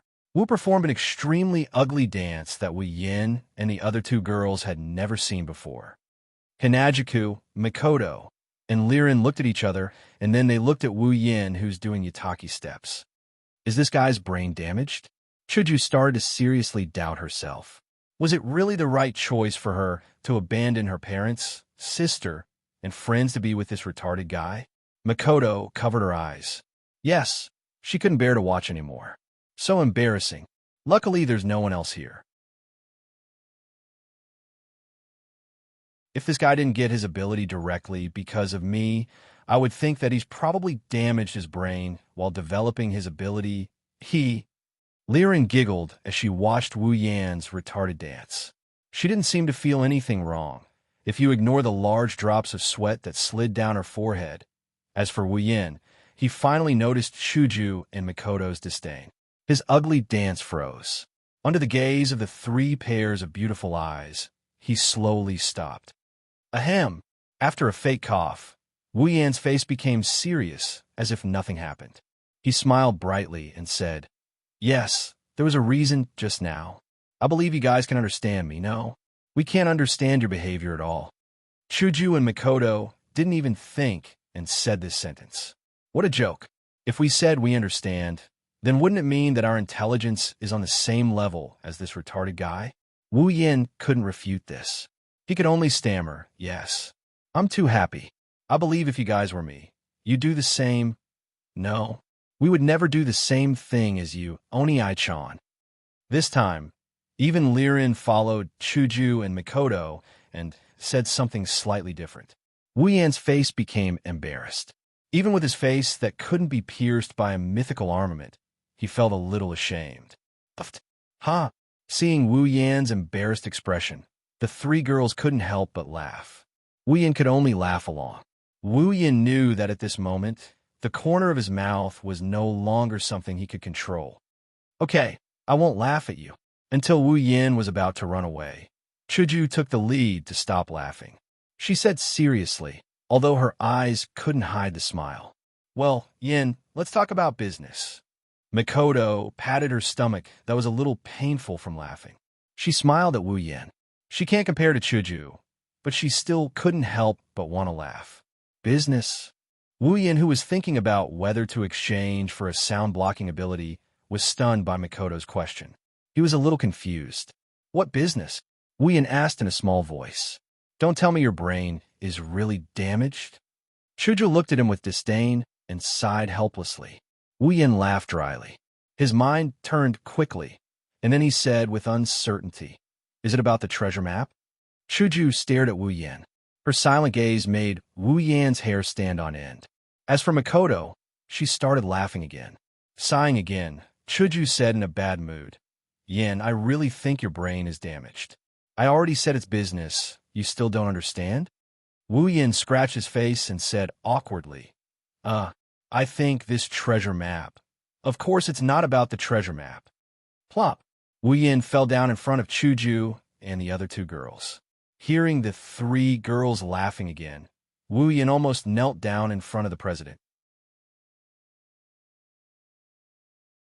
It seems like the president is really treating me like an idiot. Slowly getting up from the ground, Wu Yin glanced at the president, who was laughing coquettishly. I didn't think that Chuju would treat me like this, that unknowingly. Chuju said with a smile. She didn't seem embarrassed at all. All right, then I would like to ask Kaisha-sama to enlighten me. What's the matter? Wu Yin raised his hand helplessly, feeling defeated. To think that I dignified otaku with countless shocking deeds, was shocked twice by two girls in one day. Moreover, it's the president and cis canon. This is really humiliating. Of course, it's because of your actions just now. Recalling Wu Yan's ridiculous dance, Kaisha-sama asked in a weird tone, Just what kind of good news is it that made you so happy, oh? After Kaisha-sama said that, Wu Yin recalled something. He quickly raised the white crystal, and when he heard the repeated notification, Wu Yin confirmed that this is the real deal. Licking his lips excitedly, Wu Yin laughed and said, That's because you don't know the surprise this crystal brought to me. All right, this crystal. Mikoto touched the crystal and looked at Wu Yin. Seeing how happy you were just now, this crystal should be able to be exchanged for a lot of summoning points, right? Haha, you won't be able to guess, it's not just a lot. Wu Yin raised the pure white crystal and laughed. This is a full 200,000 summoning points. 200,000. Chuju and Mikoto finally understood why Wu Yin was so happy. 200,000 summoning points. If they were in his shoes, they would also be overjoyed. Although they wouldn't do the same thing as Wu Yin. Nodding his chin, Wu Yin quickly handed the pure white crystal to the system. Ding! Obtained 200,000 summoning points. After exchanging the pure white crystal for summoning points, Wu Yin finally felt relieved. Clapping his hands in satisfaction, Wu Yin said to Chuju and Mikoto, The auction is over. Let's go back to the hotel. Chuju and Mikoto nodded. Wu Yin brought the three girls out of the VIP room.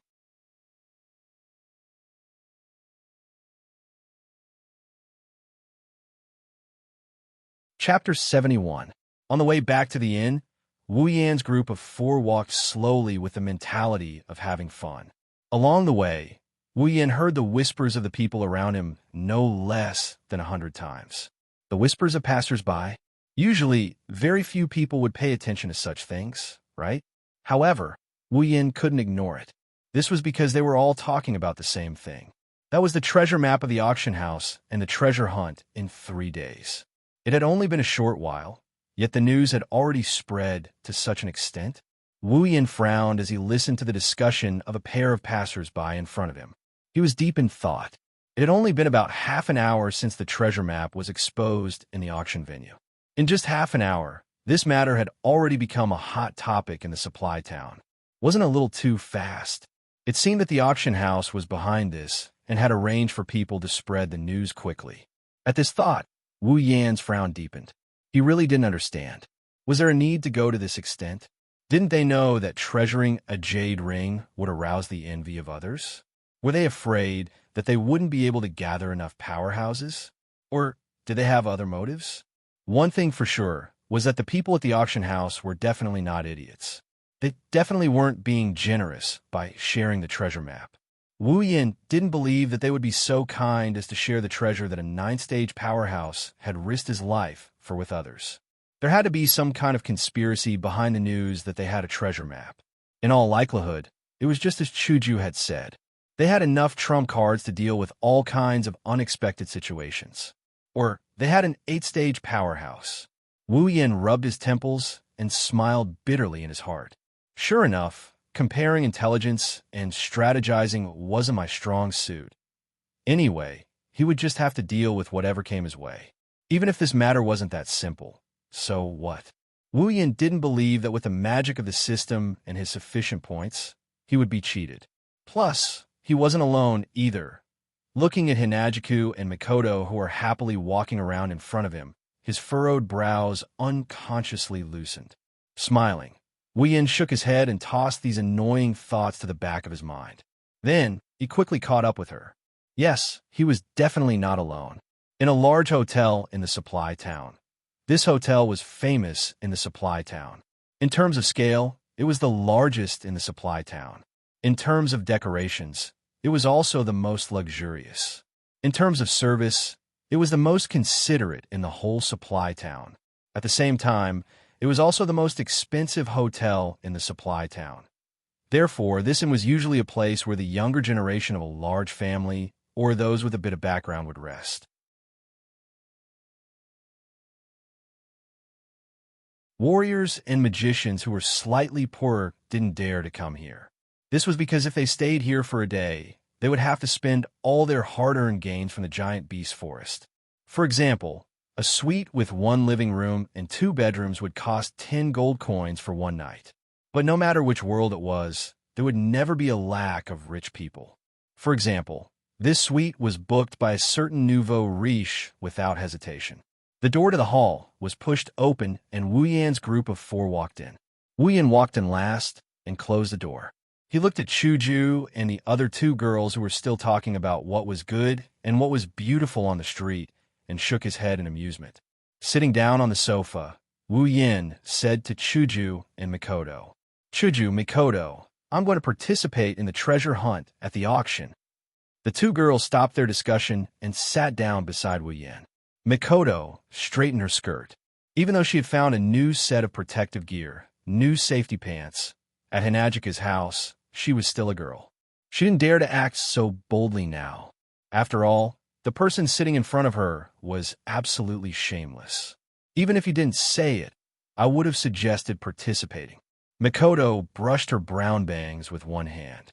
Over there, a blue and white electric current that hadn't been there for a long time flashed through her hair. Usually, when Mikoto does this, it means she's burning up. You sure have the guts to say that. Seeing Mikoto's actions, how could Wu Yin not know what she's thinking? Other than ridiculing her in his mind. As expected of Railgun, who loves excitement and violence more than anything else, that's all he could say. Aren't you afraid of any danger? You should know that this isn't the same as the last time in the monster cave. The boss last time was a level 60 snake demon. But this time, let's not talk about the danger in the treasure hunt. There's also the possibility of people on the same path turning into enemies. There's definitely going to be a lot of level 60 tier. 7 monsters. Isn't this better? Mikoto smiled domineeringly. Having strong players means having experience. I think after this trip I should. No, definitely. I'll definitely reach level 70. Level 70? Looks like Mikoto is still thinking about leveling up all the time. It's probably because of her sisters. Of course that's good. I'm just worried that there'll be so many people that I'll be ganged up on or tripped up. Wu Yin isn't trying to dampen Xianxia's enthusiasm, but he knows that human nature is the hardest to understand. There must be something shameful going on at the auction that they didn't mention. The other people would also be confused by the word treasure. Greed is the original sin. That's true. Even Wu Yin understood the problem. As a level 5 with super high IQ, Xianxia naturally understood it. It's just that her actions are usually faster than her brain. Do you want a plan? Mikoto retracted the electric current on her forehead and looked at Wu Yin with bright eyes. I wanted to. Wu Yin got depressed when he heard Mikoto, but we don't know what the auction house is planning. Also, we don't know who will be participating in this mission. How are we going to plan? Are we just going to let go? Chuju asked Wu Yin. Liren was rubbing her eyes and yawning as if she was about to fall asleep. I said I'm going to participate. Of course, I'm not going to let it go. Since we can't come up with a plan, we'll just go with our abilities. At times like this, the brave are invincible. Wu Yin chuckled as he looked at Chuju and Mikoto, who were looking at him expectantly. At this moment, Wu Yin felt like his dominance was leaking out. Of course, that was just his own feeling. Hinajiku and Mikoto don't know if Wu Yan's words are showing off his domineering aura or not, but they have to admit that Wu Yan's words at this moment can really ignite the flames in their hearts, especially these two girls full of heroic spirit. Mikoto and Chuju looked at each other and smiled. Obviously, Wu Yan's words were to their liking. But Wu Yan's tone changed as he looked at the two girls who were itching to go. We can't just do nothing. Although we don't know what the situation will be like, according to our previous analysis, a Tier 8 combatant will come out. Chuju and Mikoto frowned. Chuju said, "That's true. The strongest among us is Mikoto, a peak Tier 7. But if she goes up against a Tier 8 combatant, it'll be very dangerous. Don't worry, it's not like we don't have any trump cards." Mikoto touched the potion bottle in her bosom. It's the resplendent breath that Wu Yin gave her in exchange for the potion. Looking at Mikoto's actions, Hinajiko also thought of the same thing. She touched the same bottle on her body, and the confidence in her heart instantly increased. Of course, I know we have something we can rely on, but this isn't enough. For this operation, 3 hours is a very short time. Wu Yin rubbed his chin and waved his hand. Then, should we exchange for a few more bottles of resplendent breath? Chuju didn't care about anything and directly asked. Liren had already fallen asleep. No, since they have a Tier 8, let's find a Tier 8 one of our own. Wu Yin grinned with a glint in his eyes. Find a Tier 8 combatant? The two girls were puzzled. Yes. Wu Yin smiled. Summoning points. If we don't use them now, when will we? That you're tuning in to the Eternal Immortal Ballad YouTube channel. Don't forget to subscribe and join us on this journey to catch the most captivating stories.